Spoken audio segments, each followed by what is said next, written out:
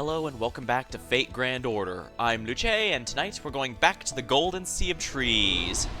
I managed to rank all my games in the last stream, making sure to rank all the 2024 games I streamed in a list, separated by new and old. Section 4, at the Golden City. Looks like we'll get to check this out before going into the fight. Alrighty. Let's just dive right in. Section 4, Lostbelt at the Golden City.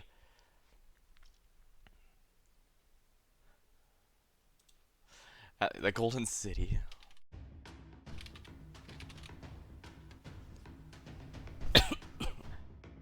Sorry about that. For some reason I got a really weird cough going on. I'm not sick or anything. It just came out of nowhere. Weird.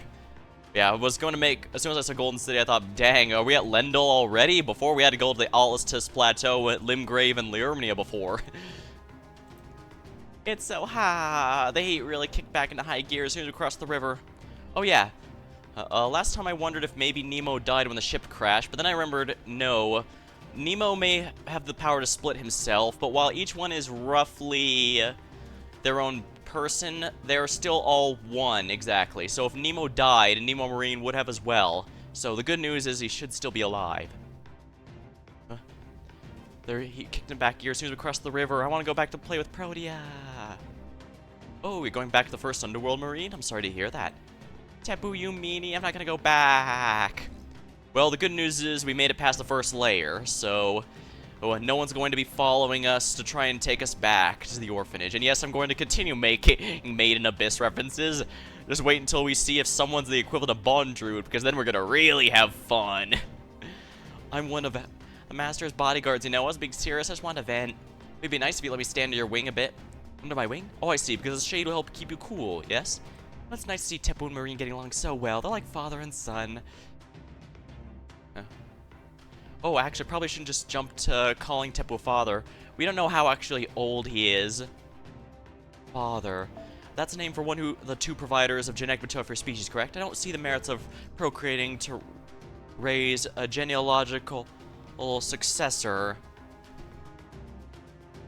Yeah, it's mostly something that came about because it was already here, what existed when we came about.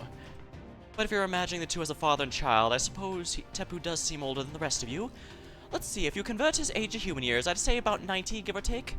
Oh my, that means more of a grandfather than a father. Well, it depends on the general lifespans here. Like, if we go with fantasy elves, 90 is probably a young adult or something like that, since they usually... well, there's two flavors, really. They're either long-lived in hundreds of years, or they're physically immortal.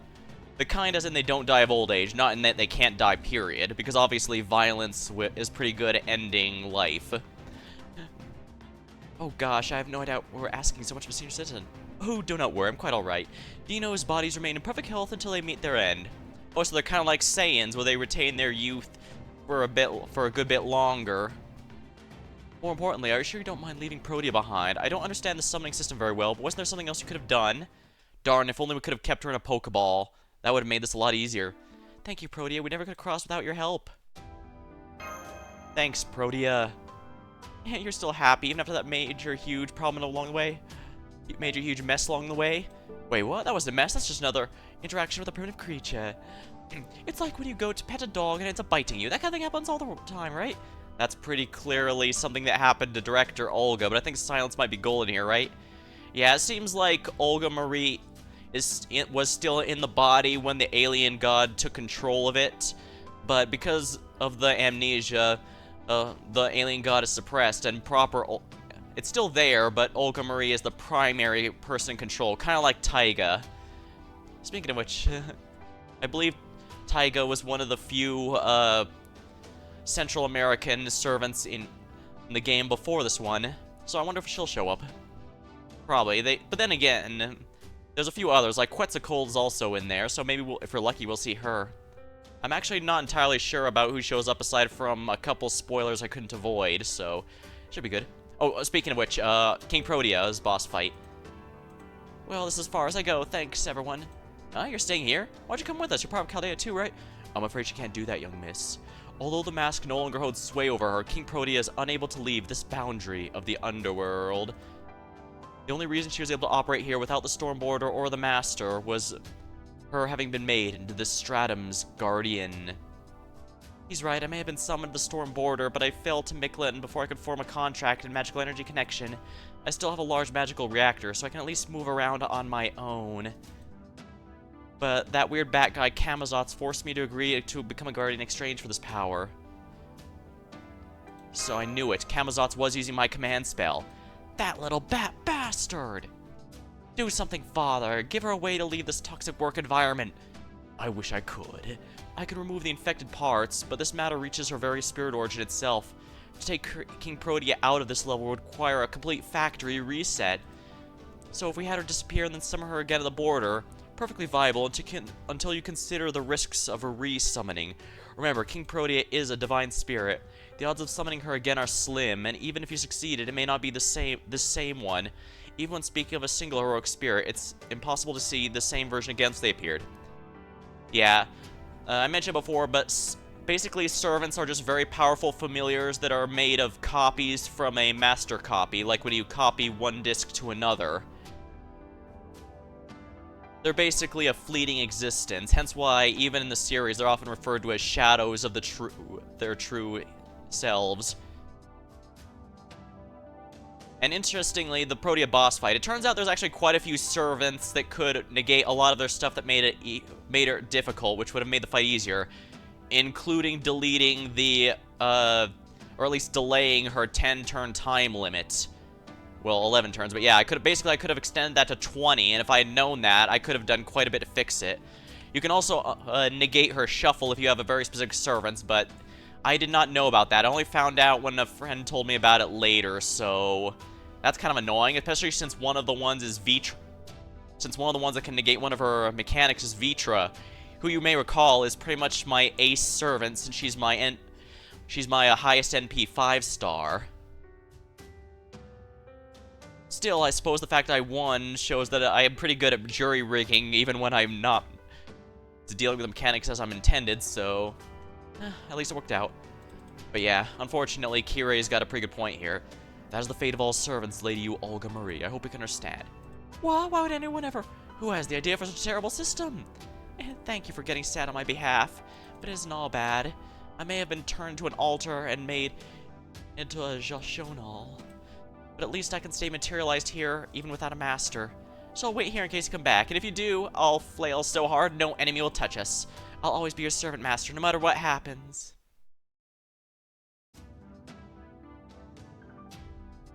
Protea is stronger than we give her credit for.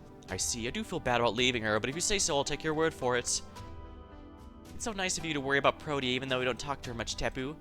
Did she take your breath away too? I don't blame you. Her horns are pretty cool. Well, not exactly. I only feel that aquatic animals are, well, difficult. Most dinos live on land.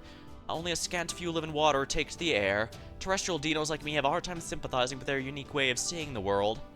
So even this universe has a lot of difficulty seeing eye to eye and with various factions. Interesting. But I still feel bad about our society isolating such dinos just because they're different in size or shape. By the way, Mash, have you been able to contact the border yet? No. Our last communication was 48 hours ago. They said their comms equipment had broken down. I see. So you don't have any information about their status right now. Perhaps then you could be more concerned about them than a single servant. I'm aware Chaldea's staff consists of seasoned veterans at this point, but this is still Mictlan. It is the Lostbelt and exists in direct opposition to proper human history. And of course, humans aren't nearly as durable as servants. Where are you? I might not just wait for something to happen to them. Yeah. Thanks for the tip. Come on, Mash, let's hurry. Excellent. As to your next step, I suggest you prepare for the combat the horde of carnivorous insects approaching from above. How ironic that the dinos are herbivores and the insects are carnivorous, but of course the worst parts of these insects are the disease they carry. Very true. Very true. These winged insects can penetrate a dino's hide to pump any number of toxins in their blood. These don't damage the cells directly, but they do send unbearable pain signals to the brain. So painful that is the toxin that many dinos choose to take their own lives simply to end the suffering. In fact, this condition is the 6th most common cause of death among our kind. Something tells me we're gonna be running into the other 5 caves sooner or later. Ah, so even the weakest of creatures have a means of devouring the strong. Just what I would expect of the jungle. Survival of the fittest clearly has nothing on this place. Welcome to the jungle. We got fun and game. What's so funny? Do you want to get with pain so bad? Do you want to end it all? Yeah, I guess we're gonna be. Let's not recreate Chiron's Greek myth, shall we? Him being the centaur, her immortal centaur who Heracles defeated by hitting him with poison from the blood of a hydra, I think it was. But yeah, since he couldn't die, he basically prayed to the gods and was all, "Come on, guys, you can't do this to me. You need to let me die." Where Castoria? Hello, Ryzun, welcome. And Castoria is here, actually. Please select one of the following starting members. You, Olga Marie, because she's the only one we get to have here. We're gonna bring in Castoria. Actually, don't I have her bond CE? Yes, I do. And let's see here. This would actually be good for an alter ego if I have an AoE one. And yeah, for the record, I did raise MASH to 90 between the last stream and this one. Let's go, Lostbelt 9. Well, we're still on 7 for now, so we got a couple more before we reach that point. Now, let's see here. I could just bring my ace. Vitra is my strongest 5-star period, and you can tell because she's the highest. NP3 on a free-to-play player budget like mine, this is huge. So, I sometimes find her worth bringing even a single target, but... I do give up class advantage in doing this. Do I have any alter egos? I know I don't have any of the meta ones, I can tell right now. My, Super Bunyan is a single target, so she won't help out too much here.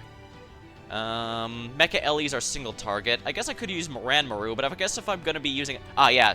Sweet. Here we are. Perfect. Yubi Gamba.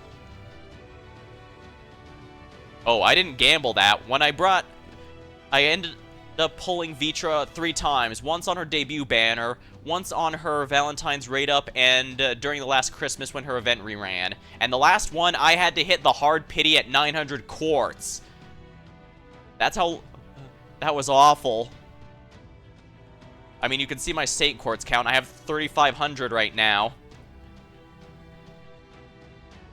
Yeah, I was gambling pretty hard, and I failed so much the game gave pity on me.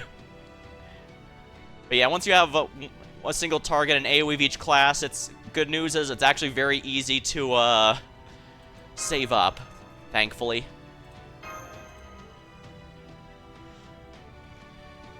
I was going to go all in on Summer Castoria, but since they released the new append skills, I felt it's not worth trying to max someone out on a free-to-play budget.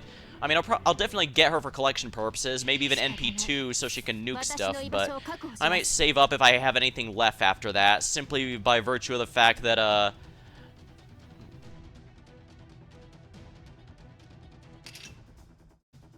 let's see here.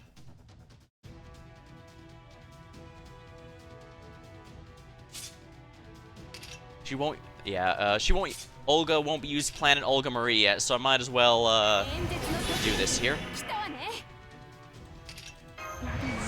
Alright, we're gonna have Sweet here. He should be able to loot pretty easily.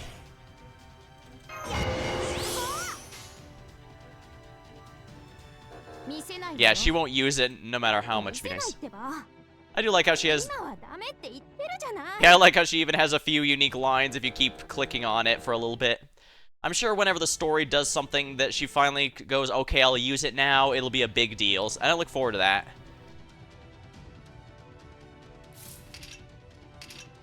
That's just one turn, so we'll hold off on that. Tai Sui awakens.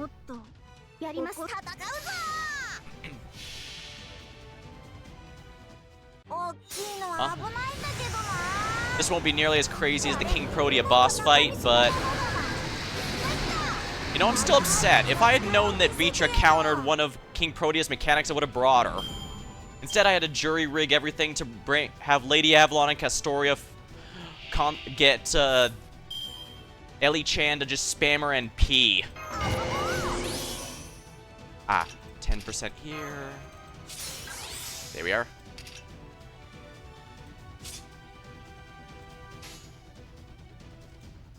Here we go.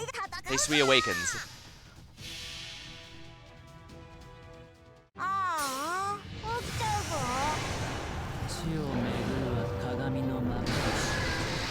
I like Taisui's adult look more than the kid one, honestly. So I'm glad he uses it a lot during his NP.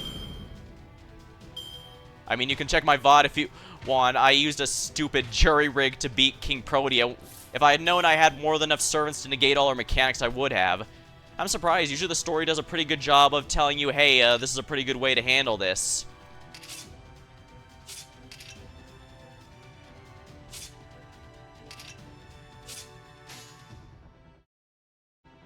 Gonna have to do it this way, I suppose. Oh, this was 2 waves of it. Well, whatever. I'll just get Taisui's NP back.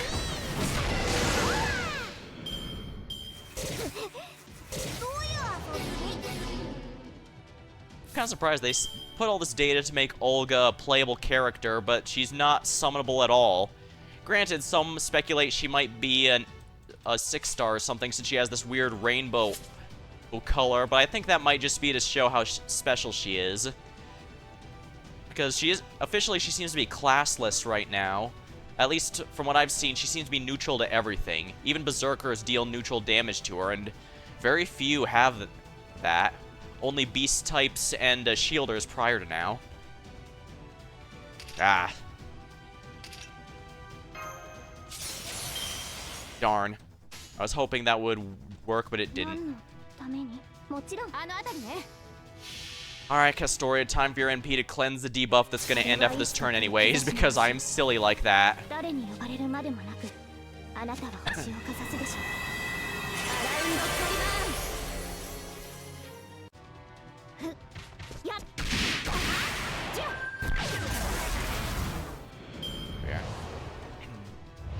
Wow, they really keep trying to debuff my team. Let's just go a Brave... Yeah, let's just go a Mighty Chain with Olga.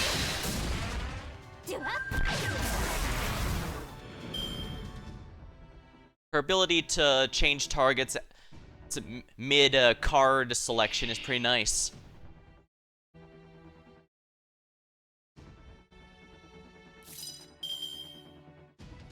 Alright, here we go.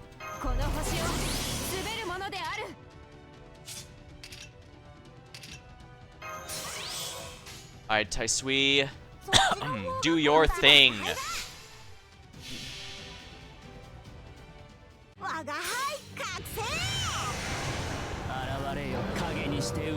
Imaginary Shadow Star, manifest.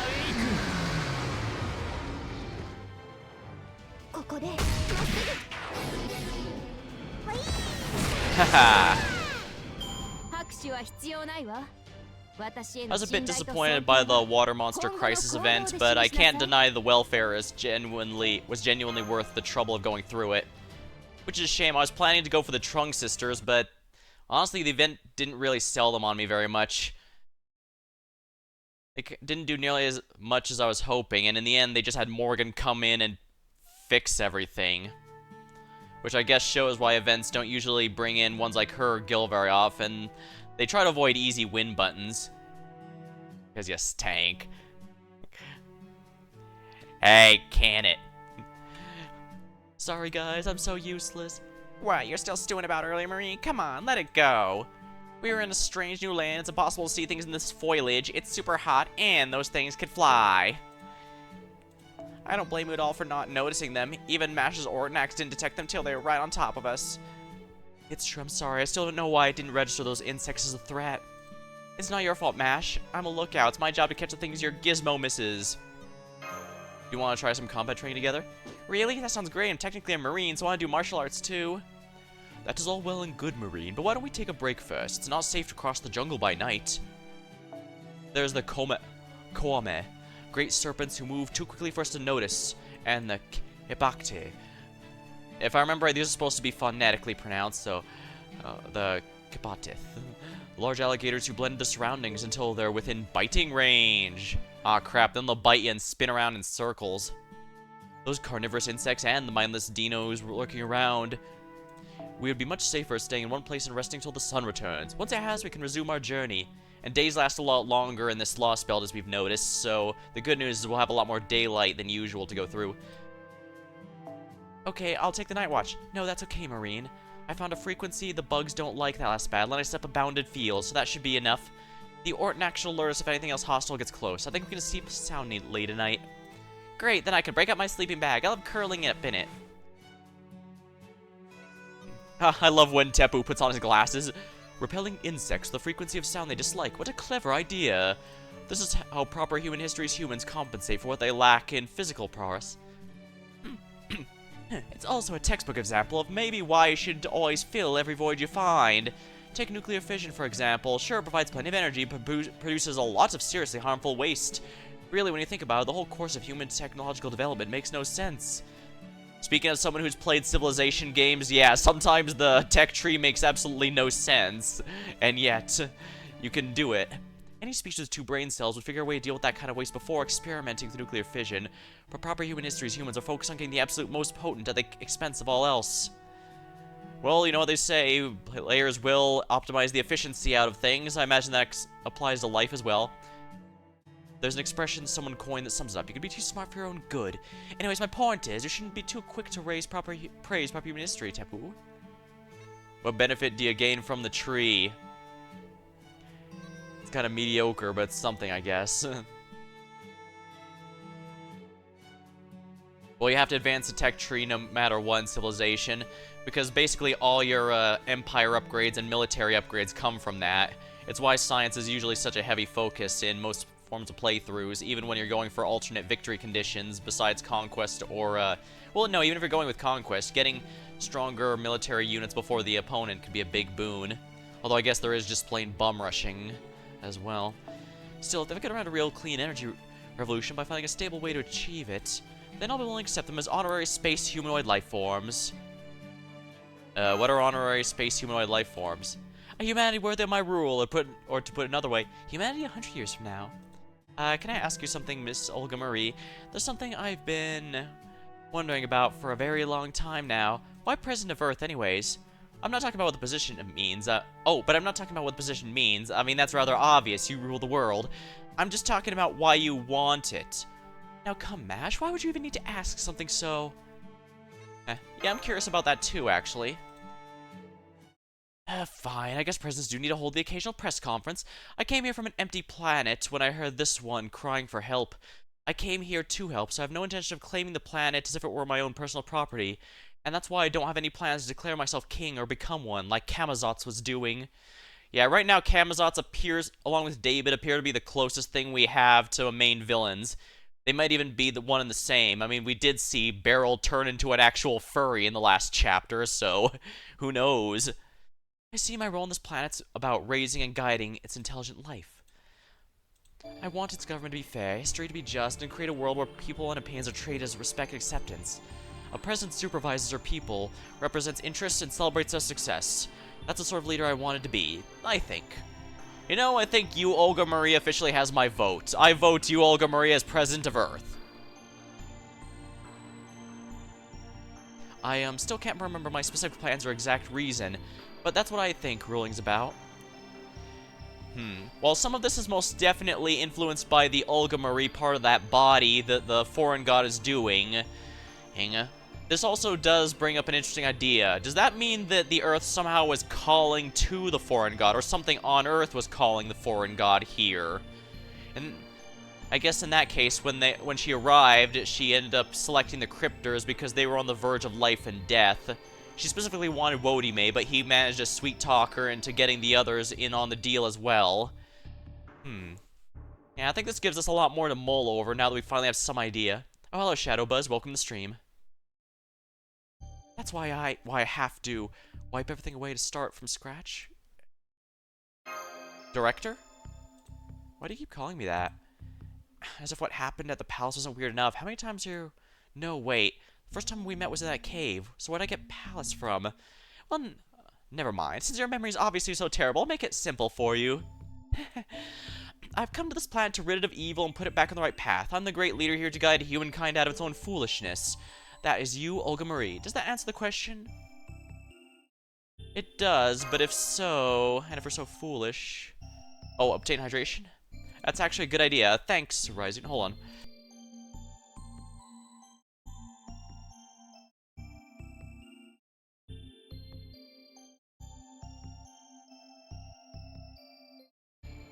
Ah, there we are. Hydration obtained. You think there are other better choices for intelligent life to help out in the vastness of space? Idiot.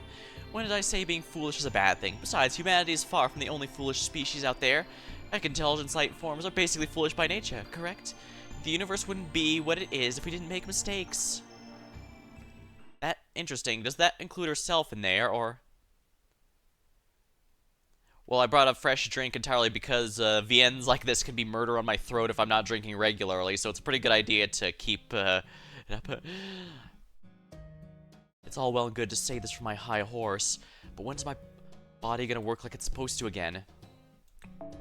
My humanity output organs are down to only 4% capacity, and my primary data processing has completely crashed.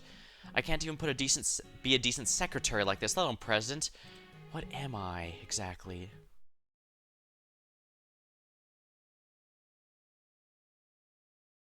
Yeah, whether it's water, soda, juice, milk, whatever, I need something to make sure my throat doesn't dry up too much.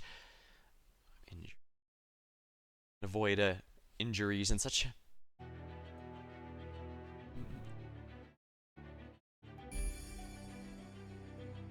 Now, is there a reason we're ignoring the very conspicuous pyramid right here? Because here we are, the third stratum, Chichen Itza. Although it says here we're at the Golden City, so I'm not sure what's not called Lindale. Lendl. Whatever the one from Elden Ring is called.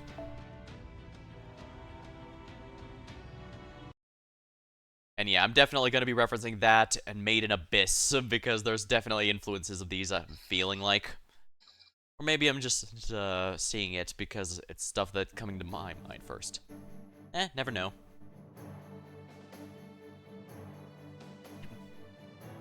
Whoa, these plains are massive. Oh wow, I had no idea there were places like these in Mictlan.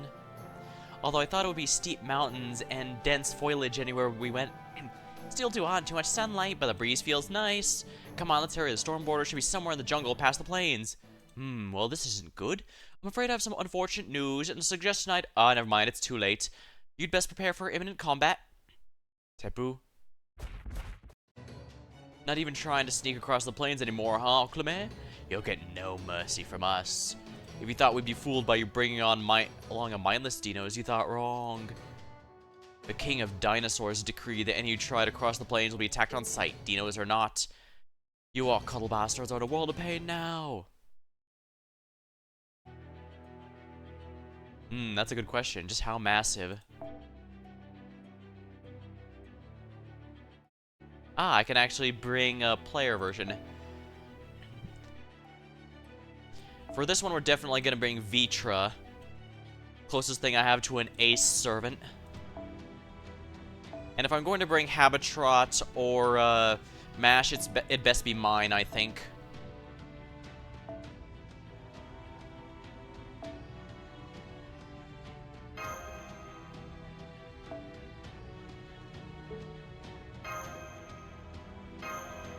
Alright, these guys will be pretty easy, I think.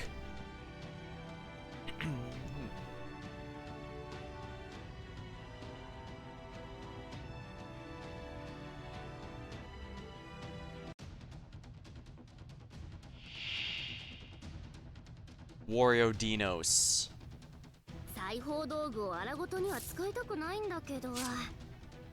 Organism Wave. Ignore sure hits and reduce damage to 0.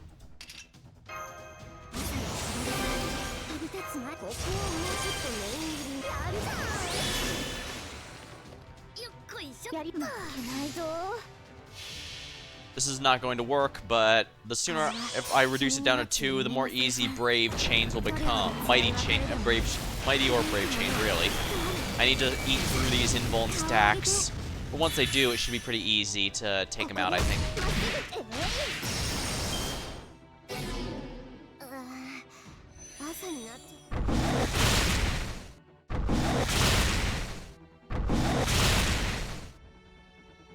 Reinforcement, oh my.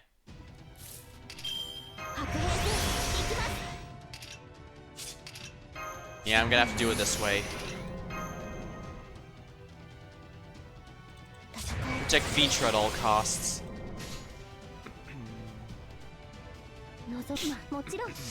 Alright, we'll just get the NP going so that we can protect everyone. Worst case scenario, I might lose Castoria, but I can afford that. Vitra is pretty good at survival. I'll be bold and say that I don't think Vitra actually has any major weaknesses. She has damage buffs, she has hard survival, she has easy looping potential, very good damage.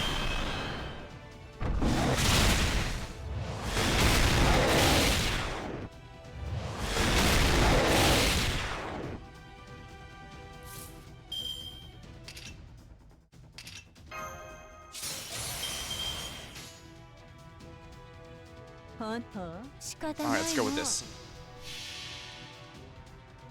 Let's go with more Brave Chains to eat through these invuln stacks.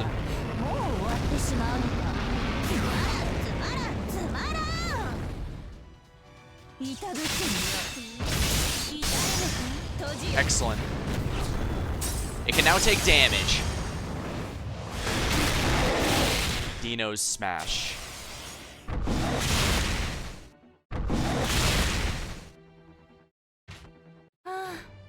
Reinforcement, huh? Well, whatever. I was able to start damaging one. I'm pretty sure I could have kept Vitra alive at least another turn or two if I needed to, but... That's weird. These Alchemists seem tougher than usual, and they're using weapons I've never seen. Let me at them. I want to fight them real good. Fight, fight, fight. God, there's no end to them. We can't handle this alone. Come on, Yuo. What are you doing? Help us out here. I'm sorry, I can't deal with these dinos. Any more than two of them, I get all itchy. Alright, got it. Everyone just fall back.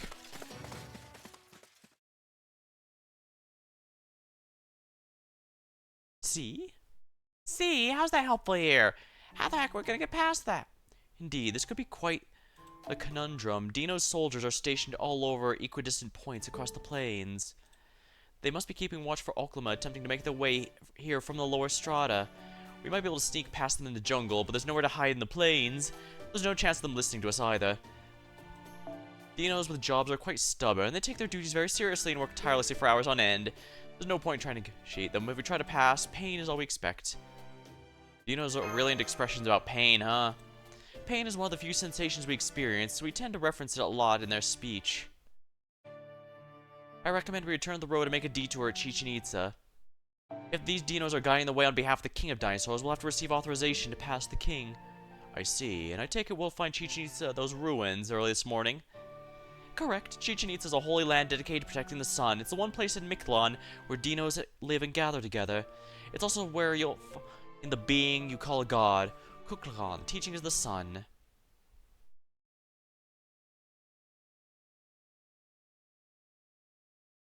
Should probably call them Cuckoo for short or something. Kind of like how I should call Tezcatlipoca just Tez or Tezcat for short.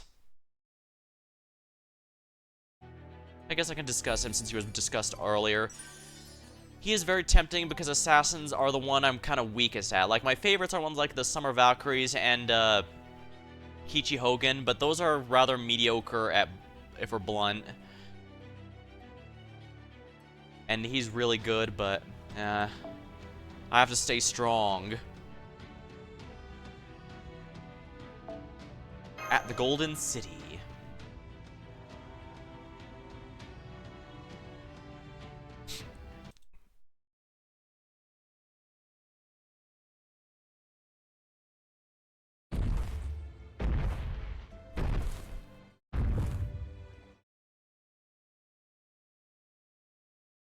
I love the dinosaur people.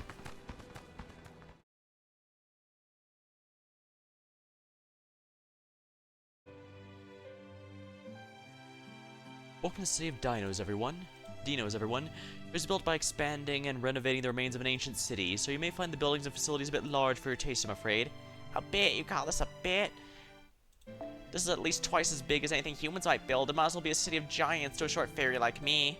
Hell, I'm barely a meter tall when I'm floating. I can't even climb these stairs. I guess this means I'll have to go back to the Black Barrel, Orchanax for now. And I was really looking forward to my first time sightseeing in Lostbelt as well. Don't worry, Habitrot. You can always ride on my shoulder if you want.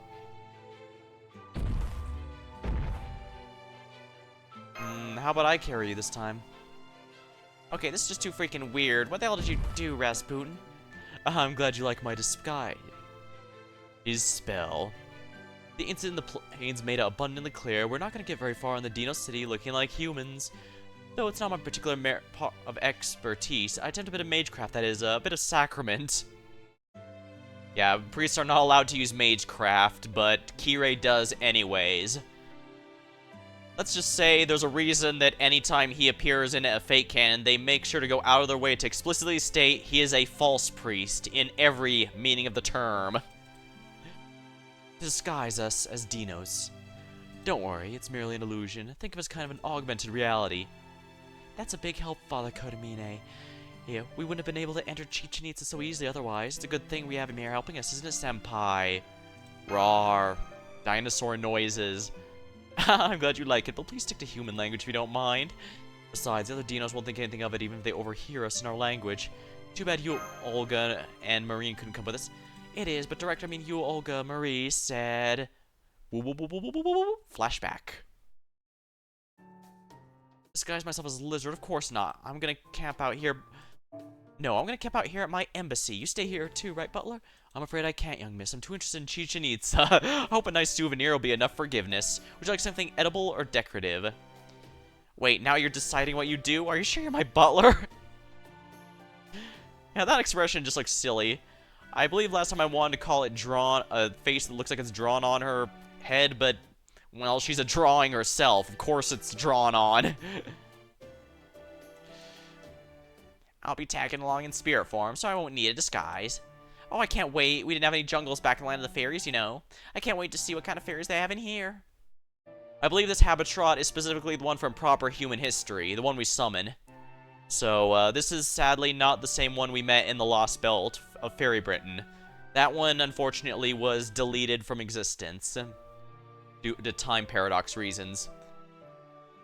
Yeah, the timeline in the Fate universe is kind of like the one in the Futurama, where the timeline takes precautions to prevent paradoxes. So, if, like, two exist at the time when they're not supposed to, it'll eliminate one.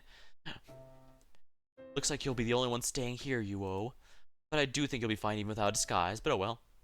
Really? Then I'll stay behind too. I don't want to leave all by yourself. Now goes Sepia Tone. That being said, our goal is to rendezvous with the Storm Border. All we need to do is get permission to pass. As long as we can do that, they shouldn't have to wait outside the city for long. Yeah, I guess that's true. I probably shouldn't have treated this like a sightseeing trip. On another note, Chichen Itza, right? There's way more Dinos here than expected. Do you know how many live here? There was about 2,000 Dinos back when I was still living here, but it seems the Oklame's hunts have driven a great many Dinos here from all over Mictlan. I guess there are about 2,400 here now. That's it, even though they came from all across Mictlan. Once the Crypto came along, the Oklame built Mexico City. Many Dinos have died at their hands. I'm sure there's some Dinos still hiding out in the jungle, but as a whole, we're now on the verge of extinction. In fact, it would be safe to say our extinction is almost assured at this point. I guess that's why Tepu's not particularly bothered by the fact his timeline's about to get erased. As far as from his perspective, his race was already ending, so if it ends only to cause another one to take its plate, he's one that he seems to find agreeable, I guess. That explains why he's not too bothered. Because, yeah, keeping a species alive with only 2,400 period is probably wishful thinking. For a time, Oklahoma primarily targeted females so that there wouldn't be any new generations, and even if a new one were born, their future would be hopeless, given that Mictlan itself will be ending soon. You mean because we'll be cutting down your tree of emptiness? Ah, yes, that is a possibility as well, isn't it? Please don't worry about Smash. You either, Master. You need only worry about making the choices necessary for your survival. And all that should concern us is what we do with the time we have left. Alright, so yeah, he's mostly just wanting to try and be productive with what... since he knows that it's over soon anyways. In a way that's kind of depressing, but it also explains why he's not bothered by us trying to delete his timeline, since it's the same outcome either way as far as he's concerned. May I ask you two things, Tepu? There's a structure on the main street over there that looks like a store. What is its purpose? If it's a business, does that mean the concept of currency has a place in your lives? Oh, yes, money. That's one of proper human history's inventions, isn't it? No, I'm afraid we don't do anything like that. Oh, do you work on a bartering system or something? That building simply displays many things dinos may need. If you need anything, it's free for the taking. The dinos there is only present for safety reasons. Dino can vary greatly from individual to individual, you see. Something that may be a boon for one could be poison to another, so they have dinos who understand the differences to explain what each item does. Oh, so you don't even have a bartering system. How does that work? Probably because dinos lack almost nothing, and humans are constantly lacking almost everything. They can't get sufficient nutrients from just from moving their bodies. They lack requisite internal resources to satisfy their minds. They always seek what is better, or simply have more of something than their neighbors.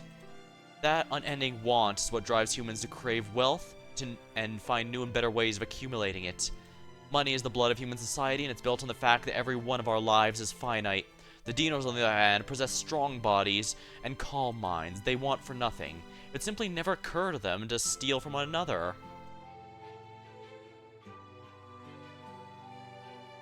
It's true, we dinos have never gone to war with one another. We have no racial differences like you do in proper human history. I suppose there is our ritual... Zoctopilisti competition, but that's a very peaceful thing. I'm sorry, what? It's essentially what a priest would call prayer. We give thanks to the sun for its light and pray for it to stay. Pray for the sun to stay. Tepu, I believe it's time for my second question. That building over there, the one which resembles a Mesoamerican pyramid, is that an altar where the king dwells? There are buildings like that in proper human history as well, but those buildings lack, that ore on top of the altar seems to stretch in the sky. It looks like some kind of jade crystal. Ooh, interesting. So we have sun altars in proper human history as well.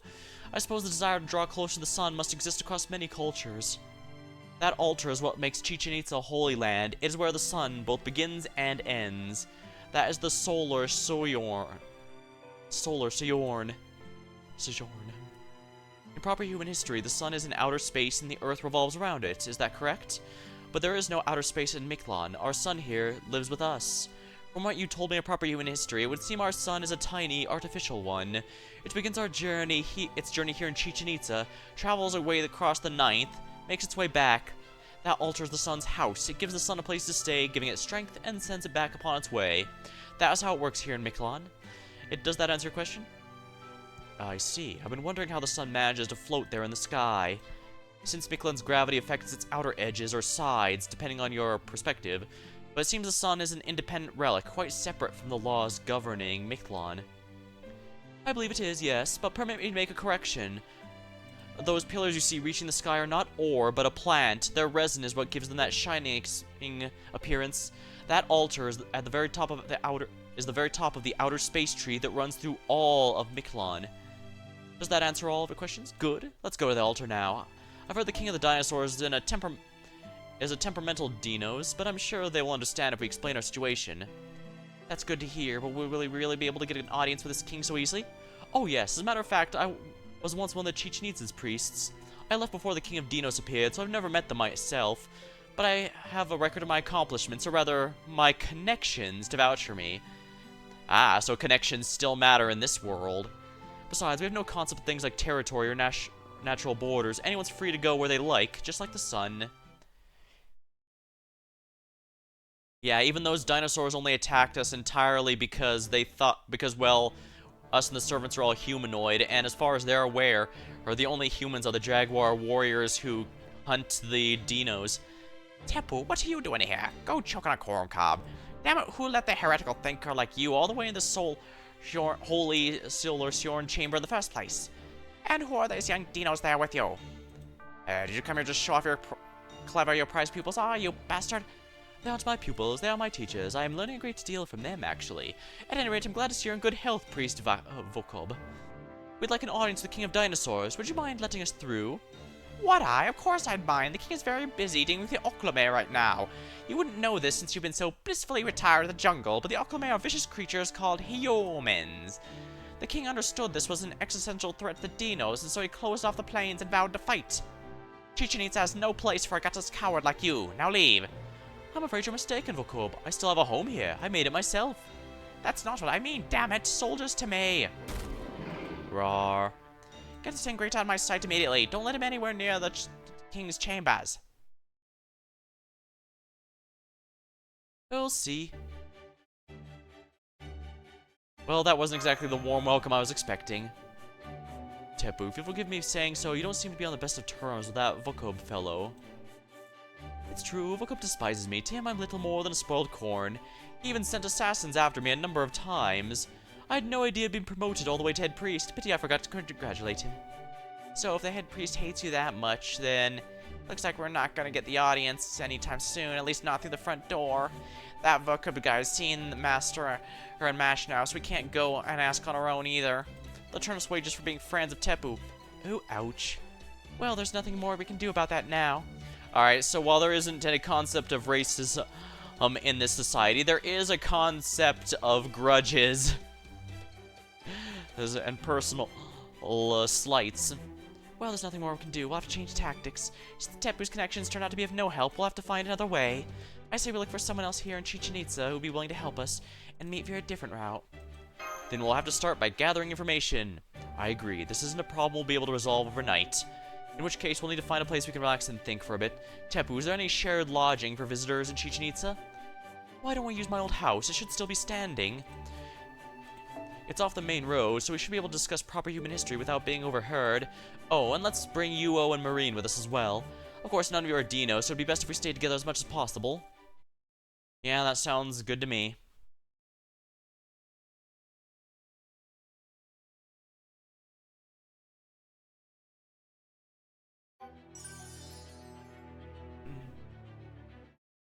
Guess I'd best grab my mats while we're here.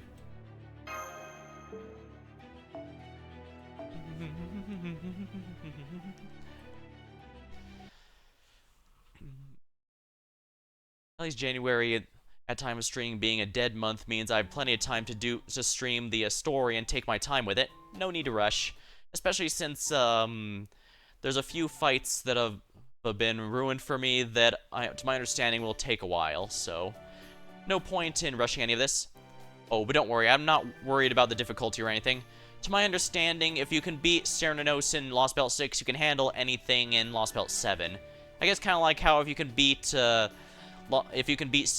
Camelot Singularity, you can beat everything in the Uruk Singularity, the Babylonian Singularity. Oh, fun fact, as much as people hyped up Gawain in Camelot, I genuinely found the Lion King herself to be the final boss to be the hardest fight.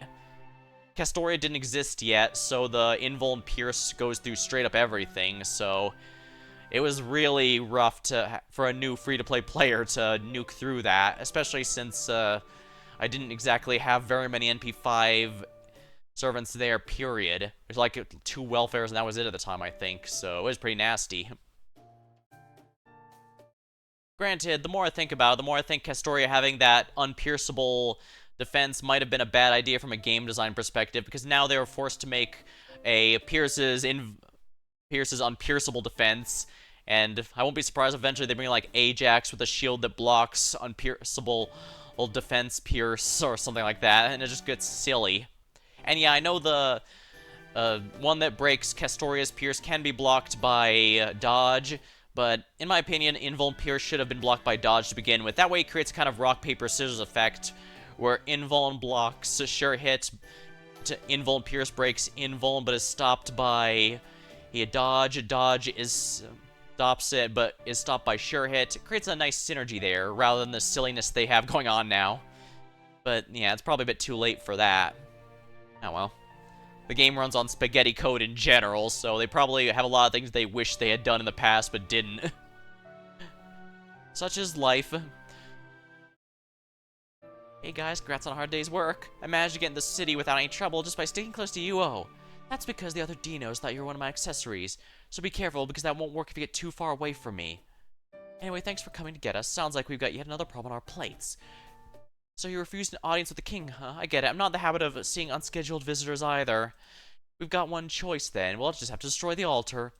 Doesn't matter how high and mighty they are, once they don't have a place to live in, they'll come outside. We needn't escalate matters quite so dramatically, young miss. In fact, doing so would cause serious diplomatic issues. Our only problem at present is that Tepu's reputation proved lacking. We have other options available to us. Right, tonight we'll discuss what to do at Tepu's house. In the morning, we'll go into town and gather information. I see. Alright, if you guys are okay with that, then I am too. Okay, Tepu, show us the way to your house, and I'll hear more of what you have to say once we're there. Yes, I think that would be for the best. I'll need to tidy the place up since I've been away for quite some time, but I dare say you won't find anywhere quite like it. I'm rather proud of it.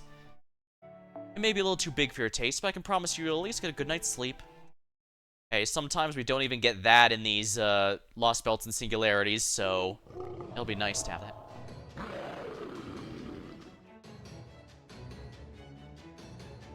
How long did you say you've been away again? It's been reclaimed by the jungle.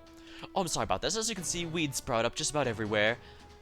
I'd like to think that those of us lucky enough to own gardens in either property ministry or this Lost Belt share similar struggles. I trust I can count on your help with weeding and pest control, then.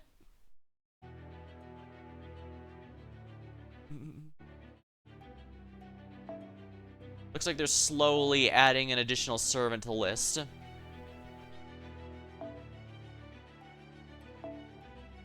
I guess I could bring Tamacat. Well, I bring it to basically every farming one. Maybe I should try things a bit differently this time. There's a rider there, so maybe I should bring one of my assassin. Yeah, let's bring an assassin here. I'm sorry, I need to clean up my CEs. Here it is. Traces of Christmas Past.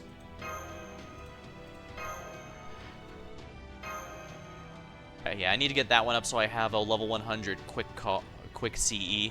From my understanding, there's no better one even in the home server, so it'll last. Boy, am I lucky, because a lot of these CEs don't rerun anymore. Then again, they did finally allow us to get...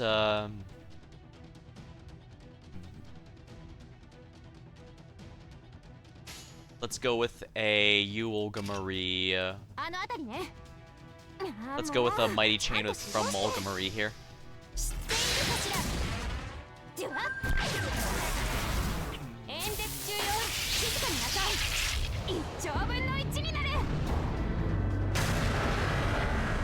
Darn. Yeah, Buster Card's dealing half damage in exchange for being AoE. It's an interesting trade-off, to be sure.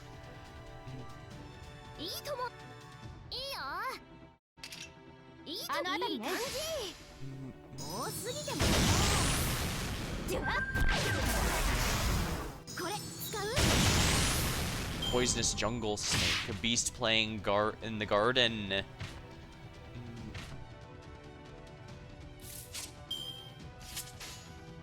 Yeah, let's just go with a Vitra Brave Chain.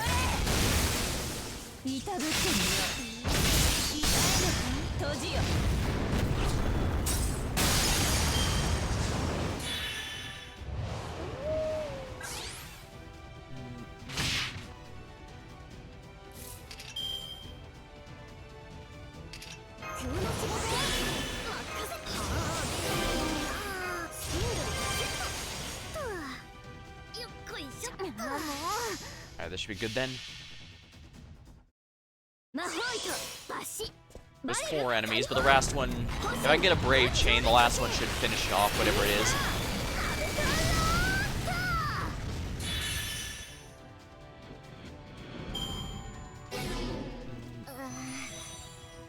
Easy.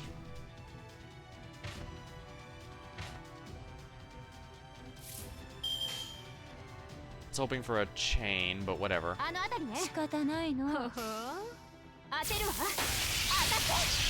Yeah, right. Oh, dang.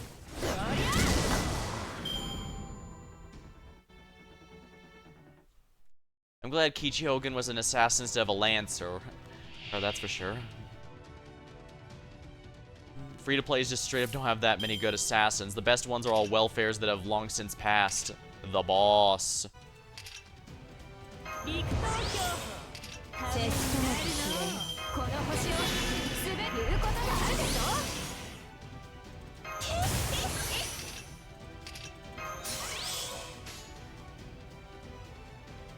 ょ本当に良いのか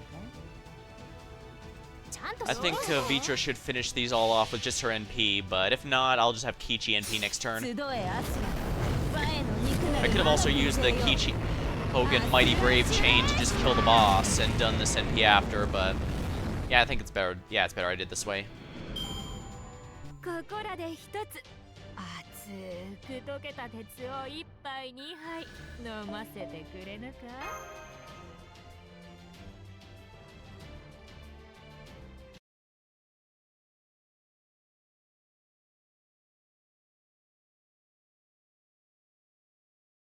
Caldera really does impressive work. I can't believe it. My dilapidated old house looks pristine. I think you may be giving us a little too much credit, but I do feel satisfied with our job here. But Senpai and I really can't take all the credit. Cleaning's totally my thing. I can even make an oil-splattered engine room shine like a mirror. And kitchen cleanup is one of my greatest talents as well. Cleanliness leads to living prudently. It's true, we could never finish this quickly without you two. I didn't know you cared a cleaning mask, Kirei. Well, I can't possibly thank you enough. I've wanted to try cleaning every corner before, but there's only so far my arms can reach. So I'm afraid my cleaning sweeps here have always been lackluster since Chichen Itza is quite literally built on the back of ancient ruins. Most dinos don't mind since they're nature lovers to begin with, but dirt and dust accumulating in corners always irked me. Ah, a bit of a neat freak, I see. I even thought about moving to a civilized environment just so I wouldn't have to worry about keeping it clean. Is that why you were living in that cave so far from the city? Oh no, I had other reasons for that. I primarily wanted to get away from the nature-loving dinos. But never mind that now. I was hoping you and the Master could tell me more about proper human history. I believe you said there was a city called Chichen Itza in your world as well. What was it like? What sort of civilization did it belong to? Well, I'm far from an expert, but I'll be glad to tell you what I know. In proper human history, it was a Mayan city located on the Yucatan Peninsula of what's modern-day Mexico. Which makes it a bit silly this Lostbelt keeps calling it South America when it's clearly central. I know, I keep going on and on about stuff that pretty much only I care about. But it's a common and a misconception that always bugged me. The Mayan civilization lasted from around 2000 BC to around AD 1697. The era from 2000 to 250 is known as the pre-classic period. 250 to 900 is known as the classic period. And finally, from 900 to late 17th is post-classic period. Each of these is said to have experienced their own decline and subsequent rise to prosperity. As for Chichen Itza, it was built by the Itza people, Mayan for water sorcerers, in the post-classic period. The Itza were thought to be either outsiders of the Maya civilization or descendants of Mayans who managed to escape the fall of their central hub. But wherever they came from, they arrived in the peninsula with its abundance of cenotes. They called it natural wells, or cenotes. They called it Chichen Itza, the mouth of the well of the water sorcerers. Its Itza people worshipped a god of wind and water they called Kukulkan. The same god known as Quetzalcoatl in Aztec mythology, which would come later.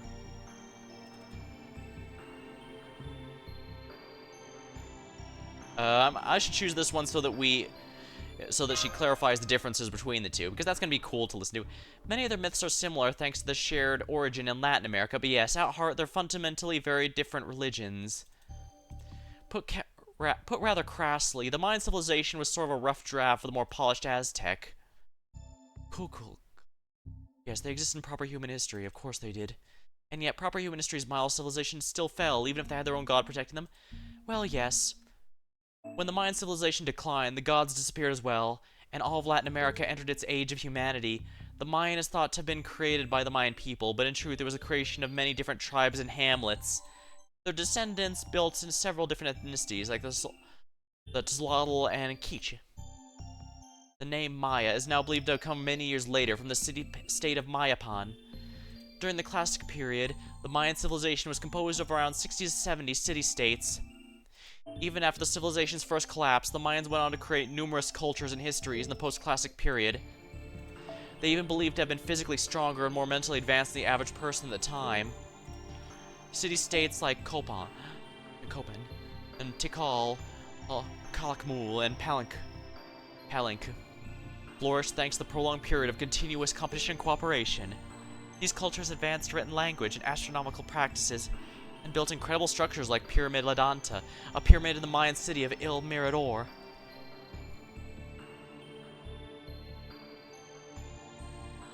Yeah, this is covering a lot of history stuff, but I don't mind it. When games like Civilization or franchises like this go into this, the whole point is to try and get people interested to Google it and look it all up, and I think it could be pretty cool, especially if you previously weren't interested but then found something that interested you. By using the observatory El Caracol, which meticulously tracked the stars' movements, created 2 calendars, and efficiently managed the lives of their people. Although the Mayans never had a single unifying dynasty, the kings of the various city-states did forge alliances. Still, technological progress isn't a matter of manpower alone. It's also greatly affected by their environment, the kinds of crops they can grow, the ore they can mine, and the climate they live in. The harsh climate of Mesoamerica helped to form such a vibrant mythology. It also made the Mayan people very strong, prevented them from making progress when it came to hand tools like weapons. After the center of culture gradually shifted from the Yucatan Peninsula to the central Mexican plateau, the same thing happened with the Aztec civilization, which flourished in the post-classic period. Their arms consisted primarily of wooden weapons like spears, bows, and macana, swords made of wood, and with shards of obsidian embedded in their edges. They never developed guns, nor did they have mounted cavalry. So there's a strong argument to be made that the people of Mesoamerica lagged behind European nations in ways of warfare, and then the success of the Mayans, the flourishing Aztec kingdom, collapsed in the mid-16th century. It did not collapse because of strife between bordering kingdoms. They were overrun by foreign conquerors that came across the sea. Across the sea? What do you mean? They were led by a Spanish conquistador named Hernan Cortez. He landed on the shores of Central America with only a few trusted companions and conquered the Aztec capital of Tenochtitlan.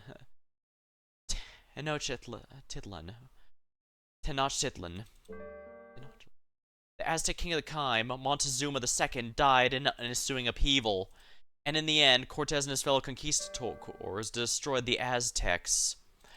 There's a bit more to that. Oh, from then on, the Aztec lands became dubbed Nueva España, New Spain, which would later become Mexico.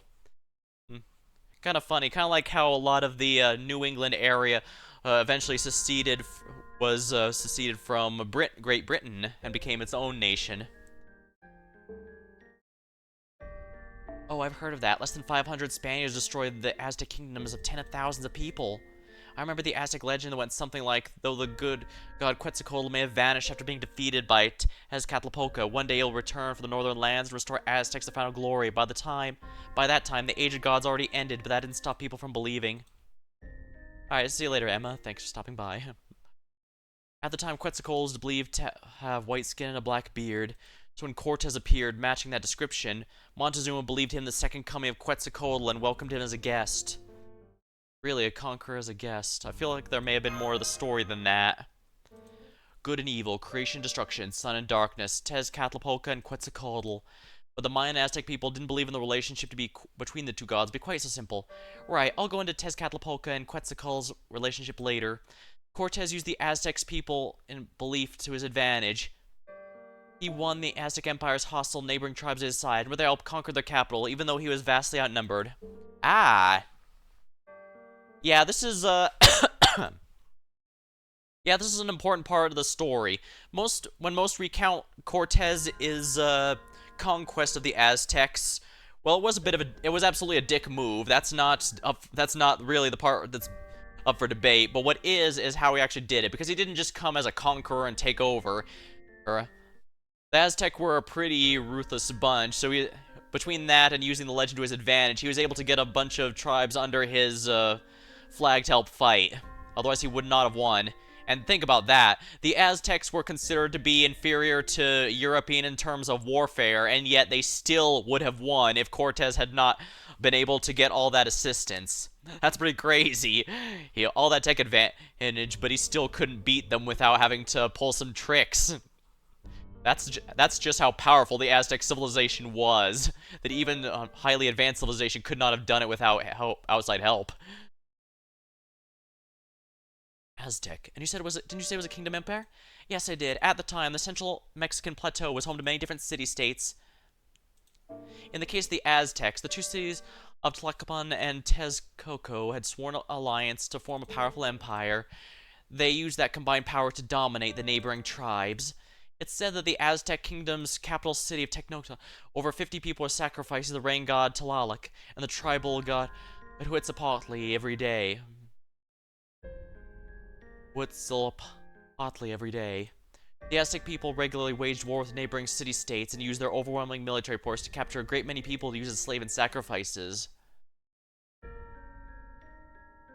Yeah, so... Yeah, right. The Aztec Empire's success was built on the countless bodies and all the resentment that created. So Cortez wasn't solely responsible for their downfall. Yeah, he wasn't the sole. He definitely gets some credit for being the primary driving force behind it, but yeah, he was far from the only one. Bad blood had been building between the Aztecs and their neighbors for many years by then.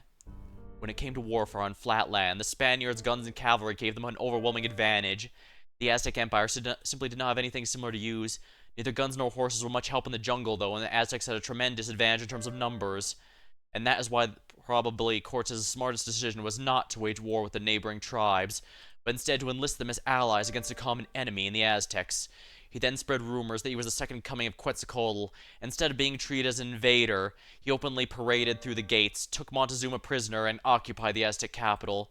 In the end, the Aztec Empire was destroyed in the name of the Spaniards' greed and the neighboring tribes' fury. Though they had arguably the most powerful empire on Earth at the time, to say nothing of their flourishing capital, it still collapsed from within, unable to fight a proper war.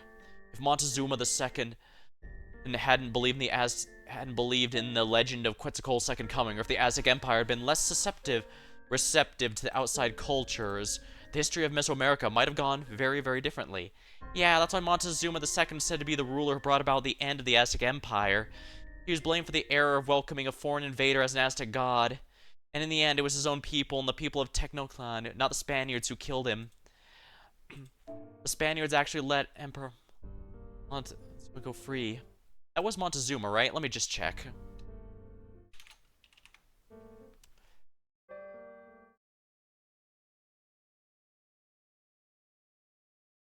Yeah, it is indeed Montezuma. And yeah, according to the wiki here, the Moctezuma with the C instead of an N is also considered a legitimate way of spelling it. Just for confirmation's sake.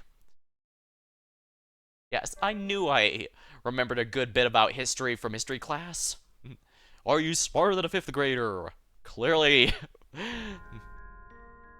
The Spaniards actually let Emperor Montezuma go free, but then the nobles and people of Tenochtitlan... Let me see how I'm supposed to pronounce that.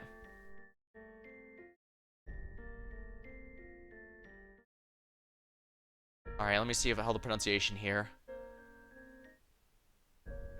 It does not list a pronunciation.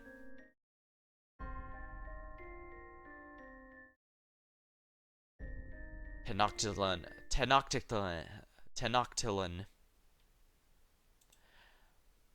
I'll just call it Tenok for short. The people of Tenok stoned him to death. There are numerous theories as to why the Spaniards let him go, but the most prevalent is they wish to avoid being seen as having committed regicide themselves. So kind of like, I see. So basically, they let him loose just so that, knowing damn well that he was never going to leave the city alive, that way they could claim, oh, we washed our hands of that. Anyway, that's a very abridged history of proper human history's Mesoamerica, but that's all I can tell you. I hope it was helpful. Oh yes, certainly. Those guns you mentioned, those were the tool the Oclame used to call, yes? So they were conquerors in the outside world, gun used to suppress local tribe massacres. That sounds like what's been happening in Mictlan as of late, which would make Daybit the cryptor of our very own Hernan Cortez. Seems that way. Question is, can we stop him before he fully reenacts it? Oh, I'm not blaming you for that. It's, how can I put this? I'm simply struck by the similarities all. We have our golden city, Chichen Itza, and Cucalan. The teachings of the sun, proper human history had an altar city, also named Chichen Itza, a Cucalan, who was also a god of wind and water. We also have our subterranean world named Mictlan, and you have your underworld called it. As I told you back at the cornfield, we never had a concept of things such as God until very recently. We learned about that from Daybit the Cryptor. Our teaching to the sun only came to be called a god because of what we learned from him. I feel as though this notion fits much better now. Not to say one is real and the other is false. I'm merely saying that thanks to our new knowledge and perspective, what had simply existed till now has been replaced with something wholly new. Oh, it's all very exciting, though there's still some parts I don't completely understand. I think I'd like to learn more about these gods of proper human history. That is, Tezcatlipoca and Quetzalcoatl. Well, that's rather late now, though. Why don't we call it a night and I'll show you to your beds. Let me ask you one thing first. Tepu, you said you Dinos clearly don't belong here in Chichen Itza. If anything, your lifestyles here seem to be based on the people of proper human history. Who built the city? The being you call the King of the Dinosaurs? Oh no, the King of Dinosaurs only showed up quite recently, so he has nothing to do with Chichen Itza. No, it was Kukulkan who built Chichen Itza. In fact, it's said that Kukulkan is the god who built the city to oversee Mictlan. So everything comes back to Kukulkan.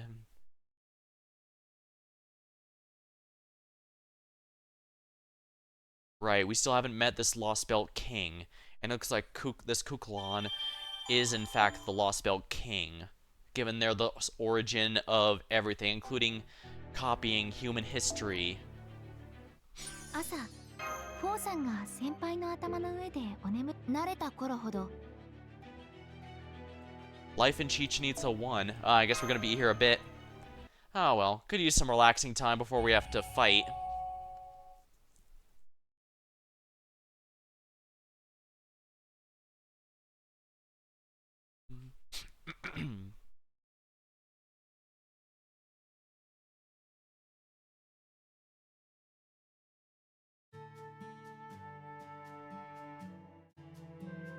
Oh man, I slept great. Your brainwaves are back to the usual amplitude, so I guess he reduces their output at night? Good morning, Senpai. It was so nice having individual rooms last night, wasn't it? And good morning to you, you Olga Marie. I see you like to get up early. Oh, good day. Oh, my mistake. It should be good morning, shouldn't it? I'm glad to see you slept well. Give me a moment, I'll fetch some corn for breakfast.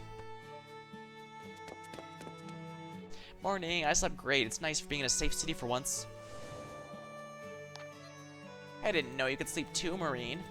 I usually just stay dormant in spirit form to conserve energy, but you don't have one, do you? Nope, we Marines might be Captain Nemo clones, but we're not actually heroic spirits. If we enter our spirit forms too far away from the storm border, we won't be able to materialize again.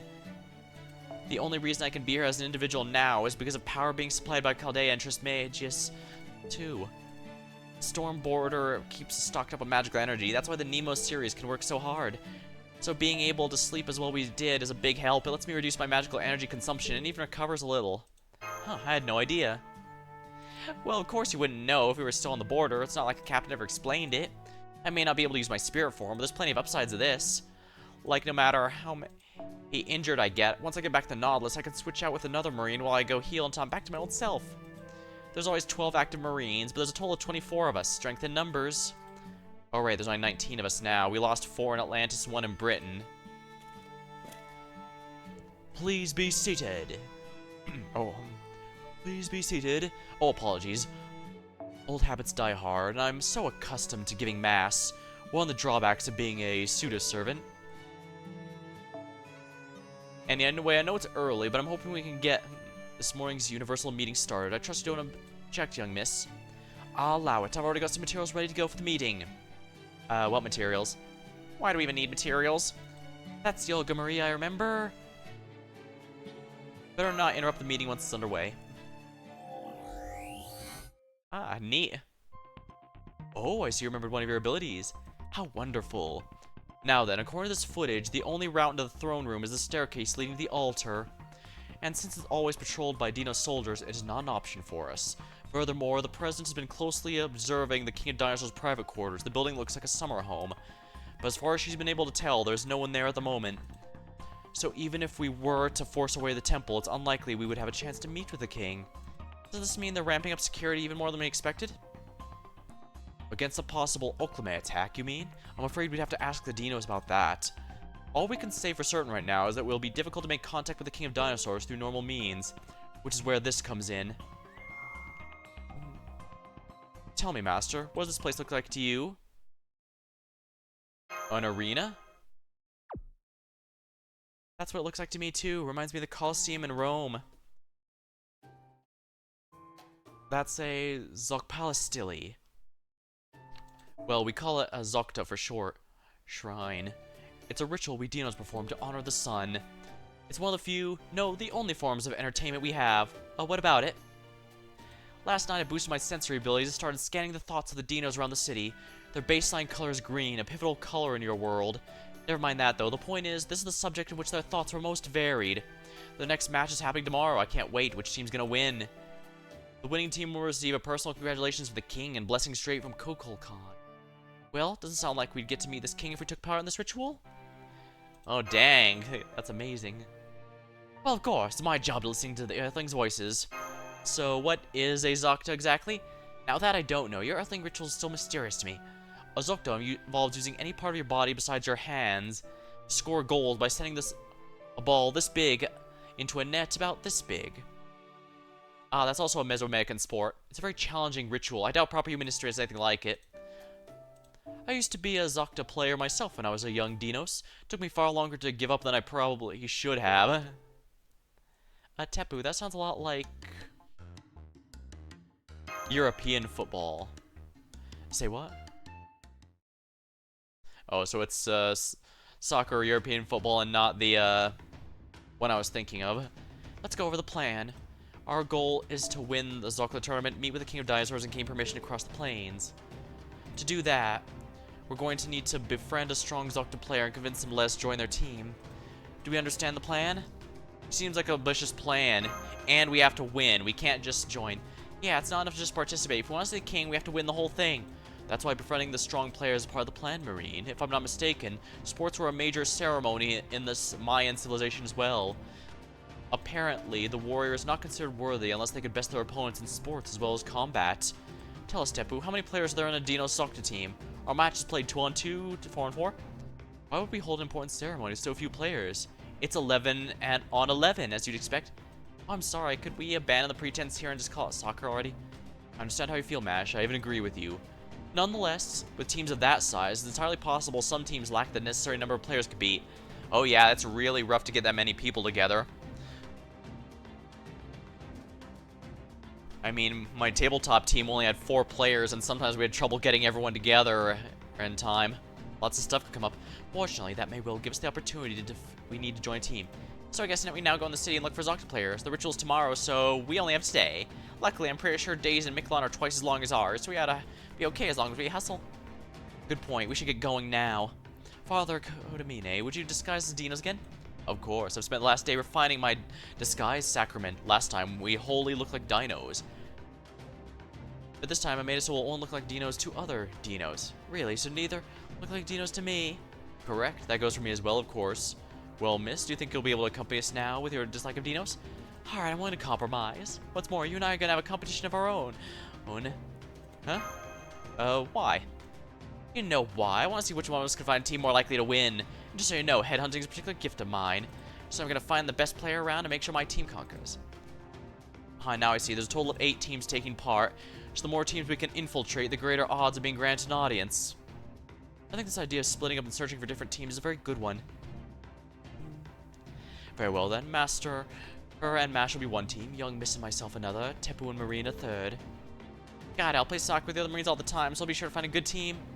Let's meet back here when the sun reaches the 4th stratum. It would be best if we stayed abreast of one another's progress. Got it. Let's find ourselves a winning team.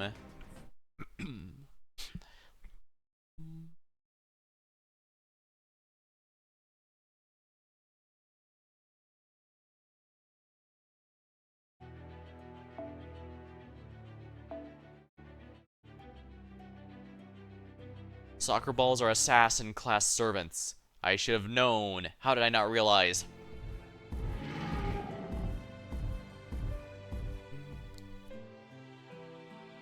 Another blistering day. Hope the jungle birds are okay. Especially since the native creatures of the wetlands can't convert energy like we can. If they heat this bad for the next week or so, I'm concerned they might dry up and wither away. Hey, it's not all bad. The brighter sunlight, the bigger the corn stalks. And the fact the sun's so close means Kukulkan's nearby too. Maybe they'll even appear to us like they did for priests of Akab. Let's not talk about Cobb. I'm still pissed about all the dinos his choices have killed. Right now, I just want to forget everything except the Zocta ritual. I hope it turns out vivid and beautiful. Zocta's been better than ever since the cryptors showed up. Hope there's been fewer casualties, too. Anyway, it really is hot today. I hope the priests are interpreting the feelings correctly. I guess it makes sense the main street would be busy during the day. These dinos are really big. We better make sure none of them step on us by mistake. Hey, there's some small ones out here, too, and I don't think they're kids or anything. There's supposed to be a whole bunch of different dinosaur species, right? Know anything about them, Master? Pretty much that they're the ancestors of birds and around in the Mesozoic era. I could give you some information if you'd like. I'd like it. Come on, let's see what she has to say. Dinosaurs lived during Earth's Mesozoic era. In 1959, a herder named Victorio Herrera discovered a new species of dinosaur fossil from the Triassic period. They called it Herrerasaurus. In 1986, when they found more skeletons, they became the oldest known dinosaur fossils at 228 billion years old. This discovery proved to be a turning point in the field of paleontology as more people began studying ancient life with renewed interest and fervor. After years of research, they discovered the supercontinent Pangaea began to significantly break apart 50 million years after Herrerasaurus' time, after the Jurassic period, and that the dinosaurs that lived in this new era on the now separate continents evolved significantly to adapt to the new environments. Among these evolutions, the most notable is probably the gigantification of certain species. This period was when the Apatosaurus first appeared, as well as the truly enormous 30-meter-tall Supersaurus, the legendary Supersaurus. 45 million years later, the Cretaceous period, dinosaurs were unchallenged in their position at the top of the food chain. The Tyrannosaurus rex, more commonly known as the T-Rex, is without a doubt the best-known dinosaur of all, arguably the superstar of the prehistoric world. Ah, yes, the T-Rex and its rock star, her personality. The Triceratops, the most famous tops in the motherly Maiasaura. I remember being fond of Triceratops when I was younger. The long-necked Diplodocus, the sauropod, the adorable Paralelopus, with its distinctive crest. For airborne species, we have stuff like the famous Pteranodon and the Quetzalcoatlus, the largest flying dinosaur ever discovered. For aquatic life, we have stuff like the Mosasaurus and the Kronosaurus, a species somewhat similar to crocodiles and was one of the deadliest predators of its time. And that's just a small sample of the many species of dinosaurs lived on Earth in the Cretaceous period. The dinosaurs' reign ended along with the Cretaceous period in one of the Big Five extinction events. It was the fifth of these that wiped out the dinosaurs, along with most life on Earth at the time. Let's ask about the whole Big Five and hope she'll explain all of them. Yeah, that's what the 5 mass extinction events in Earth's history are generally called. They included abnormal climate, major changes in sea level, fluctuations in Earth's crust, meteorite collision, and a global ice age. The event that wiped out the dinosaurs is believed to be the Cretaceous Paleogene extinction event, in which a large meteorite collided with Earth and caused a heat wave that spread across the entire planet. Dinosaurs disappeared from Earth after that. Our mammalian ancestors appeared shortly after. And now, approximately 6 million years later, we now have modern humans. So even though humans and dinosaurs lived on the same planet, we could be said to be from different worlds. Our environments were much too different for us to ever coexist. I'm happy to have a chance to meet dinosaurs like Tepu in this Lostbelt. Yeah, I know what you mean. I want to give him a big hug. Gotcha, so these dinosaurs really were our predecessors by a really long time. So, Master, let me ask you something. Which one's most dangerous? And that doesn't necessarily mean the strongest, I mean the cleverest, wildest, most stupidly tenacious. I know the dinos aren't exactly equivalent to the proper human history dinosaurs, but even so, it would be good to know in advance the worst kind we could meet is. Then I'd probably go with the Deinonychus. They're not very big, but they're very intelligent and vicious, have sharp talons, travel in packs, and there's evidence of them having hunted and eaten dinosaurs much larger than themselves. There are even famous scary dinosaur movies with the velociraptors, whose appearance in the movie was based on the Deinonychus. I believe she's specifically talking about Jurassic Park. Fortunately, there aren't any dinos in this Lostbelt which seem to be connected to them, but if there were, I'd no doubt they'd be the mafia of the dinosaurs world. Wow, Matt, you're like a walking encyclopedia. Oh no, sorry, I just rambled on for so long. Let's get back to the subject at hand, Master. Tepu was actually kind enough to give me a tip about where to find a member of a well-known Zocta team. He said they should be training at the shrine in preparation for the ritual. He also said anyone can visit the shrine on weekdays, so let's go now. Ah, wonderful.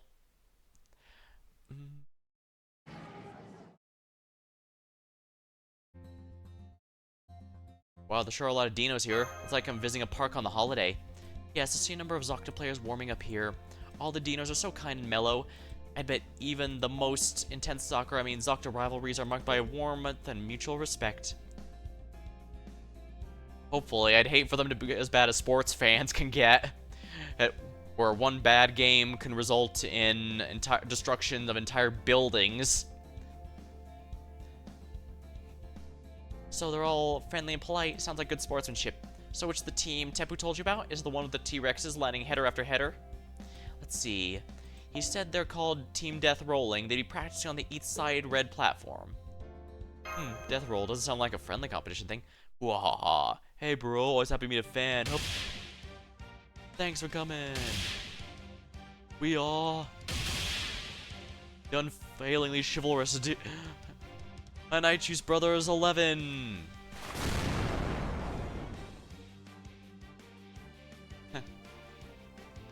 I suppose they wouldn't give us all that information if it wasn't going to immediately become relevant. Oh yeah. Sentai posing. Scree, nice to meet you, Dune Dudette. We haven't seen you around here. Nothing wrong with that.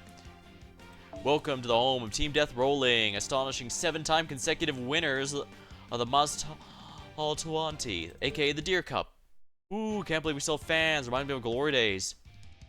So you here to watch? Cheer for us? I know it's sun. We could grab a bite to eat if you want. Say the word. You have all the fresh corn, green beans, even forbidden cocoa beans you could want. Cocoa beans are forbidden. Alright, Mesoamerica is where they were grown, primarily. Completely speechless. Let's just get to the point. We're actually hoping to join your teams. Wait, hold up, brothers. I think this might be Master Tepu's friends. They sure smell like him. Maybe someone knew the trouble we were in, sent folks help? Gotta be, but we still have a pride. We're 7-time champs. We can't accept Master Tepu's help just like that. Not even if we lost 200 rituals since we left. Alright, rookies on the field. Let's see how good he can move with our own two legs. Let's go, bros.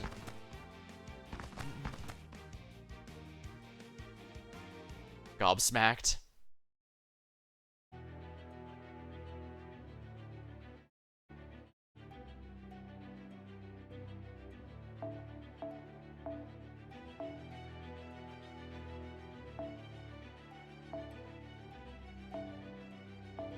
Yeah.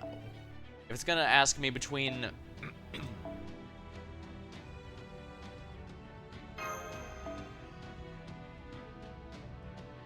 Right, it's gonna force me to use MASH, which is kind of annoying.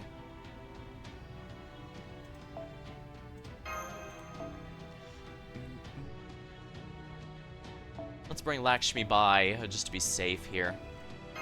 She's pretty good at team support and survival. Her weaknesses are low damage. Actually, assassin. I should bring a caster.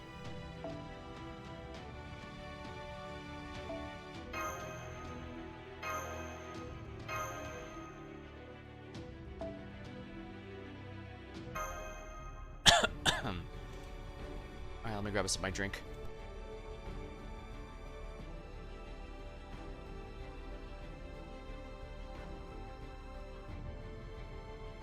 Alrighty.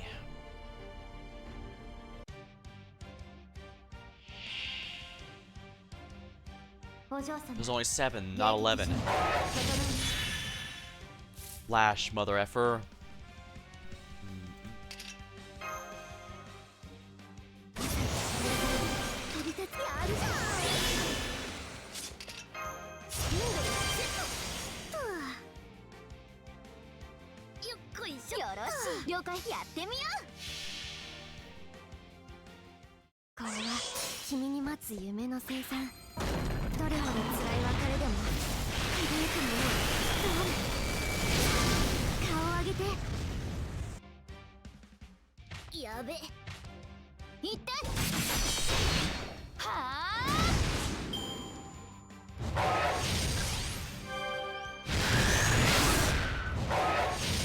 ordered hunt.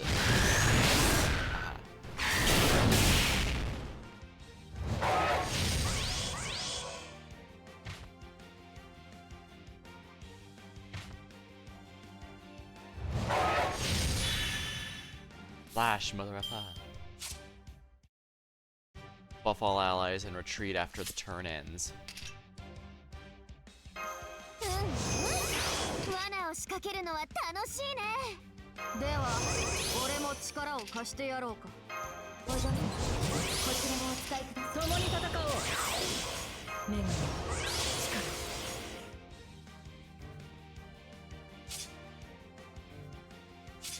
Oh right, Lakshmi Ba does not have her buff yet. Wait, does she? Ah, yeah, it does. She does have it. I was wondering, wait, doesn't Lakshmi Ba have a quicker buff? Yeah. 我が誓いを聞くがいい。了解。私に続 Alright. け。 And her damage is admittedly a little anemic, but she's fun in that she works with a multi-core team rather well. And as a free-to-play player, I have to rely on those a lot. Especially for tougher nodes.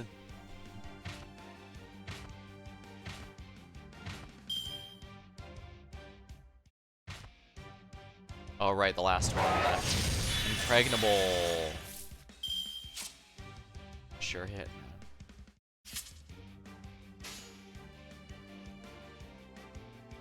示談。いい指示だ。前にそいつでいいの。この地を有効レンジ入りました。行って。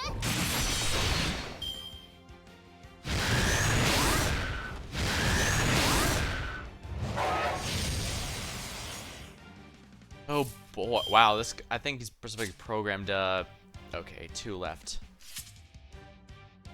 Damage anemic is the description of all time. Huh. Yeah.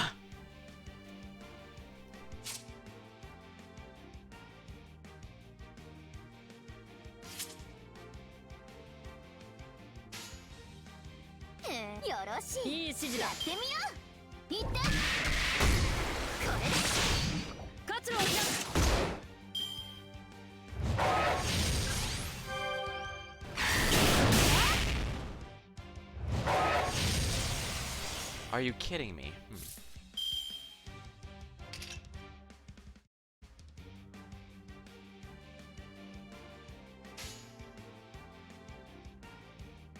誰であれ戦う心があるのならオルテナウス前に出る疑似リンク解除 Oh, glad you're and it's working again, Ty. いつか必ずなくしたものに報いるために導きの星よ力となれ一斉処理活路を開く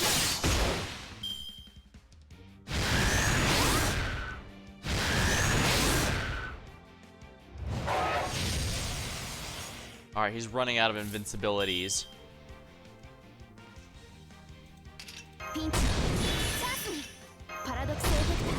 Correct cylinder. Alright, we're going to do this with a good old brave, with a mighty brave chain.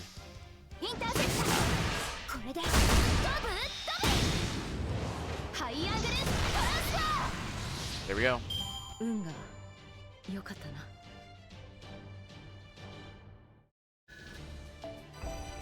Excellent. Glad the New Year's robe is leveling pretty quickly. The more stuff I have at level 10, the more options I have whenever a tough fight comes. That was some incredible bullhead. Like, how'd you even get your legs to move like that? You're like a cornstalk rustling the wind. Oh, touchly, a rabbit running across the plains. Bro, I can't believe such amazing players want to join our team. We're so lucky. Oh, so you're the master and we're the Brothers 11. You can call us the Brothers 11. Oh, but there aren't 11 of you. So you noticed. Yeah, most dinos don't think twice about that. Okay, let's go back and look at some other teams. This has got to be a mistake. Whoa, a talking... Tokli. Wait, is that a Tokli? I've never heard of a Tokli dinos before. Are we sure she's one? She kind of reminds me of another animal, almost like an Akal, but not quite. Maybe some free-spirited feline creature? Now, Habitrot. I know we didn't expect to practice games so soon, but this is the team Tepu mentioned. Everyone, it's nice to meet you. Yes, we're here on Tepu's suggestion. We'd like to fill vacancies and play a possible role in the ritual. Would that be possible? Tomorrow? Oh, the next Sun Cycle? You bet it's possible. You guys are already honorary brothers. Now they got enough for a full team, we've got enough participation prizes. Don't be dumb, bro. These new teammates so good, we're gonna win our first match. It's great, you got that right. Now we don't have to worry about biting it in the first round. Sounds like you're all setting your sights, low. Are you one of the famous teams favored to win? Aren't you one of the famous teams favored to win? Averting their eyes. You know, you kind of went flying in after I barely touched you last match. Did that actually hurt, or were you trying to play it up? No, it totally hurt, of course. We're like super sensitive, so it doesn't take much to knock us around. We definitely weren't trying to get sympathy from the judges or give our opponents a yellow card, not us ever. I also noticed you seem entirely focused on offense, no one guarding your own goal. That, you see, our defenders are out of action after the loss to Cocoa Blender. Never mind them, though. Oh, why don't we talk cocoa beans? I know too many will make you sick, but they're so good, right? Well, this team seems hopeless. And that means they're gonna win because, this series was nothing if not always making sure the underdog makes it through. Then again, what franchise has an underdog if not to have specifically for the purposes of having them win, right? Rules of drama require you to be facing a much bigger threat, after all.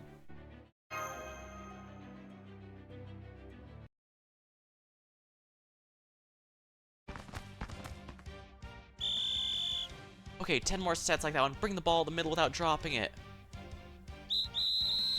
You there, where's the hustle? Anyone slacking will do the bow pose till the legs fall off. I swear on my own trainer, great King Leonidas, I will make you into proper Spartans. Sheesh, I had no idea Miss Big Sis Mash was so scary. I guess good to know the Leonidas training still continues to this day. Thank you, King Leonidas.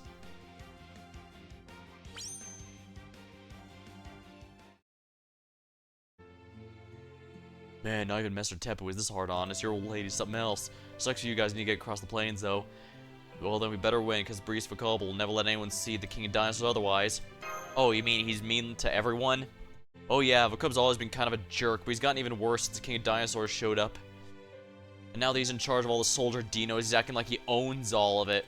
We don't mind one way or the other as long as we get to play Zocta, but he's made some other dinos want to leave the city completely.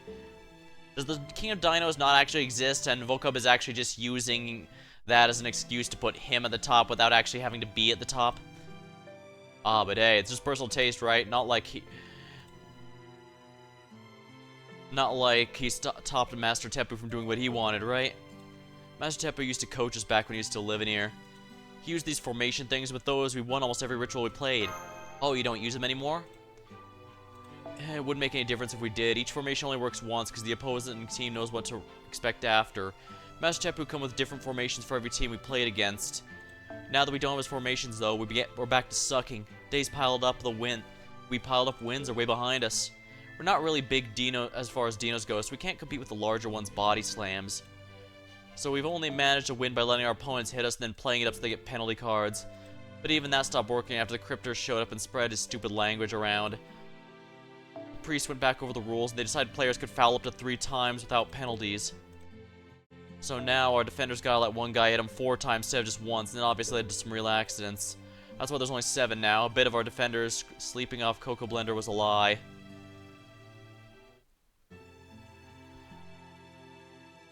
So you have to still play in spite of all that?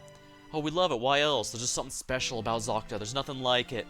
We know it's not essential to survival, but running around with my bros, laughing, kicking a ball, it's so satisfying, man. Huh, why didn't you ask Tepu to come back? Well, sure, we'd have rather stayed at Chichen Itza. Master Tepu's a lot more headstrong than he looks. He can't stand not understanding something. Being eccentric like he is wouldn't be so bad if there was anyone else like him around, but no one's as different as Tepu in all Chichen Itza. Hell, maybe among dinos, period. He wasn't ostracized or anything. Nobody minded. It's just more that he kind of realized he didn't fit in. That's how it seemed anyway. A little unusual myself, even among my bros. I can kind of tell how he's feeling. That's why I convinced my bros not to stop him from leaving. I told him Tepu was better off alone. Being around people's harder for him. For some people, it takes a lot of energy to just be around people. I guess I was wrong. Looks like he does have friends after all. Puff, puff. Running, running, running. What you up to, bro? You and Master trading secrets? Great, you're bonding and all, but you know Mash still needs to, you know what? Because as far as I can tell, they don't have theirs yet. Wait, what are you talking? You know what? What are you talking about? Oh yeah, it's so obvious. Didn't think to mention it. You guys don't have your own Zoctoballs. Each player's got to have at least one to offer. I give him my spare, but Kukulkan got pissed if your ball's not brand new. So you gotta get materials quick. You can find the sticky trees in the woods west of here. Make sure you and Mash each get one. With you guys on our team, I think we have a real shot of enjoying the ritual for the first time in a while.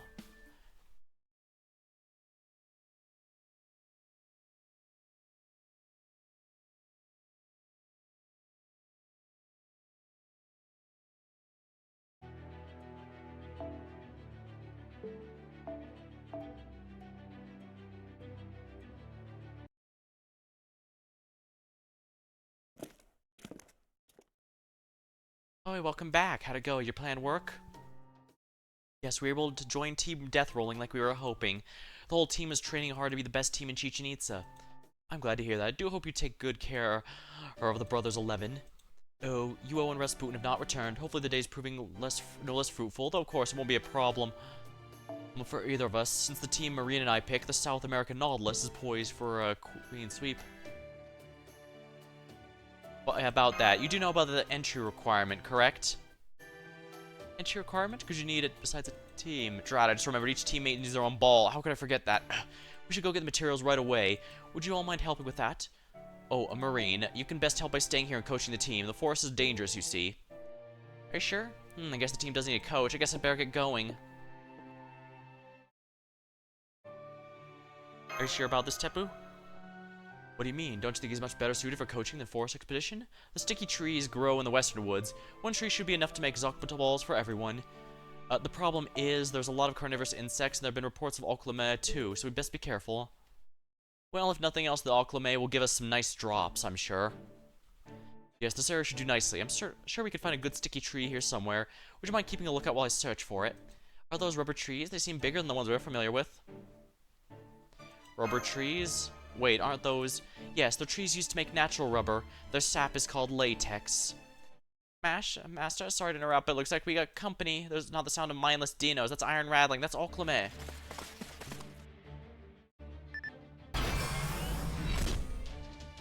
I see the Oclame. They're armed, preparing for battle, Master.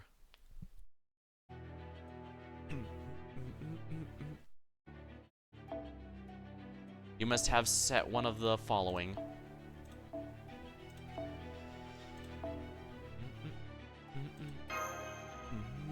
Night classes, huh? I could bring a pretender.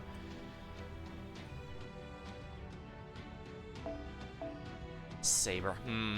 I could just brute force it with the Vitra, since she should be more than strong enough.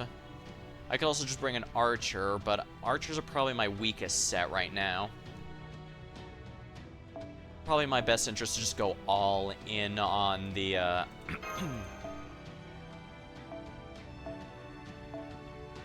Yeah, I think it might be best just go all in on Vitra. Even for the Saber enemies, just Vitra them down. She's a Grailed 5-star at the highest NP level I can get her, so...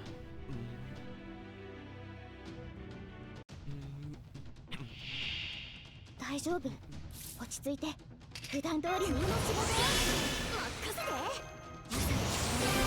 飛び立つ前に進路をチェック犬の足に準備を決してむにゃ白兵戦に行きますにゃーこれ本気など出さんわこれは君に This 待 will つ probably take them out, but どれほど辛いわ I thought there was gonna be 3 waves. I'm actually a little disappointed that it's just 1. 顔上げて Ah, they did survive. Well, you know what to do, Vitra. 集えアスラ我への肉なる魔の軍勢よアスラシュレーシ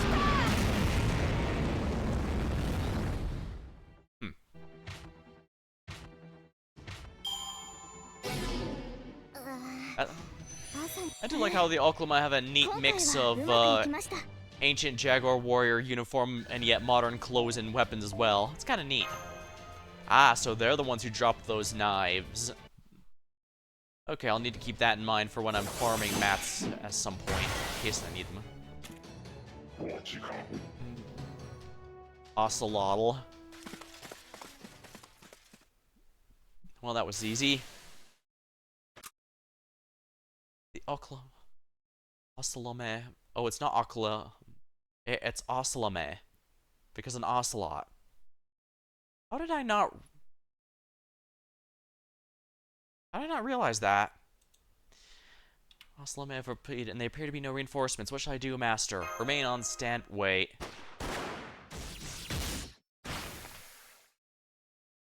Master, those gunshots.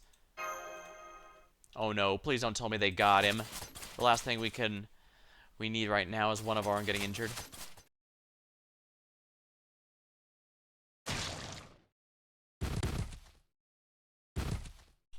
Oh. Who are you? If you're going to pull the trigger, then make sure you kill what you're aiming at. Some Jaguar warriors you were. You're not going to get anywhere near your dream of eradicating the dinos if this is how you do it. You haven't heard a thing, have you? What's the cryptor doing anyway? Hmm?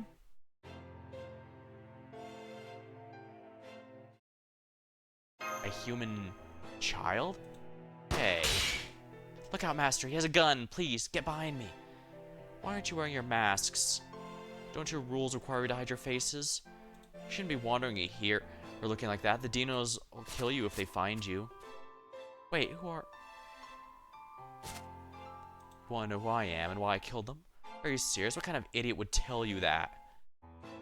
You don't let an enemy escape. If someone points a gun at you, you kill them first. Simple.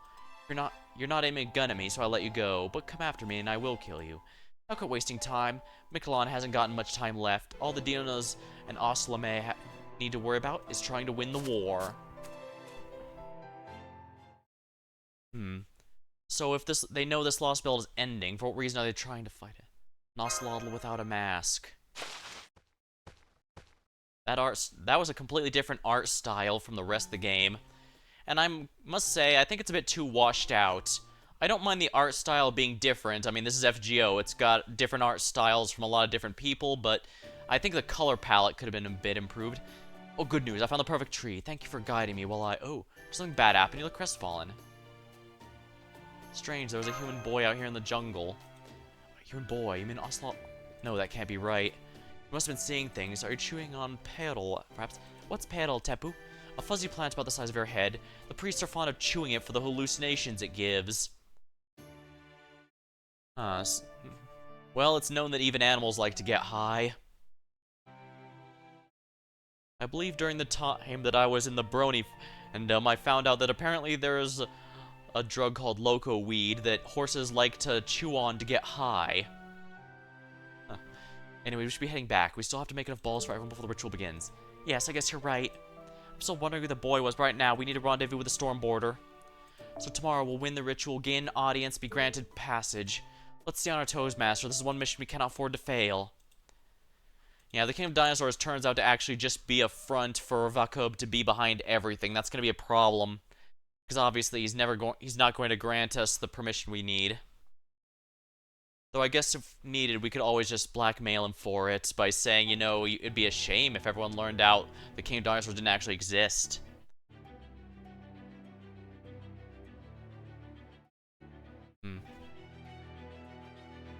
Perhaps a bit cruel to be doing it that way, but then again, I suppose he's the one.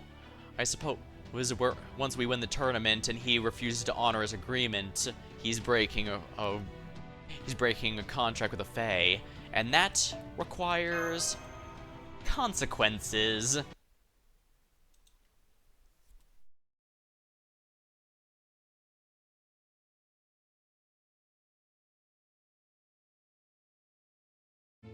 Alright, everyone, let's not forget to say grace for a meal. Oh, Lord, we thank you for this blessing. Corn is as ever delicious tonight. I can't wait to dig in. Oh, it's both sweet and spicy. How'd it go with you, Olga Marie's group? What's that look for? Let me do a quick head count. You will all be participating in the ritual, yes? They'll spend the rest of the night making enough balls for each of us. The rest of you should get some sleep. We're so lucky to have Tep who got helping us. Let's take him up on his offer so we're all rested for tomorrow. You deserve a rest after all the time it took in the hot sun. Don't worry about cleaning up. Maria and I will handle it. You go back to your rooms. Remember, the ritual starts bright and early tomorrow morning, and our schedule is absolutely packed since we'll be playing an 8-team tournament in a single day. So I want all of you to be in top condition. Go Sparta! Shouldn't it be Go Team or something? Maybe I should have been more encouraging. Just go with yeah, Sparta.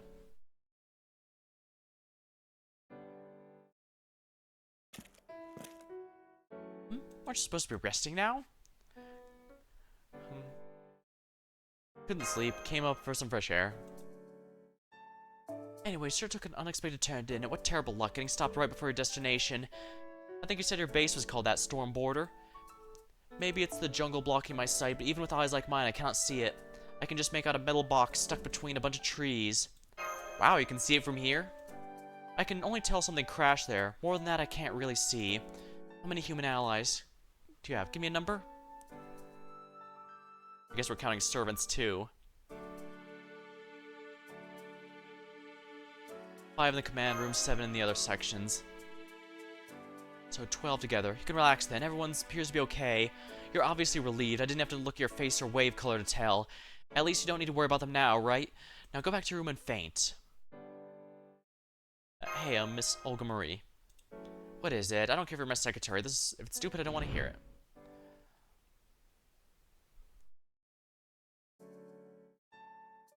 Do you not sleep at night? No, I don't. Is that a problem? I don't have the sleeping function you humans devote so much time to. I can shut myself down to stay safe in cases of emergency, but I don't never have what you would call dreams. Doesn't matter to me though, just goes to show how different we are. So she's been by herself all night and I didn't even realize it. Oh, what is that color? Stop it now. Don't treat me like you and I are the same. We aren't. That's why I'm here now. Yes, we're both intelligent beings. That means we can communicate, share goals, and be friends. But I refuse to be treated as if we're equals. I'm you, Olga Marie, an alien being from very far away, and don't ever forget that. That's right, you and I have nothing in common. Nothing at all.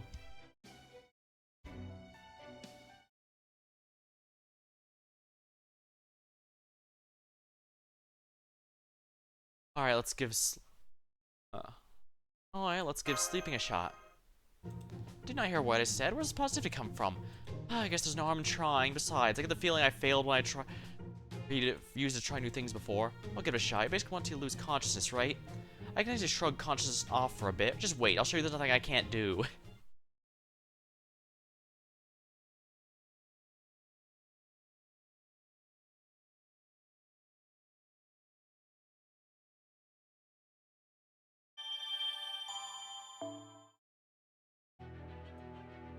Burn the flaming striker. Just a you, Olga Marie solo, huh?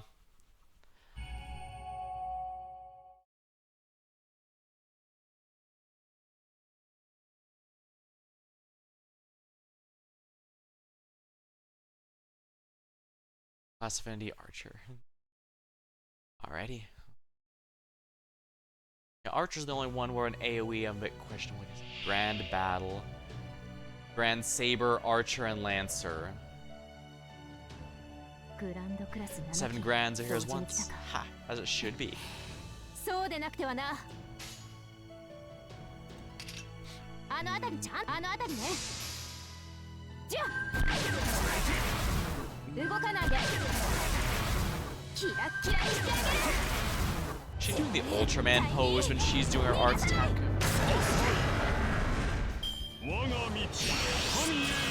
Our path.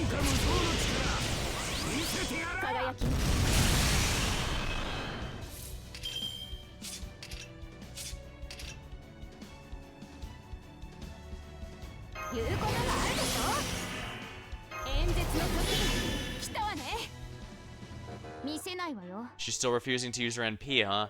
Even against the Grands. Now that itself says something, doesn't it?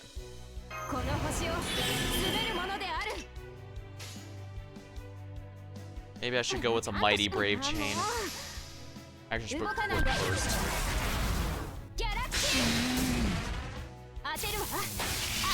ウルトラバースト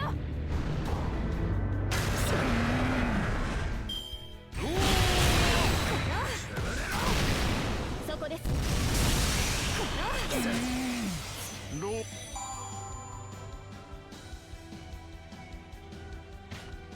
Grand Rider, Grand Caster. I definitely need to focus on Grand Rider because he actually has a damaging NP. あもうちゃんと指導してあもうはははじゃ演説中よ静かになさい演説の時来たわね絶対に逃がさない言うことがあるでしょ You have something to say to me? 何を Don't worry, it's possible if you're willing to try. この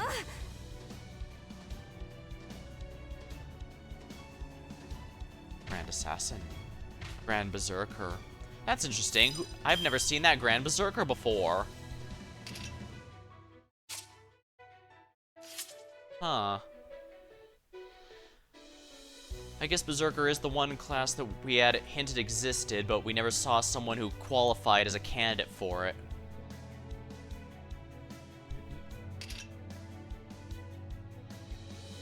I definitely need to get rid of King Hassan before he becomes a problem, though, I can tell you that much. あのあたりねはははじゃ身の程を知れウルトラバースト演説の時 Time for my speech. Evening bell.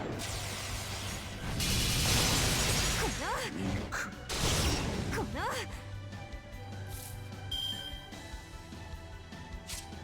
Unknown. Increased attack and max HP whenever an enemy is defeated. あのあたりねちゃんとあもうギャラクシーではこの星を滑るものである演説中よ静かになさい言うことがあるでしょ7機では足りん100機連れてこい Interesting.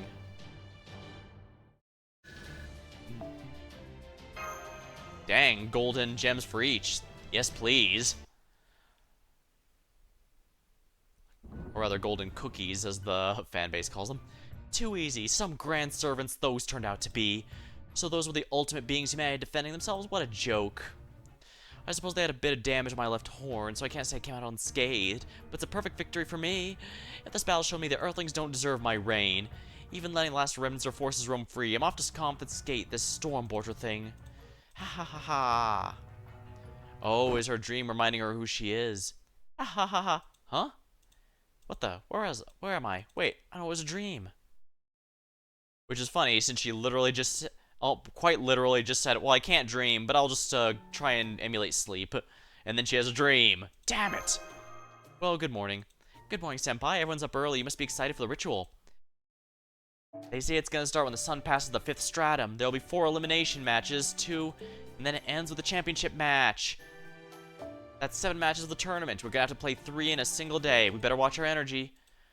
That assumes one of our teams make it to the finals. Ah, here's the tournament bracket. Taiga, of course. So, Marine and Tepu's South American Nautilus, the lower right. I guess that means we could be facing each other in champion match. I don't know if it'll come to that. We assemble our team as a matter of convenience. In case the rest of you couldn't join a team of your own. Too scary, 11. Katasna, evening at the Canody. Iguanodon. So I can't promise we'll live up to your expectations. Oh, there you go. You're a great coach, right? I'm sure your team's gonna do fine. There, see? I knew I was the enemy of humanity. I'm sorry, what? Which is why there's nothing I can't do. I destroyed a bunch of grand servants all on my own in a dream. Oh, it was fun. My body handled like a dream. Well, not like now. I see. That does make sense since you were dreaming. Well, that's good. I'm glad you hear about that. Right? Trying new things really does pay off. This is the best morning I've had in a while, and now all to trying this sleeping thing out. Interesting that Saber chose Castoria instead of Saber or Artoria.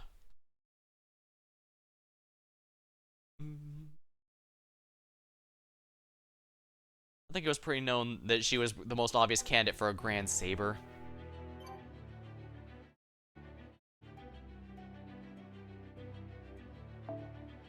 And yeah, I know there's a lot of stuff I could talk about from the home server that's been revealed as of late, but we don't have the full information, so figure. And by the time this comes out, to anyone watching this VOD will probably know more about it than I do at the time of streaming it, so you know, why bother? Oh, dang. Praise be the sun, praise be... praise the sun, our father and our mother. Praise be to Chichen Itza, the golden city of Lendil, home of the sun. Praise be our king, envoy of the sun. Praise be the tree that underpins our way of life, the great pillar that holds our subterranean world together. I promise you all the ritual of the sun cycle will be a wonderful one. Or I'm not priest of Akol, but keeper of Mala's blood vessels. Oh man, I'm starting to get nervous. I know, senpai. I never thought we'd be standing in professional soccer or Zocta field together. But since we're here and we're competing, we best give it our best shot. Master, you'll be a key defender. Habitrot and I will be the do our best as midfielders. You said it, big sis. We're the Denoxious Brothers 11. We want to win. Oh yeah. Boom. Sentai explosion in the background. Looks like you're all fired up too. Damn straight, we're going over the new tactics you taught us, Master. The moving football, the side attack, strategic retreat. There's so many weapons at our disposal we can't lose. Man, I can't wait to try them out, the ritual. Are they gonna work? They're gonna work, right? Screw it. It's gonna be awesome if they work. I don't care if we win. Whoa, easy there, bro. Winning's important too, but we gotta play boldly but carefully. Remember all the intense training we went through. Especially magic training. I'm not sure why we had to practice dribbling with giant rocks on our backs, though. Anyway, you three are our brothers and sisters now. Well, we all want to make your dreams wish come true, whatever it takes. Let's go, Brothers 11. We're gonna make sure we get to they get to the King of Dinosaurs just like they want. Screw whatever it takes. Screw. It sounds like someone needs to give you weakenings a reality check. It doesn't matter how enthusiastic our new players are. It's like a water drop to a parched cactus. Your team's foundation's weak. It's you, the most destructive player of all time, captain of Team Taiga, the great Death Claw. Solid introduction, Dino Twerp saves me the bother of introducing to your new friends. This is hilarious. It's obviously supposed to be Taiga, but they can't have proper Taiga because they're not dinosaurs. They just added this to the artwork. It's hilarious. I just came here to warn you. If you don't want to die in the ritual, it's your last chance to back out. It meant sacrificing a lot of my dribbling skill, but I've trained myself so my body slams harder than ever. It's the last thing you twerps will see on the field is my stripes bearing down on you like a runaway boulder. If my body slams don't give you, I'll finish the job with the claws. I don't know, something about it. Irano's claws doesn't seem nearly as threatening as their teeth. Looks like our first game's gonna be a breeze. Yeah, we think so too.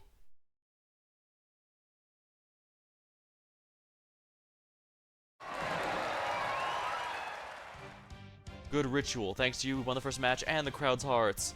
Man, I never had this much fun playing Zocta before. Thanks again. Hey, you guys brought this one home. Oh, I think so. We were a little scared of the killer tackles, but you could tell we were just stringing them along once we got used to them. By the second half, I could see where he charged us. All I could see when he charged us is another opportunity goal. The rituals this round are all finished. Looks like Murray and Tepu's team won too. Oh man, it's like the Merry Christmas from the Underworld event where they didn't even bother forcing us to do the Taiga fight. They just skipped it to the end. I knew it. Marine seemed like he'd be good as Zocta and Tepu guy in the team, but they'd make it. So if we both win our next ritual, we'll face them in the finals. I'm afraid you're too soon to welcome that dream. You see, their next opponent is me, you Olga Marie, and my team of extra large dinos.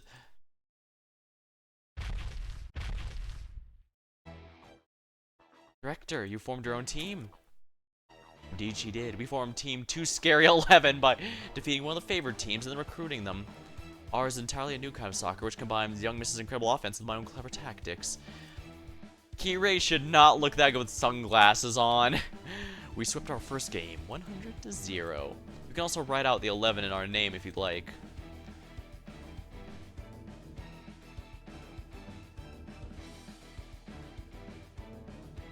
You have a lot of free time, don't you, Kirei? Say whatever you like, Chaldea. I'm the one who's gonna meet the so-called king dinosaurs and snap up the passage permission. I suggest you remember just how great I really am and leave the battlefield. Thank you for concern, board members of Team Death Rolling, even knowing we're against the President of Earth. The match isn't ours till the buzzer sounds. Very well, it's fair game. You want a fair game, you'll get. Get ready. This is gonna wind up being the true championship match of the day.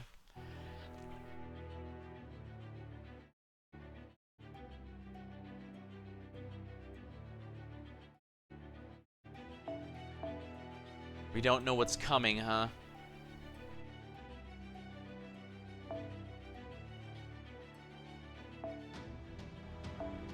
Sigh.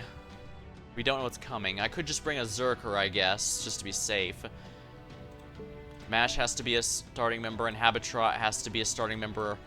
That's alright, all else fails, I can just swap to the plug suit to fix that.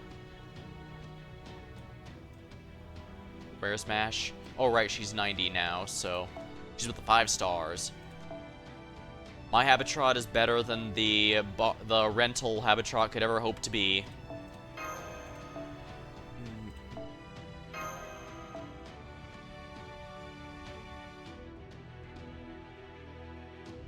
Of course, I could also use Tui Sui as an alter ego, but then again, what if we have night classes? You know what? Let's just brute force it with Vitra. This can't end badly, right?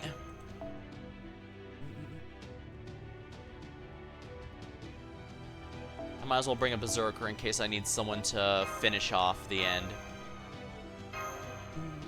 Yeah, I don't even need the plug suit because Habitrot will quickly remove herself from the front real quick. I'm not worried if any sabers come by because I can just have Mash smack them down if need be.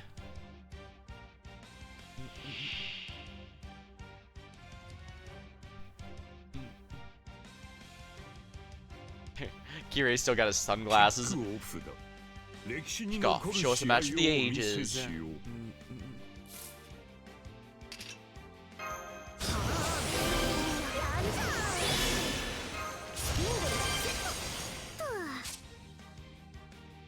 Will not be selected for sacrifice or ending of dreams. Which means she's probably the one I'm gonna want to focus my targeting on.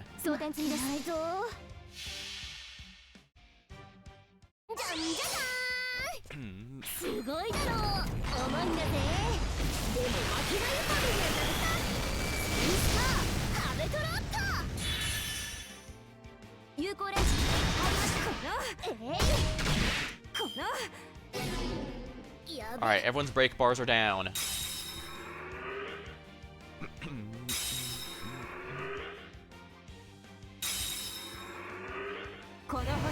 Seems they're excited about this. Loop shot.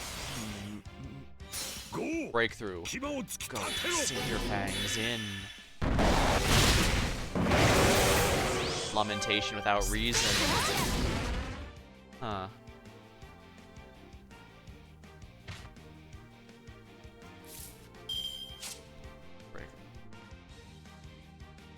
Breakthrough. Decrease target's NP when attacking.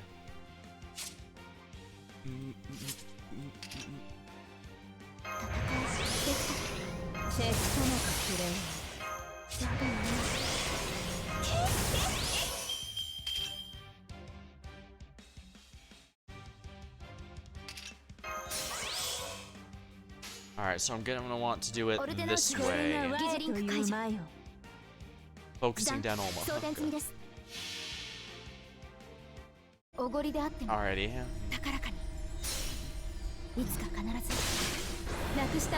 First, let's get to Moldy Camelot to get my defenses and attack up, and then we'll have Vitra cleave through them all with her NP.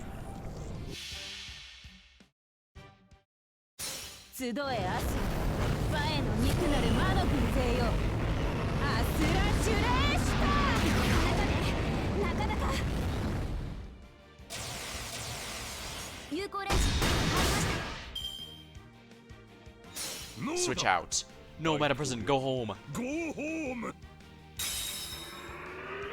Your side is wide open.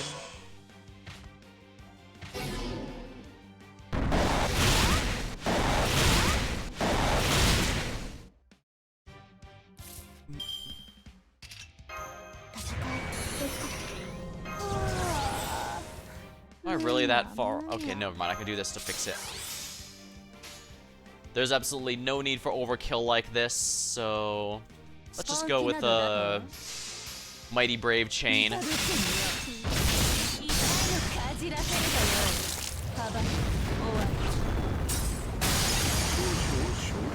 Rather passive strategy, perhaps. 状況終了。排熱。 Easy. そして魔力循環に移行しますね。マスター。 Even against a neutral target, Zerkers usually deal some pretty good damage since they get an innate 10% bonus damage to their attack stat for no reason other than just being a berserker.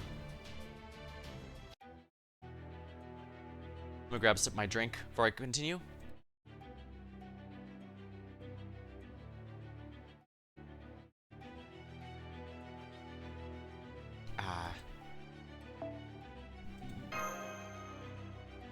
Here we are.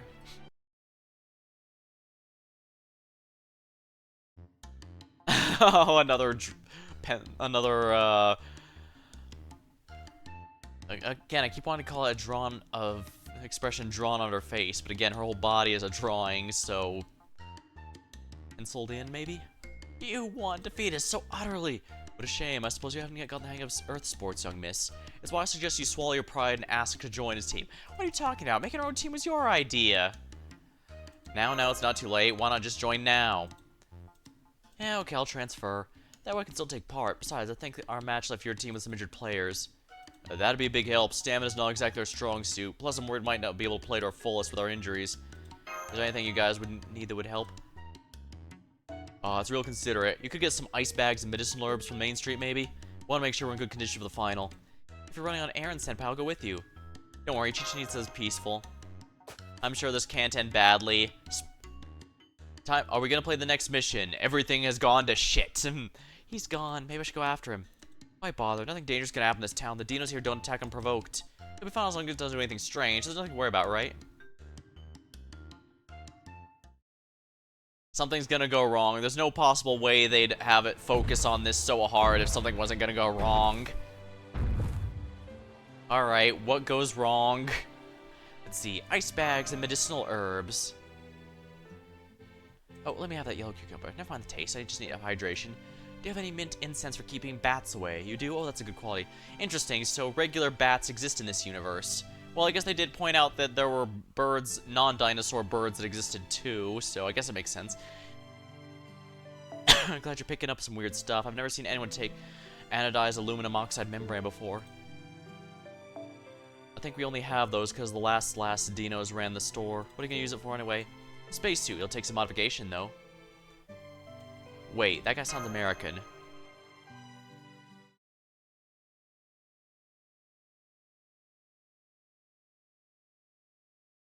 It's Daybit. And don't think I haven't noticed. His command seal has a command missing.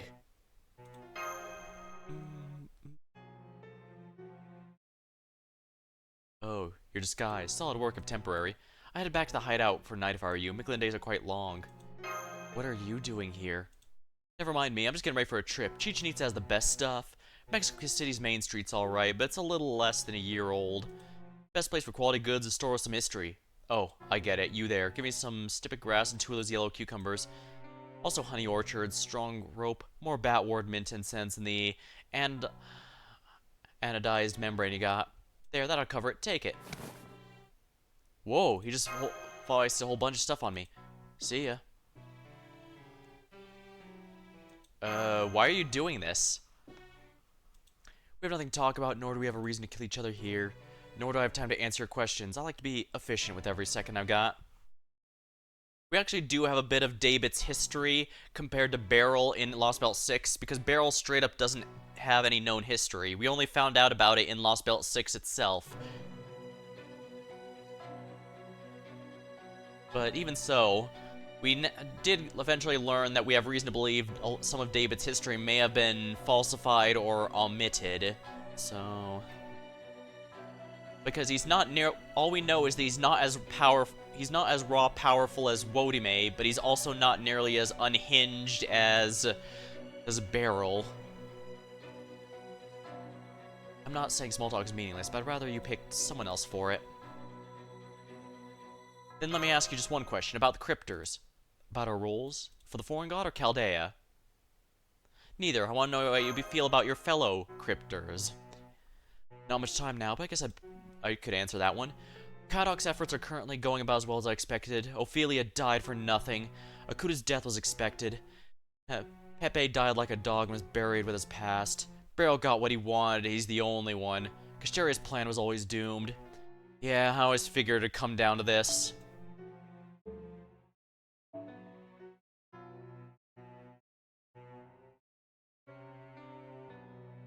Unfortunately, Ophelia had most of the... Now that I think about it, the Cryptors all seem to have a particular obsession, either with a person or a specific goal. And that obsession is generally tied into their deaths, which is also why Kadok... Which is also a contributing factor of why Kadok's still alive, since his was just to prove himself. And since we prevented him from using his self-destruct sequence, he decided to join us. Pepe sacrificed himself because he didn't think he was worthy of surviving to be with us, and plus he didn't want to betray his friends, especially since, you know, Wodime is the reason he got a second chance at life to begin with.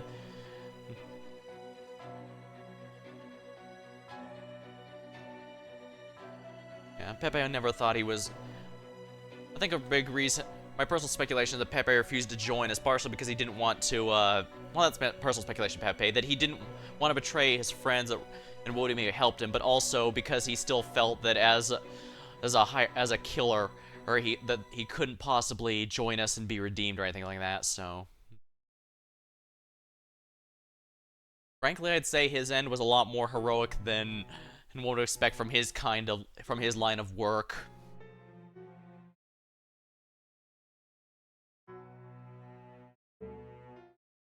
I'm gonna return to Chaldea to nothingness on my own. That's what I got. Did it help if we ever meet again? Ask a different question.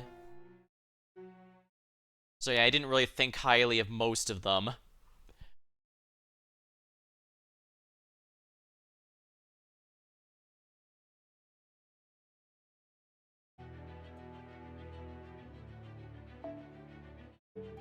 Burn the Flaming Striker. Alright, so this is why they specifically need to make sure Mash and the others were not following us here, because if so, they might have asked David, or known to ask something important to David there. We had to be the only one to meet him in order to prevent the situation from getting too complicated, or from perhaps noticing something. But like I said, I did see that David was missing one of his 3 command seals. This is not the first time something has happened, but when it has happened, it's a big deal. So, what was that first command he made? Welcome back, Senpai. Thanks for getting everyone's medicine. That's more than I was expecting. Did something happen, Matt? I'll tell her about David later, when the time is right. And by that, I mean after it's already too late and we already should have told her, because isn't that how we always effing go in this sort of thing? Now, don't get me wrong, I get the right before the finals is probably not the time to get everyone to focus on David when we have something more important, but, I'm still pretty sure that it's not going to get brought up until it's already too late, and that something could have been done earlier, because that's how it always goes. Although I suppose I can't criticize when sometimes I'm meant to bring up something important and then forget. During my countdown of 2024 games, I ended up accidentally leaving out the I'm on Observation Duty series that I played there. It was good, don't get me wrong, so I didn't forget it because it was bad or forgettable. It's just I was... somehow missed it when I was going through my list. Hear me, my fellow dinos. At last, the 2 final teams have chosen.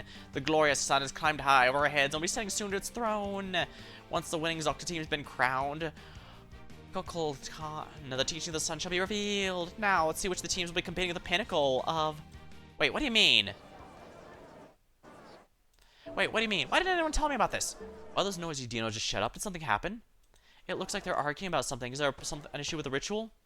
Oh, that? Vokub must have just received word that we forfeited the match so that Rolling Death would win. He never did handle the unexpected news well. Huh? Wait, you just forfeited. Why? Why? There's no point in playing, is there? Your team made it, and so did ours. We'd get to meet with the King of Dinosaurs no matter which, so there's no point in competing. Isn't that right, Marine? We were lucky things worked out so well. Wait, you... Yeah, you're right. There's no point in playing a match now. Good thing it all worked out. Gonna go thank the rest of the team. See you guys later. Why is Marine leaving? Our teammates are still inside. Really can't figure that out. Cold-blooded lizard brain. He wants to be alone. Why didn't you let him compete? Didn't you see how excited he was? I thought he'd be excited about reaching our greater goal. I didn't think individual emotions really matter. Do you want me to flood your brain with dark matter and divulge you to an animite? What can the excuses? Just apologize before I decide you need a plasma blast. And don't forget to think about why Marine ran off on the way. Understood. I'll do just that. Yeah, he has a... It seems like Teppu has a bit of an issue with missing the forest for the trees. That is, he focuses so hard on finding the forest, he misses the trees within it. He works so hard thinking about the macro scale, he forgets the individual parts that make it up are important. This is the whole problem with intelligent beings, rely entirely on pure logic.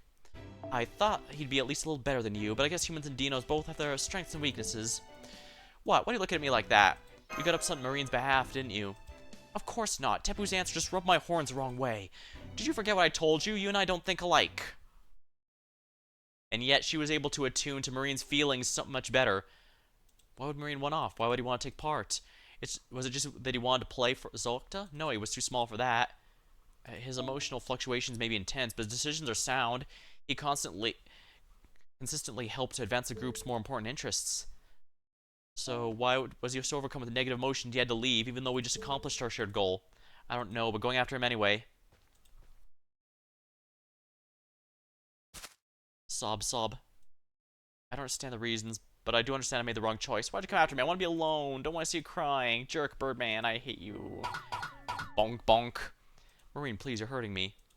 He's pounding my chest with both hands. The blows are so weak they aren't even harming me. And yet I feel impact as though they're striking directly at my heart.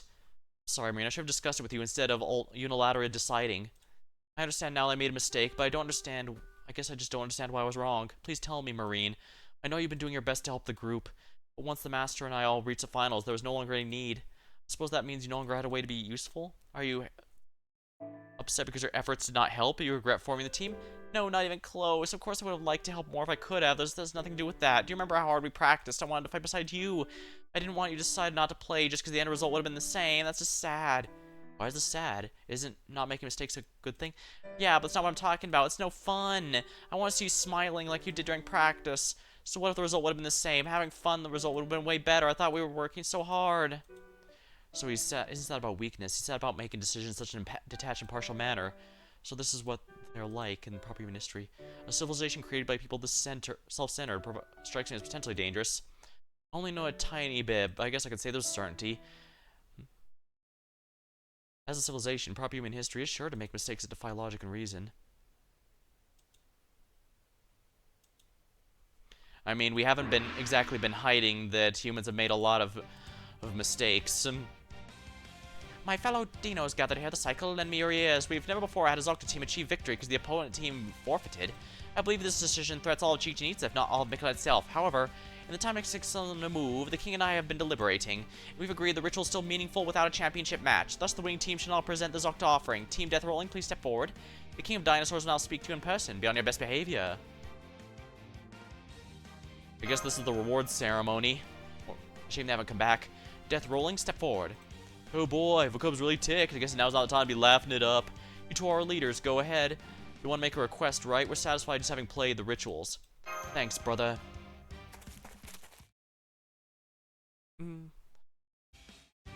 I shall grant you the honor of revealing your names to the king. Come to the altar and declare yourselves. I am the master and this is MASH. I can't say I've heard names like that. Are you refugees to the 5th stratum? Must have been quite the ordeal. Let me see your faces. Hold on, you're the leaders. But I know I've seen you somewhere before. Enough prattle, Vacub. Keep telling you to stop wasting time. This doesn't merit a consultation. I made the law that says I give the winning team something they desire. It's a shame we didn't get to see the championship match, but your Zocta style was new and interesting. It wasn't good enough for the last Zocta ritual ever, though. Not a great way to wrap things up. But no matter, you're special dinos who triumphed. State your desire. I respect you putting life on the line to win the battle, even though it's only part of a game. I'll reward your bravery, no matter what. We'd like you to let us cross the plains. Huh? You're a weird one, aren't you? Did you forget something over in the 5th stratum? You could die if you get too close. That's why I gave the order. Oh, damn, this cloth is keeping me seeing you proper. You're not dinos at all. That's proper human history, Magecraft. Used to make a disguise. Take that shit off and then die. Master.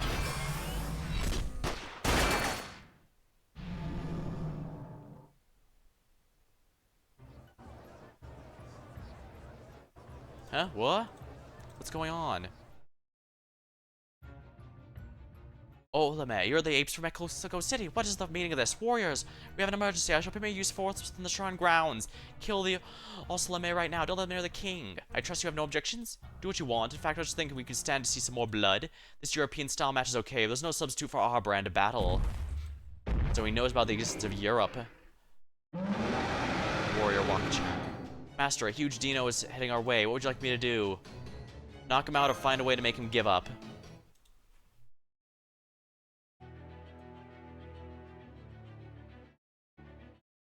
In this party, up to 3 servants from a party can be set. Please set Mash as a main one. That is... I'm gonna need an assassin.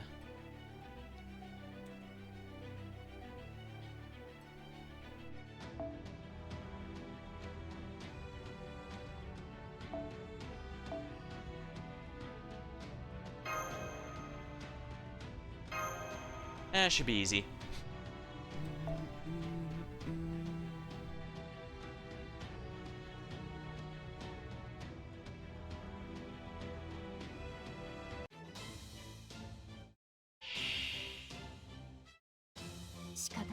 Oh, of course, a plot-related invincibility.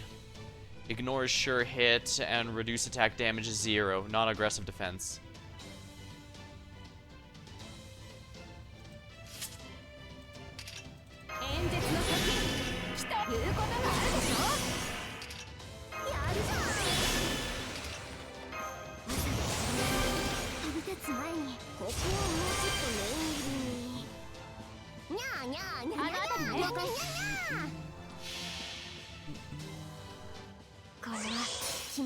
Alright, we have Invuln Pierce. So this but we'll see. Plot defenses can ignore...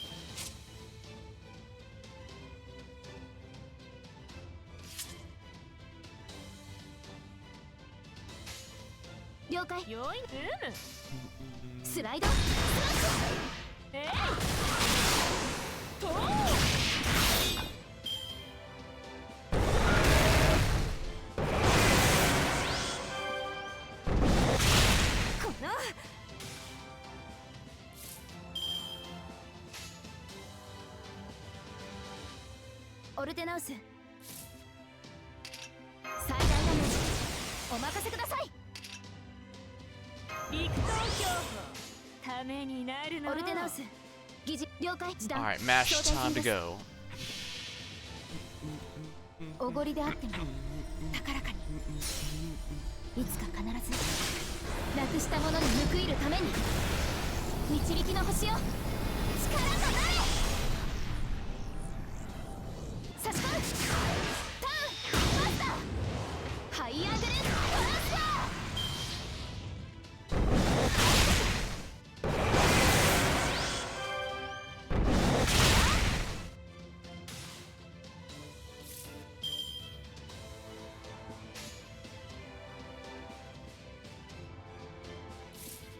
Yeah, the Invuln Pierce ended, so that's a little annoying.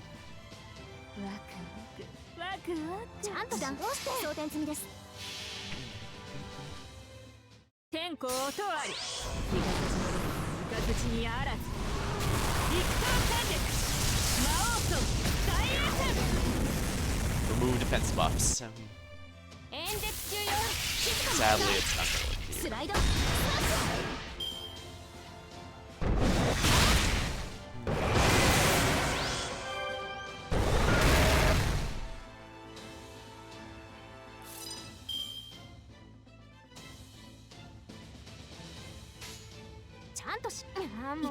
Guess I'm gonna have to get these going. キラッキラにしてあげる。スライドスマッシ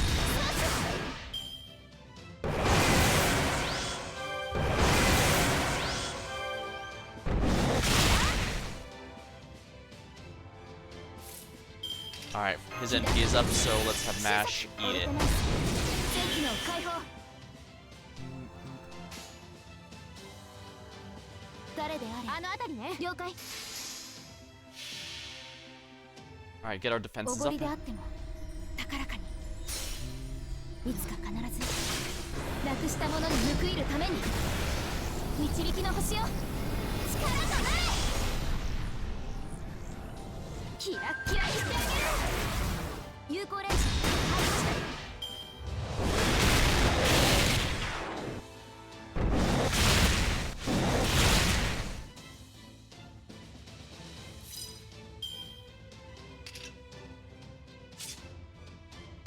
演説のために来た。この星を滑るものである。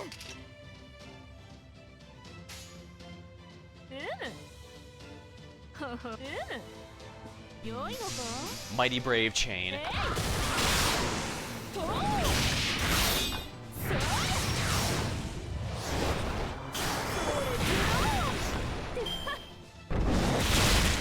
I think I need to break his bar, first bar, and that's just gonna win the fight.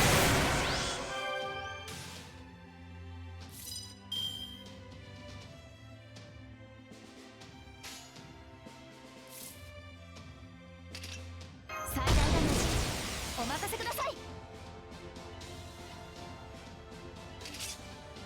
では殺して信ぜよう。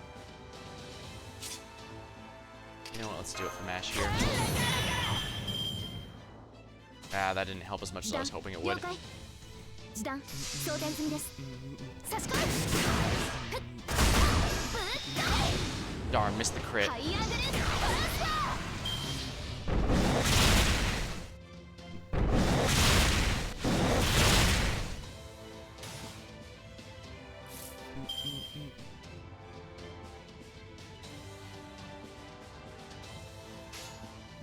Guess it's time for just Buster Chain. 身の程を知れ。はあ。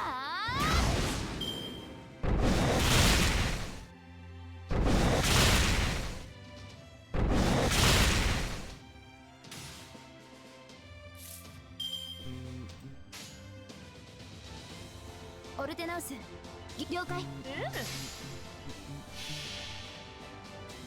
神明東映保管。これは多くの道、多くの夢を捨てた人間の死証明せよ。ロードキャメロット。スライドスマッシュ。とう。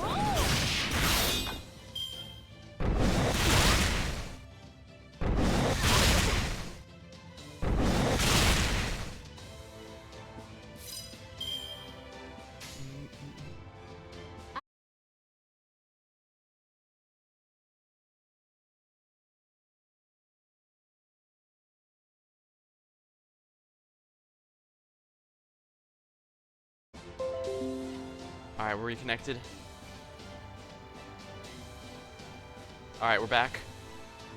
I have no idea what that was.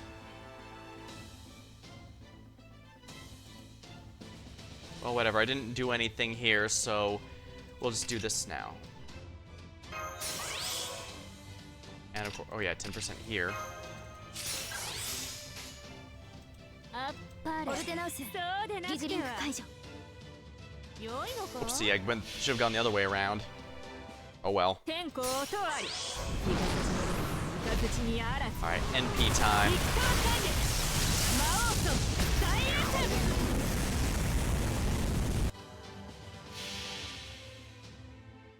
おごりであっても高らかにいつか必ずなくしたものに報いるために導きの星を力となれ。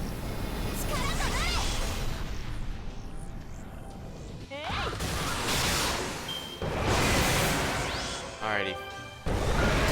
We're almost, this break bar is almost done.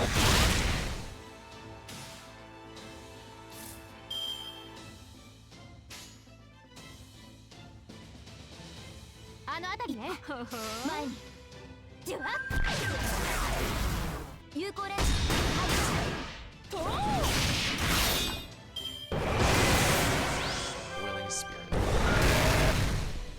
He's getting some pretty good crits in, but his lowered attack is being a problem.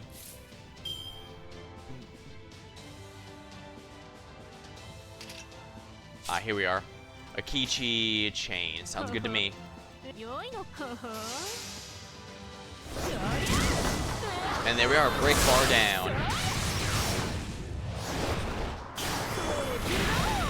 I probably should have brought some more servants with Invul and Pierce, but I didn't know we'd be fading that. Otherwise I'd brought like Sherlock or something. I would have made this a lot easier. But I guess if all else fails, Olga Marie is forced in there, so you always have at least one source before, as long as you don't get her killed, but you can lower his damage pretty easily, so I think it's pretty easy to keep him alive. Keep her alive.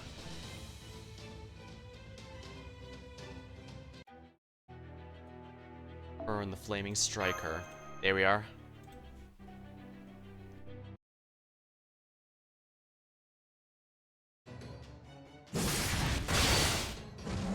War. I'm still not seeing any change in the warrior. Even after all that, he's barely hurt. He must be a Dinos hero. His biowaves are a lot stronger than the others. Of course they are. Warrior Wak-chan is the strongest Dinos in all of Mictlan. Your pitiful guns can't scratch him. Now open wide. I grant you permission to consume their flesh. Crush the Oklahoma bodies with the mighty jaws, and offer the severed heads to the king dinosaurs. Roar. Are you an idiot? Warrior Wak-chan? Did he just lose his motivation, his will to fight? Why the hell would I eat them? It's cruel. I can't even digest them. It sounds gross. Nobody wins. Besides, I don't even want to be a warrior anymore. All this stuff about the world and teaching the sun's way over my head. I just want to find the most beautiful lady, make her my maid, settle down, and be sure she outlives me. Ain't that the whole point of being strong? What nonsense is this? In front of the king of dinosaurs, no less. I don't care how strong you were born. Even the king tolerates it. Just allow him not hear a word of it. Unless you want to be stripped of your position as a warrior. Do as I command and slaughter these Oslame. Do you even hear what I said? I just told you I quit being a warrior. Besides, I just meant the love of my life. Huh? What do you want? These flowers in your hands, are they poison? Nice to meet you. Oh, Crackle Lady, as soon as your sparks hit me, I knew you were the one. I love your horns, they're so cool. Once we're done fighting here, would you marry me? Huh? What do you mean, huh? I'm talking about marriage, you know, marriage. Husband, wife. Oh, I see your space. No, I'm Wak-chan. Sheesh. Not as smart as I thought, but you're pretty. What was that? What is this? A Dino's proposing to a Nasalotl? Well, damn it, Wak-chan, their guns poisoned. As the guns poisoned drive you mad, bring the other warriors here, all of them. Have the interlopers run around and executed. It's the longest time since I've seen anything so damn funny. Even Dinos fall in love. I guess this is what they call a cultural invasion. And for a foreign visitor, it's like Quetzalcoatl all over again. This is too good. I'm coming out for my Poliquin. I'm not old enough to miss this moment of the century. Silence, settle down. There's no need for more warriors. They're not Oslame. These creatures are called humans. They came here on the flying boulder. Sure, they're kind of cunning, but that's it. They mean the Dinos no harm. Really? Is that true?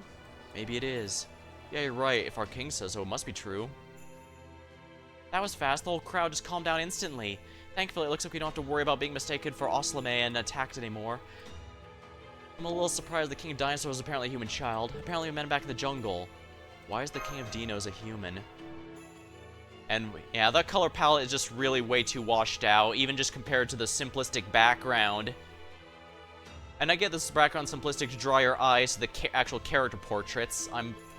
But I like the overall style. I just yeah, don't think the coloring works. Oh, you're the ones I ran to the jungle yesterday. I thought you were strange, but the Chaldeans make a lot more sense. In that case, there can only be one reason you wish to call the plains. You wish to go where the flying boulder landed, didn't you? Fine, if that's what you want, I'll allow it. Wanting to save your allies is perfectly valid. I'm not so heartless as to blame you for that. Besides, you put on a good show. It's enough to earn forgiveness for your disguises. Your Majesty, I'm concerned you may not be thinking this through. Let us not forget, the flying boulder polluted the sky is the very picture of foreboding and insolence.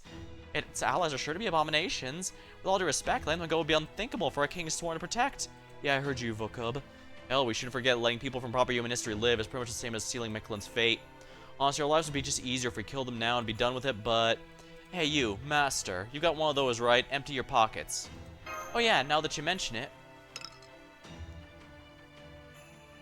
Yeah, I knew it. He's in the middle of a trial. Ugh, how long to use his... Is it a time like... His time like this? Ugh, goddamn pain in the ass. Stay out of this, Vakub. This guy's my guest, Zocta player or not. It's not your place to speak on the matter.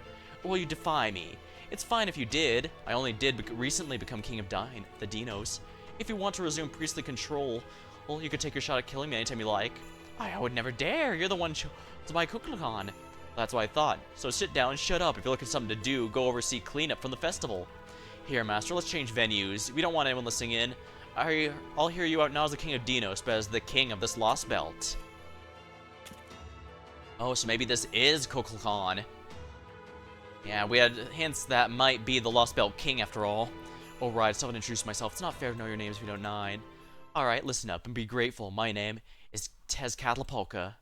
Oh, I'm the god of war who rules Mesoamerica in proper human history.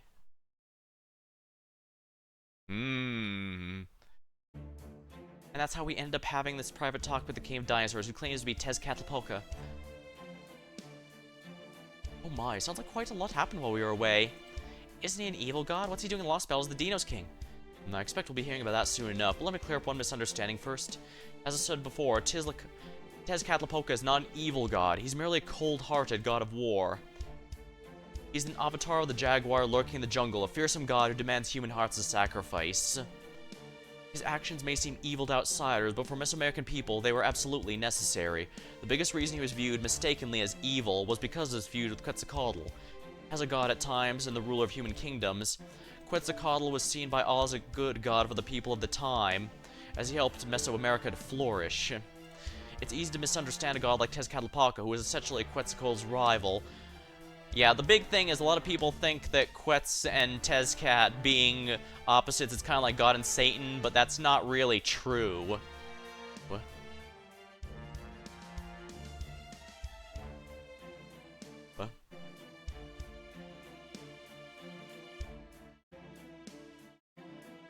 Tezcatlapolca is just as good. Admittedly, I can't speak to how equal they may or may not be as divine servants, however. Thanks for waiting. It took longer to shut Vakub and the other priests up than I thought. So now that's just up, let's get to the point. What's your goal here? Why'd you come to this Lostbelt? Well, to be blunt, I'm not sure how forthcoming we should be with the director around. Master's goal is to cut down the Tree of Emptiness and find Ortiz so they can protect proper human history. And I'm an alien who's decided to help them out. Right, Master? We don't need to hide anything here. Yeah, that's pretty much it. Ah, so you're an alien. No wonder you're so strong. I guess our corner of the world does attract a lot of outside visitors. But why would you help Chaldea in proper human history? Do they have something for you? Don't be ridiculous. There's nothing anyone could use against me. I came to this planet to rule it, but there's nothing to rule with the whole world bleached, so I've decided to help them in their goals. That is all. Besides, there's no way this guy would ever resort to anything predatory as blackmail. I see, so you found yourself liking the objectives rather than Chaldea itself. Oh, they have something on you. That's fine, then. I'm just glad you're not doing it out of pity or friendship or something sappy like that. As for you, Tepu the Stargazer, this is our first time meeting. Why'd you come back here after retiring the first stratum? And with Humans for Proper Human History, did they tell you what their deal is? Oh yes, they did. I'm still drawing my own conclusions. But I do know about Proper Human History, the Lostbelt, Chaldea, and the Trees of Emptiness. And you're still choosing to accompany them, huh? Then I have nothing more to say to you. Go ahead then, interpret that we want, be disappointed, die in a ditch. After all that, if you can still call yourself Dinos, the sun surely will save you, along with your stupid... If after all that, you can still call yourself Dinos, the sun will surely save you, along with your stupid little dream. Are you truly the king of this Lostbelt? Not exactly. Technically, I'm the substitute king. About a year ago, I was told to rule Chichen Itza in someone's place. If I'd have refused, I'd have been killed. I didn't have anything better to do, so I accepted. So all I care about is keeping Chichen Itza safe. And now, I know you have no business with the city, so we're done. You can stop wasting my time and leave. That's it, huh? Unless there's something else you need to ask. I have one question. You said you're Tezcatlapolca, right? Is there a chance you'd be willing to help proper human history? No, couldn't care less about it. Why would I want to help a bunch of apes? Dinosaurs are way cooler. I mean, they're the coolest. You know what? That is 100% fair. Dinosaurs are amazing. I'm sorry, what was that? Shut up, what are you, a comedian? I don't have to react. You don't have to react to every single word I say. I already told you what you want. You can't possibly erase this Lostbelt, so there's not much point in bothering to oppose you. True, the Chaldean did warn us that he had he insisted there was no possible way we could defeat this one. Whatever business you have here, get it done, get out. There's nothing here for you no matter what, you stick around. You're right, right now we need to hurry to the storm border. I'll send the word to the warriors guarding the plains. And since it'll probably take you a while to get there on your legs, I'll send a porter you can ride with it too. Oh, I thought you weren't going to help us. Oh, don't worry, Bats. The least I can do to reward the Zocta winners. Although the storm border, that's what you call your boulder, I wouldn't get your hopes about seeing your friends again. You're too late. Your people entered an outside nation, a battleship. That's an act of war no matter your reasons. And the Oslame don't take prisoners of war. They kill any enemy who enters the territory. Your ship crashed 5 days ago. If I were one of them, I'd have killed everyone aboard it by day 1. Alright, so the fact that he's leading the dinosaurs, Dinos, explains why he killed those Oslotls just without any remorse, and why he spared us since we were clearly their enemies, or rather, because we were clearly not hostile. It's very, well, live it true to his legend, he is extremely practical.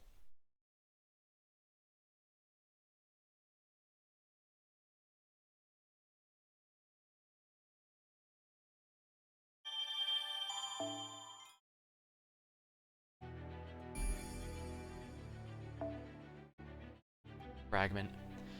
Well, the good news is last night we did at least get confirmation from Olga that they have to all still be alive.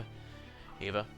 Now, there's plenty of reasons. Now, I imagine they were attacked in that point at a handful of points, but we have to remember, they still have servants. Even if Nemo was too injured to keep going, they still had Da Vinci and others there with them. Not to mention, because remember, 4 servants were summoned to our help. Nitocris was still left with them. So her and Da Vinci, at the very least, would still be in good fighting condition, and Nitocris was confirmed to be at the height of her power, so she's a lot stronger than she'd normally be. King Protea is only one of the other 3 that was summoned, so while she's not there, we still have the 2 others we've yet to meet. So we'll have to see how this goes. I wouldn't be surprised if they were Taiga and Quetzalcoatl, I suppose. But then again, this is themed around the underworld, so it could be a number of them. Depends if they won't. After all, Nitocris being there already means that they can have non-Mesoamerican servants as long as they're underworld themed.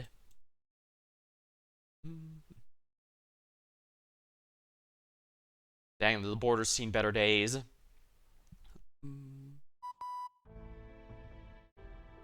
I sealed off the entire engine compartment. There's currently no danger of explosion or chain reaction. Just so you know, I'm keeping 4 Marines here to help. You should come too when you get a chance, Da Vinci. Thanks, Engineer. Keep checking things in the meantime. Nurse, to check for casualties. Anyone seriously injured? Don't worry. Thanks to the Director's quick orders, everyone's fine. I knew Gordolf would come through for us. You see, this is exactly why seatbelts take top priority. I'm also picking up the Master's vital signals. Looks like he fell out of a damaged corridor while we were airborne. And I'm picking up Mash. Looks like she went to his rescue. They're both a ways off, but they're healthy at least. Phew, what a relief. If you can tell they're okay, that means transmissions work in this Lostbelt, which is great. I swear, they always go off at the worst possible time. Now I can put together a rescue team and go up in no time. Not so fast. Not so fast. The computer room doesn't have nearly enough power for that. The Triton engines are shut down, our reserve power is almost drained as well. We can only contact Mash's Ortanax for another 6 minutes. What? So you're saying in 6 minutes we'll be stuck here without electricity? In the middle of a lost worldish jungle? How did that happen? I remember a show, yeah, Lost World is commonly used to reference the world of dinosaurs. Or Land of the Lost, which is a TV show that was about a group that found themselves caught in dinosaurs. Although I believe there was a reboot of that, but both of those were quite a while ago. Actually, you know what? It's on theme with dinosaurs. Yeah, there was a... let's see here. Alright, Land of the Lost was a 1974 TV series. It got a remake in 1991 and was given a movie in 2009. And yeah, it's all about basically about a family that ends up getting caught up in a mysterious thing or whatever and end up in a dinosaur world. I agree with Kadok. Just because we survived a crash doesn't mean we're out of the woods yet. Never mind the calm. Soon we won't have enough power for defensive barriers either. If any hostile creatures find us, we'll be in real trouble. Come now, surely we can deal with a little danger. We have Nitocris and Kadok on our side. You hear that, Zemlopus? I'm granting special authorization for you to use your master abilities. That's fine with me. But when are we getting power back? The best Noto Chris and I can do is guard the ship. For that matter, where's Captain? I still a number of the Nemo series around here, but I don't see Captain Nemo himself. Guys, what's wrong? Something happened to Nemo? Hey, somebody give a hand. Something's wrong with the captain. He's not moving. He's rigid like a statue, but he's also dripping with sweat. He's in pain. What? But the captain's fine. Last I saw him in the command room. Do not worry. He's protecting himself by voluntarily entering a catatonic state. His spirit origin is severely damaged, but he's in no danger of disappearing anytime soon. After he completely synchronized the ship to stop it from coming apart in mid-air, he shifted his primary focus to maintaining spirit origin. Though it sounds like putting the cart before the horse, as long as Nemo is alive, the storm boarder will remain intact as well. It's a desperate last-ditch measure, but it's his choice. His decisions would allow the boarder to make such a miraculous crash landing. Oh yes, that's sympathetic magecraft theory. What an effect that resembles its cause, or like produces like. So then, when the storm boarder was about to be damaged, yes, he took the damage himself instead. That damage is still ongoing. Under most circumstances, spirit origin would have shattered when he synced up the boarder. But he was absolutely determined to not let that happen until the boarder landed safely. Yeah. The spirit origin's basically his heart, so... Oh, that's a lot. So if that's damage, that's a pretty big deal. So he froze himself to maintain the boarder's integrity. He remains frozen because he's no longer conscious, and he's still experiencing the damage, even though he's not currently aware of it. Are you kidding me? That's just... Scion, you said Nemo's still synced up with the storm boarder, right? Then he should heal and regain consciousness once we've made the repairs. Captain's spirit origin has shattered. The only reason it still exists, in form if not substance, is because he froze himself right before it fell apart. Even were you to piece together the body of a human who'd been blown to bits in the explosion, they'd still be dead. It's no different for a heroic spirit. So no, repairing the boarder will not heal the wounds his soul has sustained. Which means... Come on, everyone cheer up, it's gonna be okay. Captain will always come back, no matter how injured he gets. That's why he's an indomitable captain. Once you repair the storm boarder, he'll wake up right up and put his cap back on. Besides, we're still in the middle of a journey and have some secret parfaits I haven't served yet. So let's do everything we can right now, okay? The more we slack off, the more Captain's gonna chew us out later. Baker. Yeah, you're right. Captain's made out of way sterner stuff than most. So let's focus on fixing the boarder. And if you think about it, it's not that big a deal. It's not like the Master and Masher are the only reckless ones here. We're all crazy reckless sometimes. That's part of what makes us Chaldea. Oh, but first we gotta make contact. How much time do we have left? About a minute? I already had Scion contact them. I figured telling them our situation would just make them panic. So I asked her to tell them that our comms equipment's malfunctioning and that we won't be able to communicate until we fix it. But as long as we tell them where we are, I'm sure they'll find us in no time. Huh, didn't realize you'd grown up so much, Minue. Alright, now this is decided. We need to focus on surviving. Did he actually get his name right? Yes, he did! He actually got his name right. Gordolf actually got his name right for once. First order of business, I need a damage assessment. Once that's done, we begin procuring materials to make repairs. Let's start by looking for a water source. Buckle up, everyone. We have a lot of work ahead of us. May I say something? I've been doing my best to gauge the atmosphere and how things unfold, so you're gonna mummify Nemo and bring him back to life? Is that it? Oh, gee, that's a horrifying thought. Why would we bring him back as a mummy? Oh, like the Legend of Osiris. Well, Osiris died and was able to be brought back by being a mummy, so... A ship falling out of the sky, huh? I'll be damned. I guess the kind of crazy stuff is normal in this Lostbelt.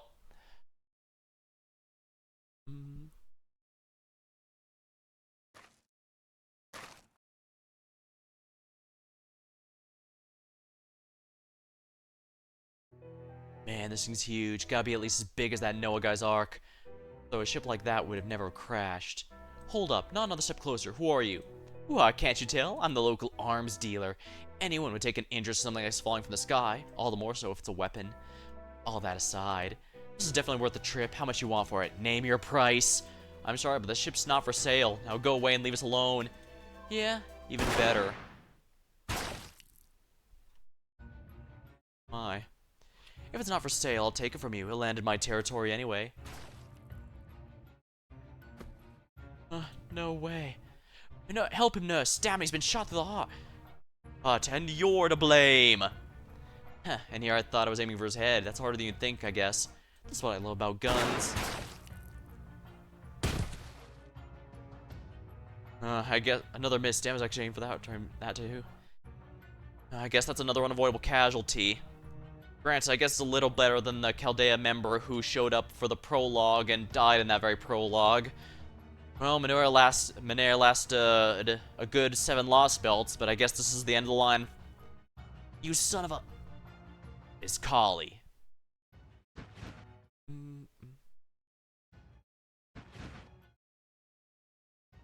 When did they surround us? Sheba didn't have anything like this in its future observations. Youth called as Kali. They're surrounded. Oh god, what are your orders? Fight as the king of Oslame. Show me the fruits of last year. Of course, I've been waiting for a moment like this. Soldiers, remove your safeties. The time has come to show the great Tezcatlipoca what we can do. Interesting. So these are 2 Tezcatlipocas. Kadok, you're aware we're the only 2 that can fight, yes? Yeah, I know. Let's do this, Nitocris. There's too many to drag this out. We'll settle it all at once with a noble phantasm. Luckily, Nitto is one of the very few with a 100% battery. How strong is the support?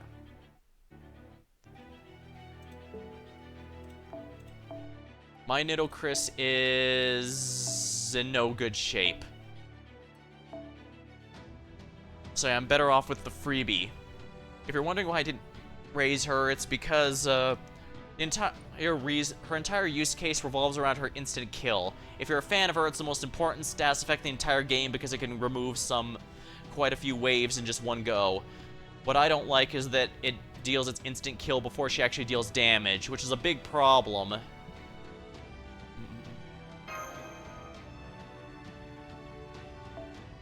I should probably bring the defensive one for this, because we need to ensure that she survives at all costs. She has no hard defense, she just has instant kill powers.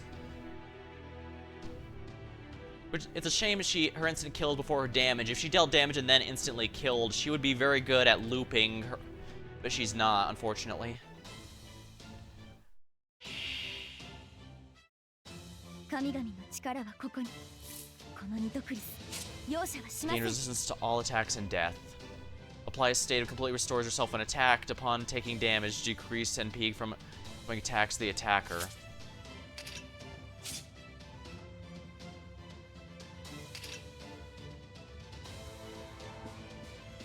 Anti-beast, magecraft. Oh, right. I guess I should have left the other one on, huh? Oh, well.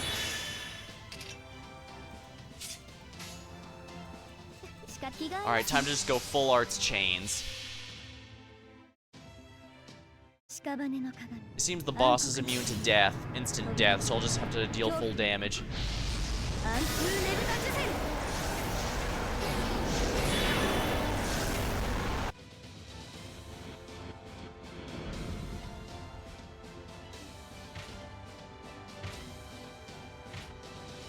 Really? She doesn't get her other attacks in?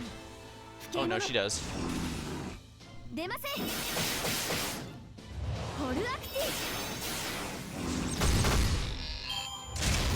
Control fire.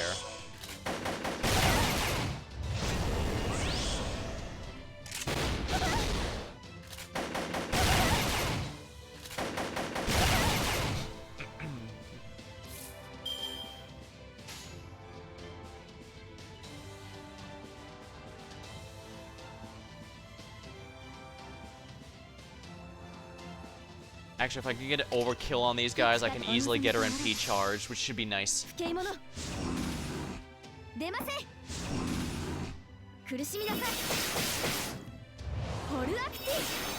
Oh dang, she almost didn't kill him.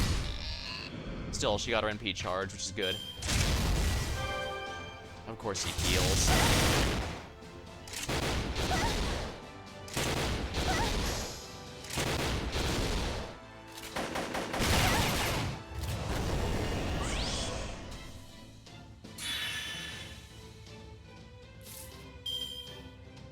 Damn, you gotta be kidding. Increase arts effectiveness. Oh right, I forgot she got that buff.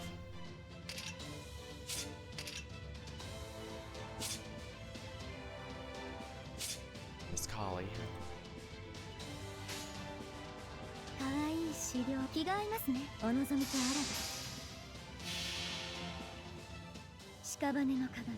暗黒の扉と恐怖の心暗空ねぶたジュゼル The good news is between my Grailed Sieg and my Grailed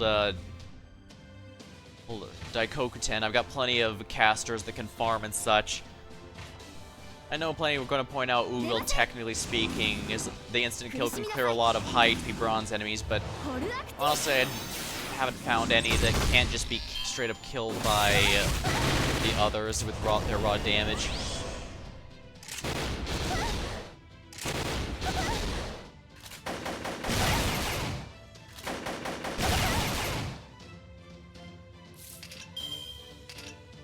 Evade to an ally. Wild Beast Refuge.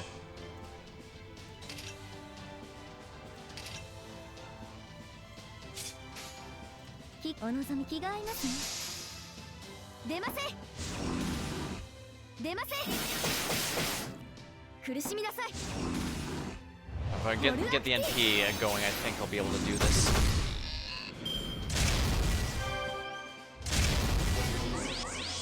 Control fire. I don't see what the point of taunt is when there's only one person here, but whatever.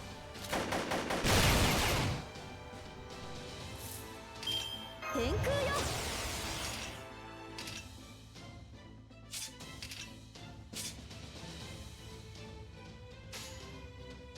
しか気が合いまお望みとあら There we are.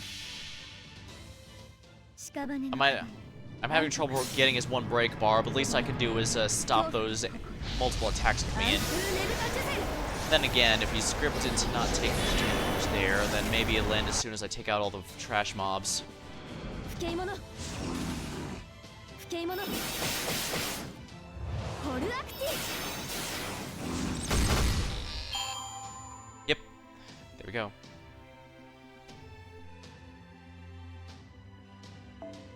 Oh, it didn't get XP anyway, so it didn't matter what I had equipped. Whoops.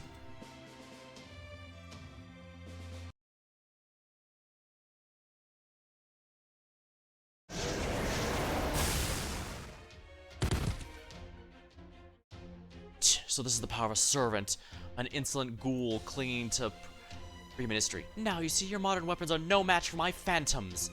Alright, we're still in this thing. I wasn't sure how well I'd do with a servant I have no knowledge of or connection to, but you came through in a big way, Pharaoh Nitocris. Gadok looks great when he's smiling. It's a shame he doesn't do it very often. I should have known a Pharaoh from ancient Egypt would be way better at magecraft than modern servants. Why do I feel cold all of a sudden? You fools can't possibly win. Surrender and beg for forgiveness. Forgiveness? You want me to beg for forgiveness? Looks like we got a tough foreign mage and a phantom tamer. Or how are you gonna handle her, Iskali? It won't be a problem. This is my first battle against a servant, so I was gauging what she could do now that I know she's dead. How monumentally foolish. Almost as if you thought to swim the flooded Nile just because you know how to float. It does seem the voices of the underworld do not reach you, but neither do your weapons to me. If I can't carry your soul away, I'll simply eat with magecraft. I have a perfect jar your remains in once I've wrung the life out of you. Shut up, how dare mere human heroic spirit talk to me like that? I'm Iskali, the king of the Oslame, and one day I'll become the god Tezcatlipoca himself, remember that. And here I was about to say something similar. You say you're the king... Well, I'm Pharaoh of Egypt, incarnation of the Sky God. No human king can hold a candle. What a joke. You're using positions of the divine and human realms to claim strength? Then I wonder if your avatar has any chance of matching me, an actual god. Let's find out, shall we? This divine aura, who are you?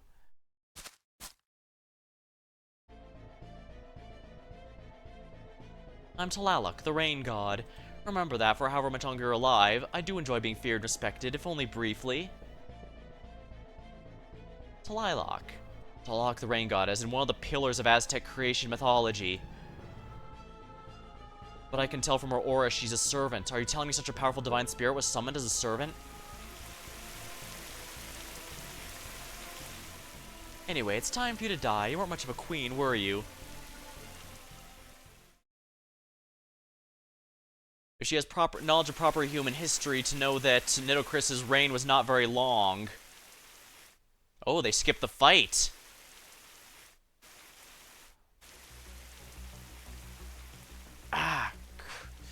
What a joke. I knew countries that make mummies were worthless. You're not gonna finish me off? You'd humiliate me? Those wounds will do the job for me. Enjoy your final excruciating moments. What, not gonna take her art? What a waste. If you don't want to, I'll do it. Brother, I think it would be better to avoid contact with blood from other mythologies as much as possible. Huh? Did you just talk back to me? You, a minor urban god? You, the servant I summoned myself? I wasn't talking back, brother. Unlike myself, your body is made of human. Even though you're the great Tezcatlipoca, if you take too many risks... Oh yeah, I did feel kind of sick after tasting those dead people in India. You're right. Interesting. So he was the grand servant that David had when we first met him back in Lostbelt 4. He was... And here's the big thing. He's a grand servant. That was what we learned back then. David was the only one who somehow managed to summon a grand servant, even though that's not supposed to be possible. But this also means Tezcat is going to be way stronger than anything we can summon. Because basically the way a servant works is the vessel is created and the copy of the servant is summoned into that vessel. The data and copy is summoned into that vessel. It does affect their power to some degree, but it has a cap. That's why even ones as powerful as Gilgamesh can only do so much, because the servant, the container they're in, is only so powerful. Grands, they have a higher cap, so to speak. You really have to be careful about what I eat. You're a good little sister.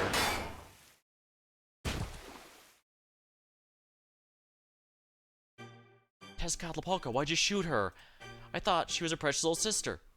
That doesn't matter. Even in families, there's a hierarchy. No exceptions. Anyone who tries to stop a king's actions, even for the noblest, must forfeit their life. This is how the king's rule is maintained. Kings are not meant to be beholden to the typical notions of good and evil. Remember this well, Iskali, since you will one day be both king and god. Interesting. Iskali says he plans to be Tezcatlipoca, but the Tezcatlipoca is right here. Does this one plan to retire and give his crown? Is that even how Aztec mythology works? Does one just retire and give it to someone? Yes, great. I swear I will not let you down. Let's get out of here. Leave Talalak alone. It'll make more than a bullet take her down. As you wish. What about the humans? What shall we do with them? We'll need engineers if we're going to operate this ship.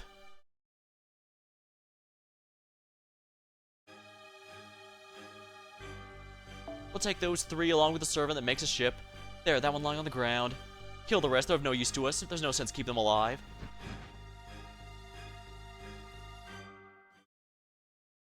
It's impossible for them to be dead, though, because we know for a fact that Olga checked them all. In that case, what are we missing within these several days?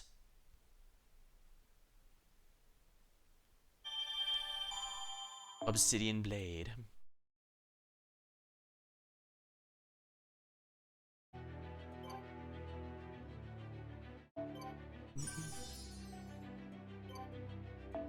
Guns, war, and death. I'm quite eager to keep going, even though I probably shouldn't.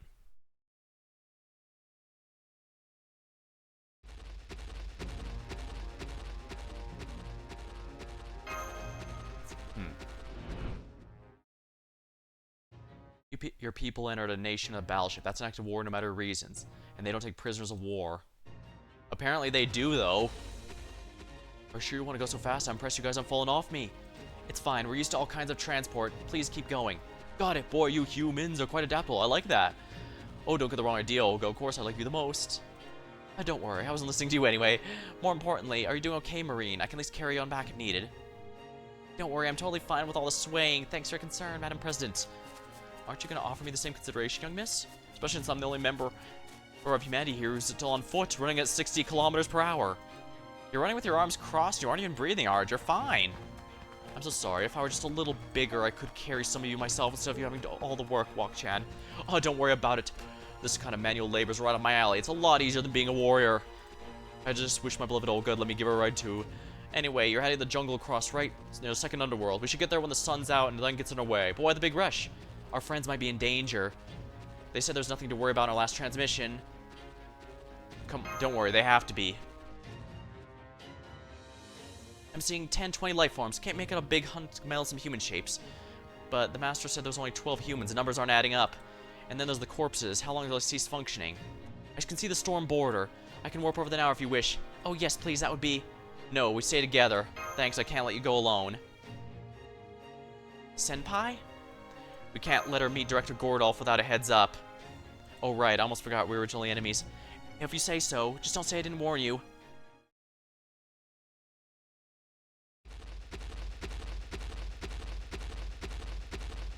I see, so she must have mistaken the Alclame there.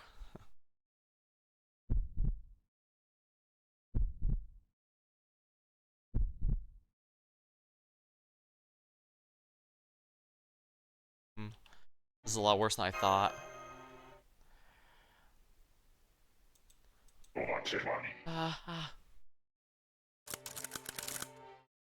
Unfortunately, you've all made the mistake. You've pissed me off.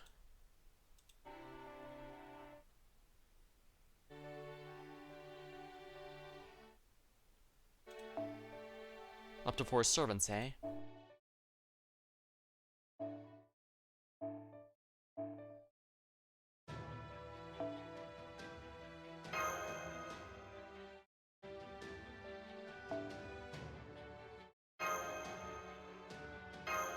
Seems you have all pissed me off. That, I'm afraid I cannot let go unpunished.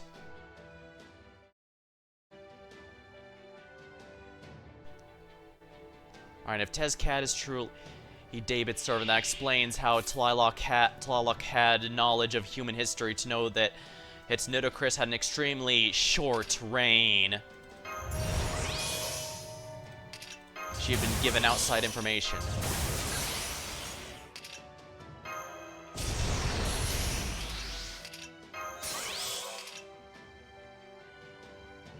Now, what does the overcharge for Reacher do again? Decrease arts resistance. Unfortunately, that is after damage, so if I want the overcharge, I should put that on MASH. I have no need to do this since none of those are divine, but you know what? I do not give a shit. Nobody has any voice lines. I'm glad they put that little detail. It really does add a lot to the scene. No one's even giving their incantations for their noble phantasm. Vitra. Here we go. Vitra, hold nothing back.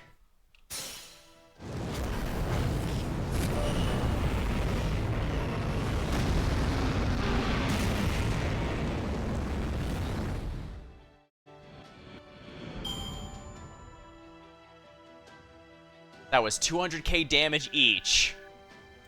Still not enough. I'll have to find ways to push that further.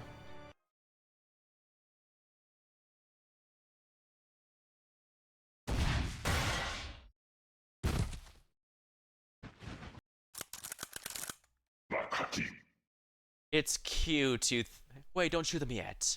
Bloodthirsty fiends, can't you tell you can't kill them? Can't you tell you can't kill them? They were servants. They must be what's left of Chaldea. You're what they call a master, correct? That was some fine commanding, but you have tunnel vision. Otherwise, were you so overcome by your friend's corpses you lost your head? You left her back unguarded, fool.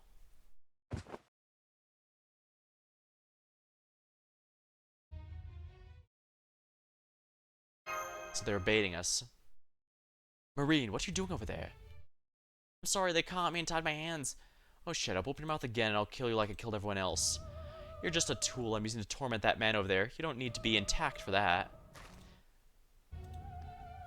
Now hold it right there, woman. One step and I'll kill them all, starting with him. Lucky for you, I'm willing to talk first. Now listen up.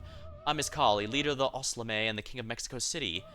What is your name, master? Go ahead, I want to hear it before I kill you. I will even inscribe into Mictlan's chronicles the last dying gasp of proper human history.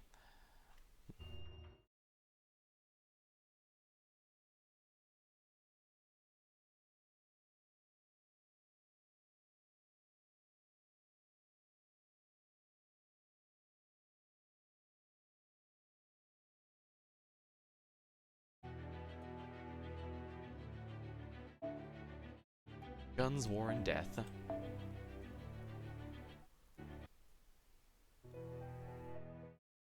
I'm Miss Kali, leader of the Oslame and King of Mexico City. What's your name? I'm not telling you a damn thing. You haven't earned it. So you're refusing, I see. I'm incredibly thrilled to hear that. Truth be told, I never cared about your name. Tezcatlipoca said we should pay respect to warriors willing to risk their own lives, but you're an exception. Why would I owe respect to savages of proper human history who came to destroy my world? Why should I pay respect to the dinos stomping around Mictlan like they own this place? This is war. There's no room for warriors' pride. All that matters is destroying invaders like you. Gah. Listen up. Someone wants to event even start, and I'll kill him. But if you just stand there and do nothing and let us kill you, he gets to go free. I'm a man of my word. Once I make a promise, I always keep it, but the choice is yours. You die by our hand either way. Now, will you do it with the weapon in hand or no? Doesn't matter. The only thing that changes is how painful your death will be. Now let us begin. I look forward to seeing you reveal what monster you are by throwing your comrade's life away.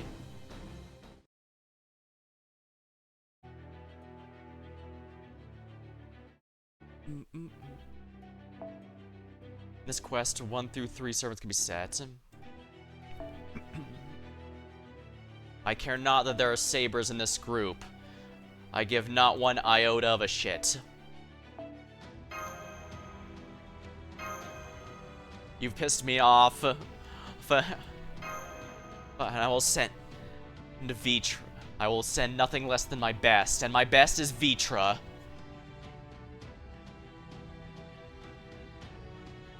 Well, Tamakat's technically my strongest overall, but a 4-star, even at max investment, is sadly not nearly as powerful as a 5-star.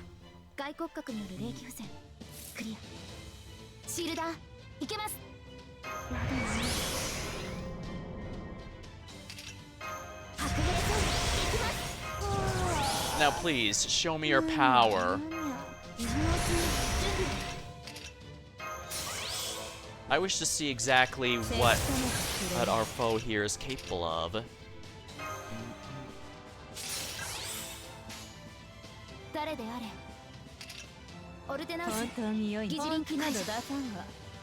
Now please, show me this power so that I can crush it.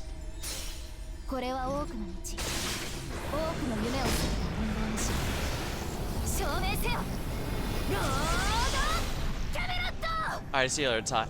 Hey, thanks for stopping by.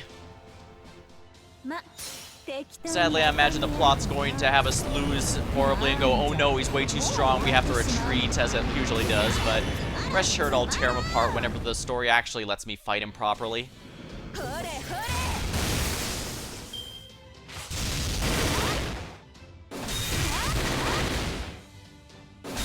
Ah, so enemy AoE attacks also weaken. I don't want to waste an NP here, so I'm going to just go with a Mighty Brave Chain to break this bar. There we are.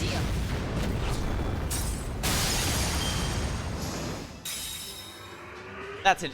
That's easy. I can break it. And yeah, oh yeah, of course. There's no possible way Vitra could not kill him. Remember, she does well over 200k damage even to a single target. She'd break that bar and obliterate him, but now he's just gonna kick our ass and we're gonna be forced to retreat.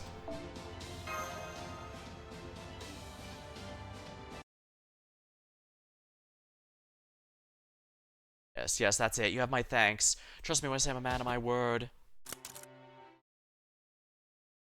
I guess I goofed it up. Sorry for being nothing but trouble to the end. Don't worry about me, and no need to tell the captain either. This kind of thing happens all the time. The Marines were meant to be expendable, well, which is why I figured he wouldn't mind as long as we could stop him.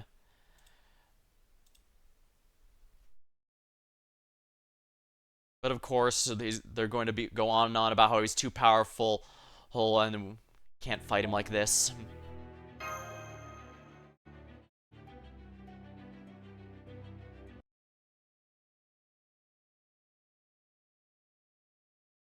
Really? I'll stay behind too. I don't want to leave you all by myself.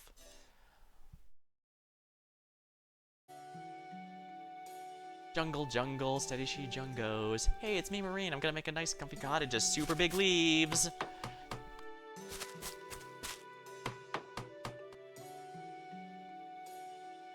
Something bunnying you out? Oh, I see. This cottage is gonna be big enough for both of us. You won't get out of the sun too, right, Yuo? I'm fine. This is not some exposure to be a problem for me. Why'd you stay behind her? Keeping an eye on me? Huh? So you don't mind being alone? Would you rather I left you? No, you're right. It's more productive if you're here. I mean, you're building a cottage and doing a pretty good job from the looks of it. Right, that's because Captain Nemo has a lot of experience of adventuring. Like I said earlier, we Marines are the ones that keep clean, carry cargo, do maintenance, and stand watch. So I'm really good at this sort of thing, and it's really fun too. Oh, do you like hammocks, or maybe you'd like a bath? I could get some stones from the river Protea was in to make a tub. Oh, that won't work here in the jungle. Too bad we don't have a big metal barrel or something. Huh, what's a bath? Oh, it's how we clean our bodies. Everyone always gets real grungy on missions, but there's nothing we can do about that as it happens. All we can do is wait till we take a shower when we're back at the border. But you're not grungy at all, are you? Different story from me and everyone else. It's kind of like nothing could ever get you dirty or tired. Oh, excuse me for being so different from you Earthlings. Why'd you say that? It's great how you always stay clean, so clean. We should try taking a bath if you get the chance. Even if you're already clean, it feels great.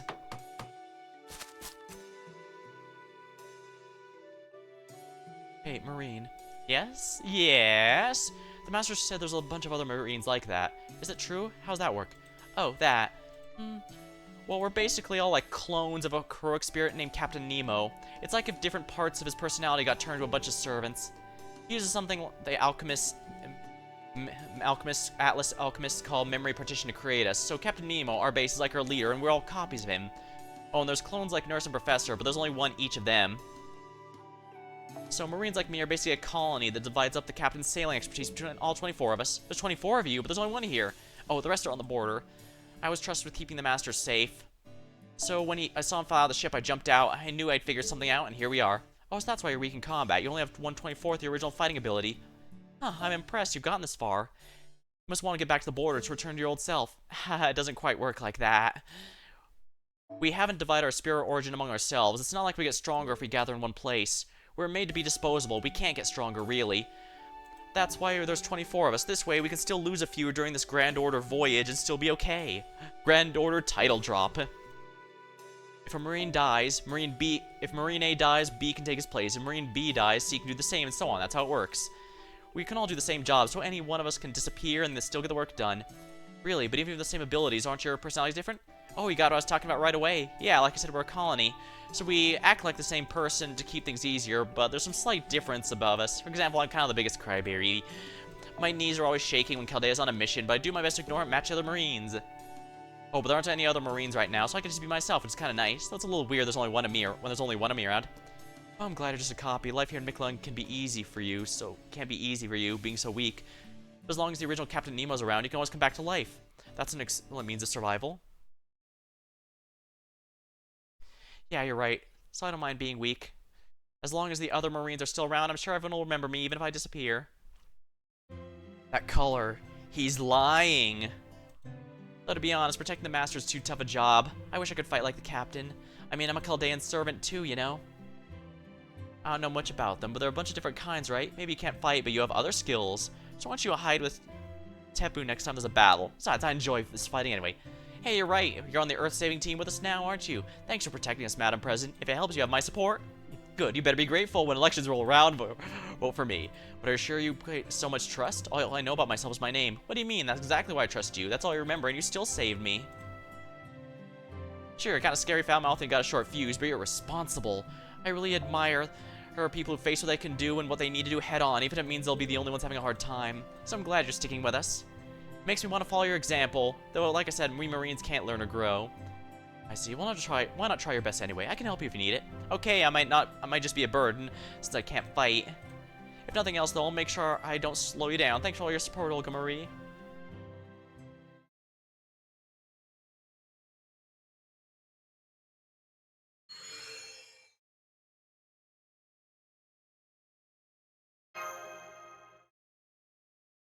What, now you want to kill us?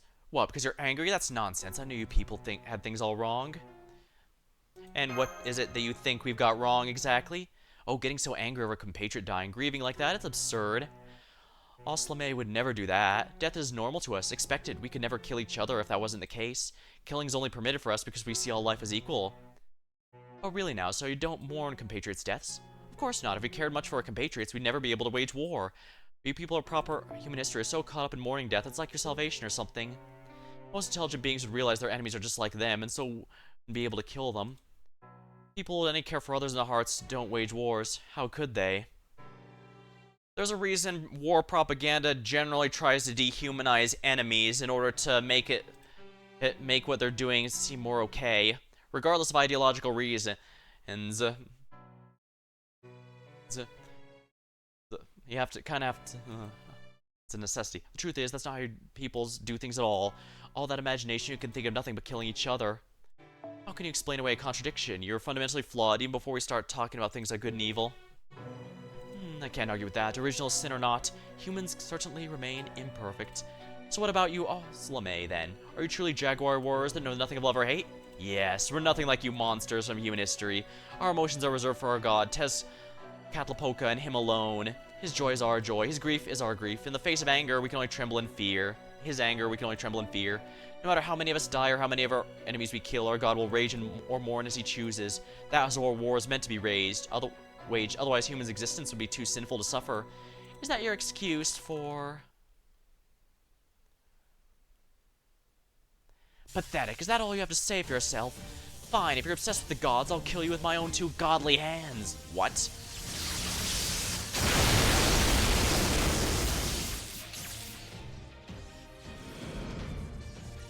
She turned his entire army to dust. Ugh, impossible! Tezcatlipoca himself chose this body. How could it fall apart? Our side is in the right. How could we lose? What world could possibly allow this?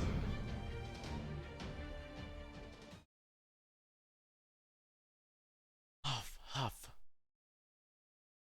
I'm sorry, I went too far. That was no way for the ruler of this planet to behave. So the Marine should be back soon, right? He said there are a bunch of other Marines like him. Right, he said that as long as Nemo's alive, he should be able to come back. I see, so that's what he told you. Then we don't need to grieve. We'll see him again soon, right? She knew he was lying from the start. So, if it spares everyone's sadness over him being gone, he'd rather they all forget him. He'd always put everyone ahead of himself. That's why he had a smile when he lied about coming back to life. Yeah, I knew she was aware of it the whole time. Then again, they did directly say she knew he was lying, and think that after all that, he still called himself weak. Farewell, Crab Marine. You were a servant all your own, and had as strong a heart as any servant could hope for.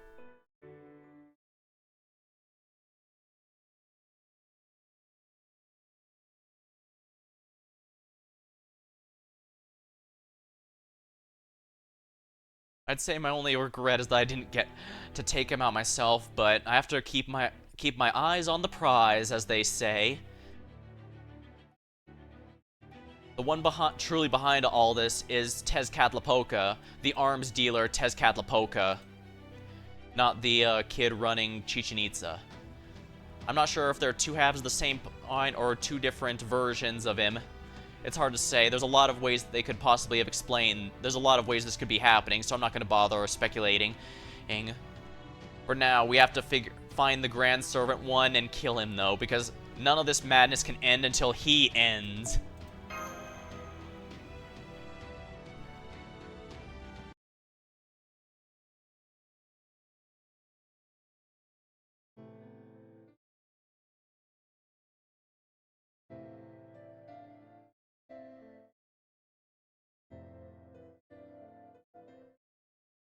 Oh my. Truly awful weather it is, raining in this bright sunny day. I guess we should at least give them proper burial. As unfortunate as it is, I'm afraid this is the reality of our situation. Casualties are inevitable in times of war. Well, at least we have a priest to run the final rites, fake priest or not. We don't yeah, he may be a fake priest, but we don't exactly have the luxury of choice right now. What happened to Marine's a shame, but for whatever it's worth, Kali's physical abilities were about on par with a servant. He hid his presence expertly and struck at the weakest member of our group. Oh, but that should have been me. Of this whole group, I'm the one least suited to combat. Marine would have never taken part in the battle. Why would he do such a thing to a non-combatant? Being Dinos, you and Wak-chan are as strong as a typical servant. You just have no will to fight. If you change your mind and decide to defend the others, you would be a formidable obstacle. On the other hand, Marine had the necessary will to fight, but lacked almost any capacity to actually do so. In war, the most effective is to attack those providing support from the rear, unable to defend themselves. Right, he went to the back line and hit the support and healer before anything else. His colleague did exactly that, much like someone from a proper human history would have. And the result is as we see. Marine's gone and the staff above the border. Hey look, the master here, welcome back. Right, each one is swapped out whenever another dies. Right, they got the dinosaurs with them, but I'm not gonna worry about that. Commander Gordolf, Gordolf! Keep it down, will you? Do you want the to start attacking us again? Hey, it's you two, you're okay. Did he make a fake body? Oh, right, I suppose a rather grisly sight must have given you the impression of quite a tragic end for us all. But take a closer look. What seems to be our dead bodies is nothing more than in truth, nothing more than magecraft trickery. Not to say we didn't come dangerously close to winding up like that, mind you. Fortunately, between our natural luck, good karma, and not a little quick thinking, we got out alive. Then we barricade ourselves in the border's hangar, since its armor is heavy enough to stand up to even most servants. For the next few days, we fended off the reckless assault, and just when it seemed like we were about to run out of rations and starve to death, we heard a booming thunderclap. The Marines were outside to see what happened. Here we are. I never dreamed you two would be responsible for it. Well done, getting rid of the Oslame, my boy. Once again, your experience as a master and servants paid off tremendously. Not at all. I'm just glad to see you handle things so well. Senpai and I have been out of our minds with worry ever since we heard you might be under attack. That's a huge relief, but it looks like there was another battle. Well, that would be because when someone was kind enough to swoop in and save them when Oslame had them surrounded. A certain mysterious beauty led us off Lostbelt when she sensed humanity was in crisis. And erased the jungle on a motorcycle, arriving just in time to blow them away with their special ammunition. Koyanskaya of Light. That's right, this is the handiwork of one Tamamovich Koyanskaya.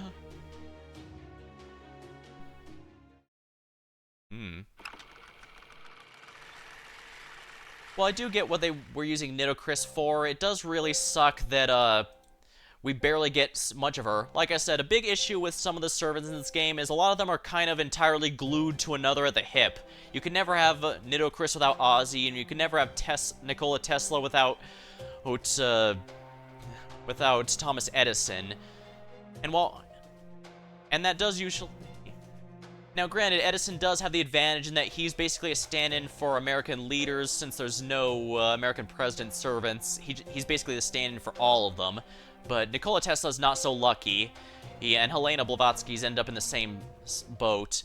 And Ozymandias does have the benefit of being from Fate Prototype, so he does have some crossover nostalgia value there, but Nitocris does not, so... And believe me, I was pretty disappointed when I did Nito's interlude and found out it was basically an Ozymandias interlude. Although I'm told that Ozzy's interlude is also basically a Nitocris interlude, so... Yeah, you can kind of get why I'm upset that we didn't get to see much of her at all without being glued to Ozymandias at all times. And yeah, Cleopatra kind of has the same issue as well, because anytime she's there, she has some repetitive jokes with Julius Caesar. Wait, you're residents of this lost world, yes? We're Chaldea and we come in peace. I'll admit we haven't always been in a position to coexist with the other Lostbelts, but that's not the case this time. Our only objective is to destroy the entity known as... to investigate and destroy the entity known as ORT. We have no wish to fight, only engage in peaceful discussion. So you still want to negotiate with us even after we killed one of your men and taken some of your compatriots away? Heartless, I like it. You know how to weigh the lives of those under your command, and that makes you a strong leader like me. Don't you dare compare us. I'm just doing whatever I can to get to the infirmary as soon as possible. The dude was shot in the forehead and the heart. That's not exactly easy to recover from. Oh, good. Lower your guns, will you? As you can see, we're unarmed, and we can't have a proper discussion at gunpoint. Oh, but you're still a blonde outsider, so die before you learn any more of our world.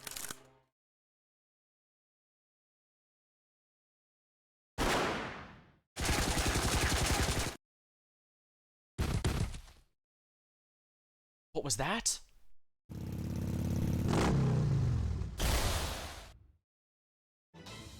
It's you! Long time no see, Your Excellency. Lucky for you, I, Coin Sky of Light, sensed Chaldea's crisis and come to provide my services.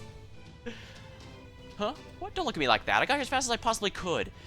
Another servant. Never mind for now. Kill her for now. Kill the humans first. My, I see Tezcatlipoca trained your soldiers well, but... It seems he didn't provide you with much of a variety of modern weaponry. I'm surprised you don't even have a single smoke grenade. What's the meaning of this coin sky? How can we trust you not to shoot us in the back? Save the questions for later. Right now, I think it'd be best if you evacuated. Thanks to these darling rabbit ears of mine, I'm already up to date with what's going on. It's unfortunate I couldn't rescue all of you, but on behalf of NFF Services, I'll make absolutely sure you don't suffer any more losses. Can't sit here and say Koyan Sky hasn't been a massive improvement to my roster ever since I got her. And there you have it. Koyan Sky once attacked the Finis Chaldea and has been the enemy of Novum Chaldea for a long time. We eventually defeated her immature beast form in Tunguska, thereby ending our long feud with her. While the reasons for this evil beauty's sudden decision to save us will forever remain a mystery, even self-respecting beast knows favors, however small, must be repaid. That's the whole reason I became a servant. I'm here to put you to debt and make money off you. Is it truly so hard to believe my pride might lead me to assert dominance over you by ensuring you owe me at least twice as much as I owe you? I'm nodding as if to say absolutely believable. Right, we were cut off from Chaldea during the events of Tunguska. It's not a particularly great story chapter, but it's absolutely necessary for story progression, so. Unfortunately, I was away for most of the raid, so I had to do the main interlude version of it, but they did helpfully at least recap the story. Personally, I appreciate her considering a debt to repay, because I think she got off surprisingly easy, given she was trying to destroy humanity for a problem that wasn't even humanity wasn't even responsible for. Like, I guess she's the embodiment of Gaia's wrath, basically, but come on. The destruction and the event that caused her to exist wasn't even caused by humanity. But yeah, I know. She didn't know it at the time, and it took a time, but that was already after she caused all that death and destruction. Not to mention she was horribly sadistic in all the previous Lostbelts. Ah well. She's in my Chaldea, and I can make sure she pays back that debt. Every single one.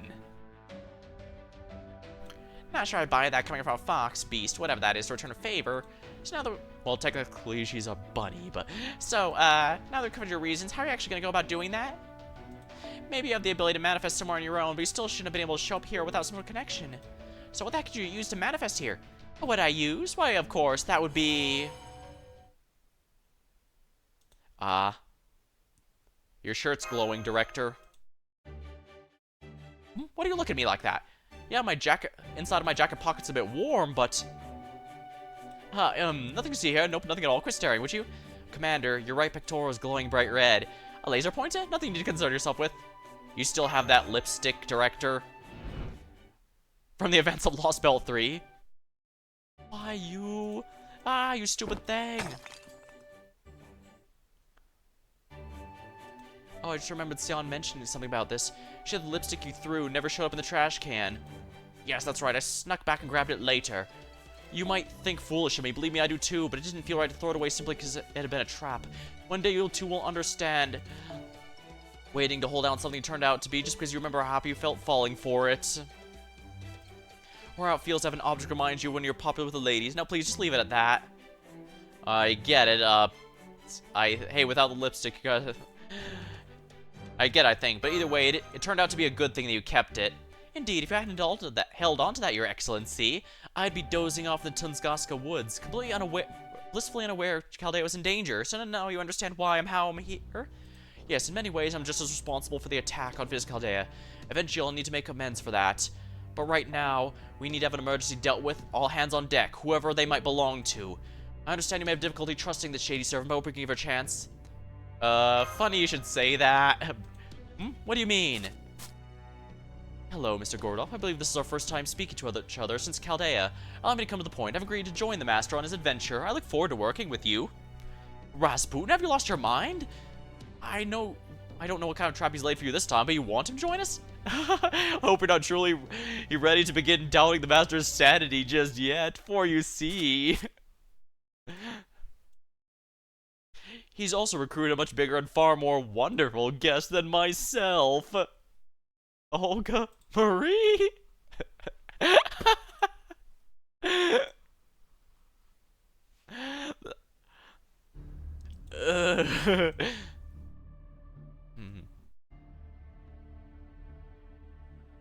What in the world are you two thinking, bringing our greatest adversary with you? Rasputin, I can understand. Truth be told, I thought he was the most reasonable of the disciples. But Olga Maria of all... honestly, I strongly disagree with Kirei being the most reasonable of all. Don't you know that she... Well, you know about that. Amnesia. So you say she only remembers her name and having coming from outer space. As long as we don't tell her she's the foreign god, we might be able to reconcile. That's preposterous. I don't care how many times she's helped you. I'll never accept her. I don't trust her. A zero-dial friend. Sure, we might be able to avoid jogging her memory, but know that I will be taking appropriate measures against her. Understood? Don't say foreign god. Don't say foreign god. Don't say foreign god. And that's everything that happened to us since we arrived, Director Goldov. Foreign god. Why'd you say that out of nowhere? I don't know. And the moment Tepu is touring the border, Wak-chan is outside resting up. I see. Normally I'd congratulate you on a job well done, but as you can see, things are in shambles here. First of all, the storm border is completely wrecked. Mysterious militia abducted Da Vinci, Scion, Kadok, and Captain Nemo. At present, only 9 of the staff are on the border, myself included, as well as 15 members of the Nemo series, which are now acting independently. These include the Marines, nurse, baker, professor, and engineer. Finally, we have Koyansky and Nitocris, who's slowly recovering from fatal injuries. We're 26 personnel in all. Until now, we weren't able to use either the command room or the infirmary since we were holed up in the hangar. But thanks to you, we can now. Of course, this doesn't do us much good since we don't have the power restored. 26 personnel. What, you think I got the count wrong? I didn't. That's still 12 kinds of beings, right? Wait, were you counting the whole Nemo series as a single person? Of course, I mean, they're all the same spirit origin, right? So I saw them as part of a single servant. Ah, so she was correct when she said she sensed them. I thought maybe she had mistaken, but no. We met the Ocelot people before, and that means she would have been able to tell if there was a difference. Though it don't seem that way now. More importantly, what's the meaning of this? This isn't what you told me at all. I had the impression Caldea was an organization dedicated to saving Earth, which is why I agreed to help. So what's with this guy? Why is he hostile? Does it mean Earthlings are too stupid to realize how great I am? Hey, look who's talking. You just declared as our president Earth. We'll never rely on aliens for aid. Besides, who do you think did this to the storm border? Huh? I don't understand. You're aware of rule this planet, but you're defying me. This makes no sense. More importantly, I can't let what you said about the storm border pass. What did do this to the ship? Tell me who it was. I'll get them back for it. Is she serious? Young mistress, given the command to Gordolf's position, we can hardly blame him for being wary of us, since we did join the journey only recently. Perhaps assistance offered in good faith would help with the trust. Oh, well saved, father. How nice having these devilish oratory skills on our side for once. My presence alone should be more than enough to warrant trust, but okay, I'll take your advice. What do you have in mind? I passed by the infirmary on the way here and couldn't help but notice a member of staff in dire need of treatment. Huh? You mean you can save him? Help him? Can you save his life? I can't say anything for sure without taking a closer look, but I have faith in the Lord. Treatment. Did somebody get injured? You didn't mention them earlier. Yes, just one. I didn't mention it because the injury's so minor you didn't need to know. Alright, father. Hurry to the infirmary at once, see what you can do. Well, why aren't you moving? I am Lady Yu, Olga Marie's butler. I cannot work without her permission. Ah, so this is your game, damn wolf and priest vestments. Fine, you win. Olga Maria, I accept your help on behalf of Chaldea. At this point, I'll make a deal with the devil himself if it would save that man in the infirmary. Please get the wicked priest of yours to work. I'm not sure what's going on, but you just want me to order him help? Okay, butler, please do what you can to help the guy. As you wish, young miss. I shall draw upon the power of the spirits within me. Balu the moon, and Envoy the night, who once offered humans a chance of immortality.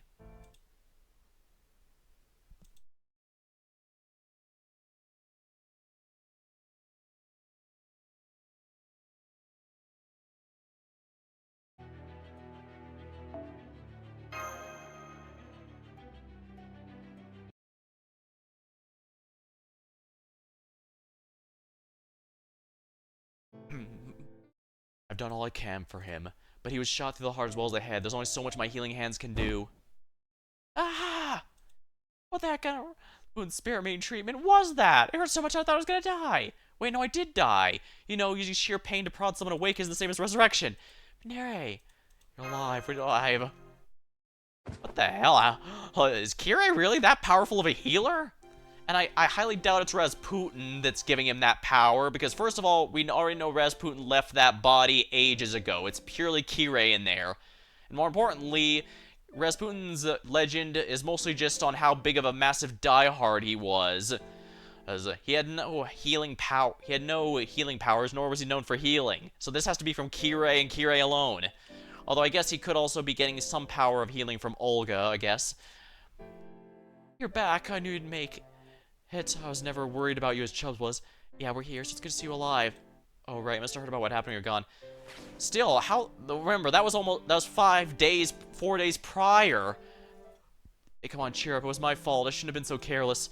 I forgot we were fighting war on 2 fronts. You in the field and us in the command room. Now, I know how all your narrow escapes from death feel. And don't beat yourselves up for this. None of us want that. Wait, what do you mean? All of us in the staff have the same goal since we're still at Phineas Chaldea. Make sure the new guy became the master before learning left from right gets back from safely. That's always been what motivated us. When I say gets back, I don't mean Chaldea, I mean where you originally came from. Well, at first it was just something the doctor always said, but eventually it became everyone's goal. And that goal kept us going even when things got tough. Back when the whole world was burning during the incineration of humanity, when Chaldea's base was all that was left in void space, some of the staff got so bummed we thought about giving up on everything. When we saw you and Mash, the 2 newcomers, standing strong in singularities, we realized we couldn't put it all on you. And so after you guys put an end to this incineration of humanity, we couldn't have been prouder. That was when we decided that our job was always going to be support you two, come hell or high water. We didn't always get along, plenty of difference in experiences, cultures, priorities for our job, even rivalries with other factions within Mage's Association. But these days, we're so proud of you two that we end up becoming great friends. So please, don't feel bad just because one of us got injured. Not that I don't appreciate it. But we really don't want you thinking you weren't strong enough or agonizing about how you could have done better. We're all doing the best we can at the time. Minoru's right. The best thing you can do is give a recovered patient is a smile. But for now, I think it's best if we got more rest. At least your vitals are back to normal, okay? Nurse, you were watching over me this whole time? Well, I mean, of course, it's my job. I've been splitting my time between you and Nitocris. 70-30, really. Oh, and I'm 7-30? That tracks. Master, the director wants to see you. Please go to the command room as quickly as you can.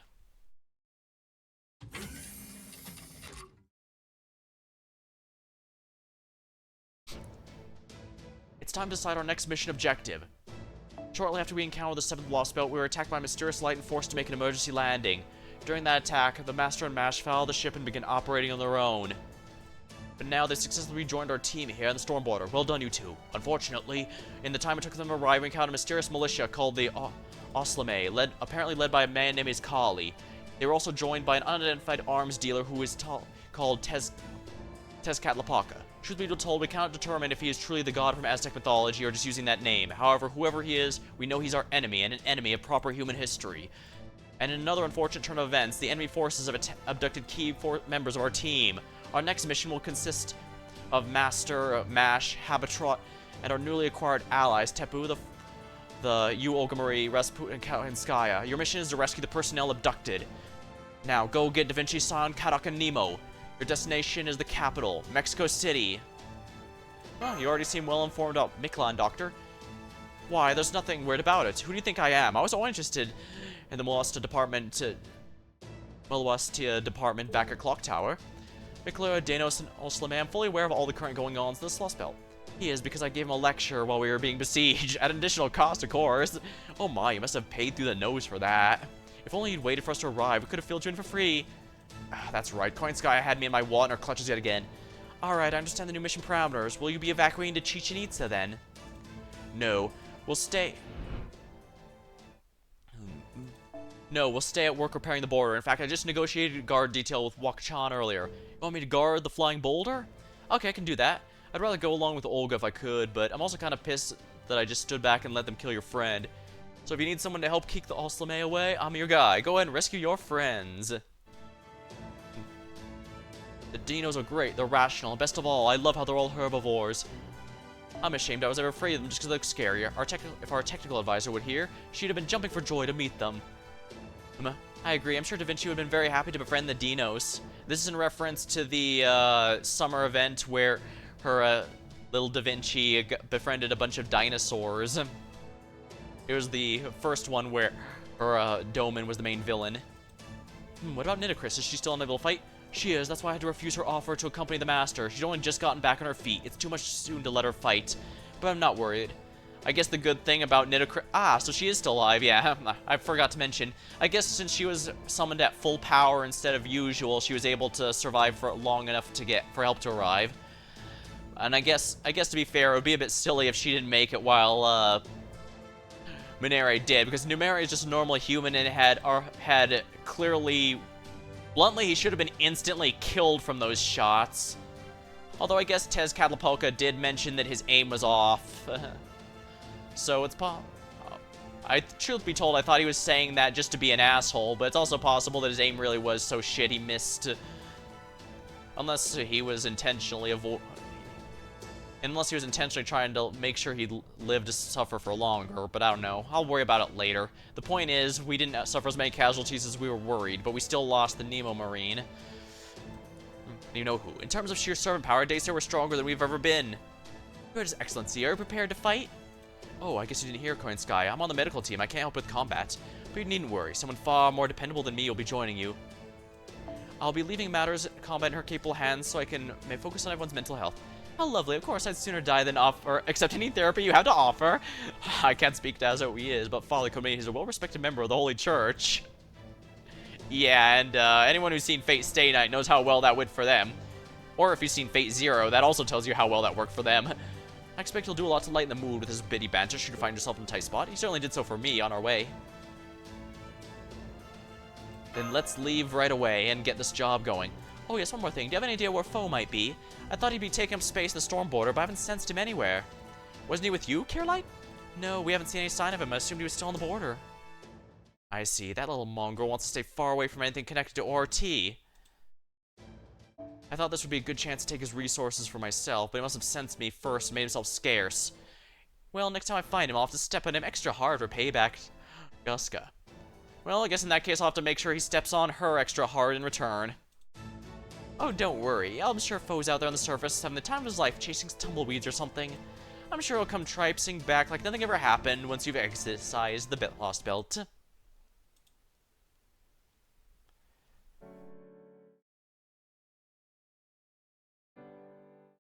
Wow, genius. I can't believe how well you've mastered all of our tools, Tepu. Okay, please make sure you give the captain that medicine spell designed to reinforce his spirit origin as soon as you find him. Take care, Tepu. We're counting on you to help the captain. Oh yes, I understand how to humble magecraft now. I'll do my very best to save Captain Nemo. You don't seem too thrilled about this. Your green waves were clear and pure, but now I see ripples in them. Are you opposed to going to Mexico City? They do say it is the Oslame's capital. No, I have no objections to the Master's plan to rescue his compatriots. It's entirely reasonable, though I'm a bit worried about having to cross the second underworld. And what's got you down? Good question. Marine was right. The other Marines are just like him. It reminds me a lot of the Dinos. Even when an individual is lost, the species remains intact. It's the same with Marines. They haven't been lost. They still continue to exist. And yet, I still mourn his loss. He'll never hit me with his little fists again. Oh, I was wondering where you guys were. Oh, yes, Professor's been sharing her knowledge with me. I also know about your mission. You are going to Mexico City to rescue your compatriots, yes? I may not be of much help, but I'll be happy to guide you there. What about you, Olga Marie? Now that the Master and I have all reached the border, your initial objective is fulfilled. Good question. That Gordolf human does get on my nerves for some reason. Oh, does that mean you're not coming with us? Okay, yeah, okay, you obviously still need my power. Of course I'll help you rescue your friends. I'm practically you, Olga Marie of Chaldea now. Let's get this rescue operation back on track. Next stop, Mexico City in the 5th Stratum. When I'm through with it, those ocelotl bastards will think their capital was hit by the mother of all natural disasters. It could probably be used being hit by a calamity from the 6th belt, that's for sure. Oh, hello, priestess. Don't worry, your master is working with us. We're surprised too, but don't worry, we're all on the same side for now. Yeah, I think this will be a good time to call it now that we completed a major piece of the story and another one coming up.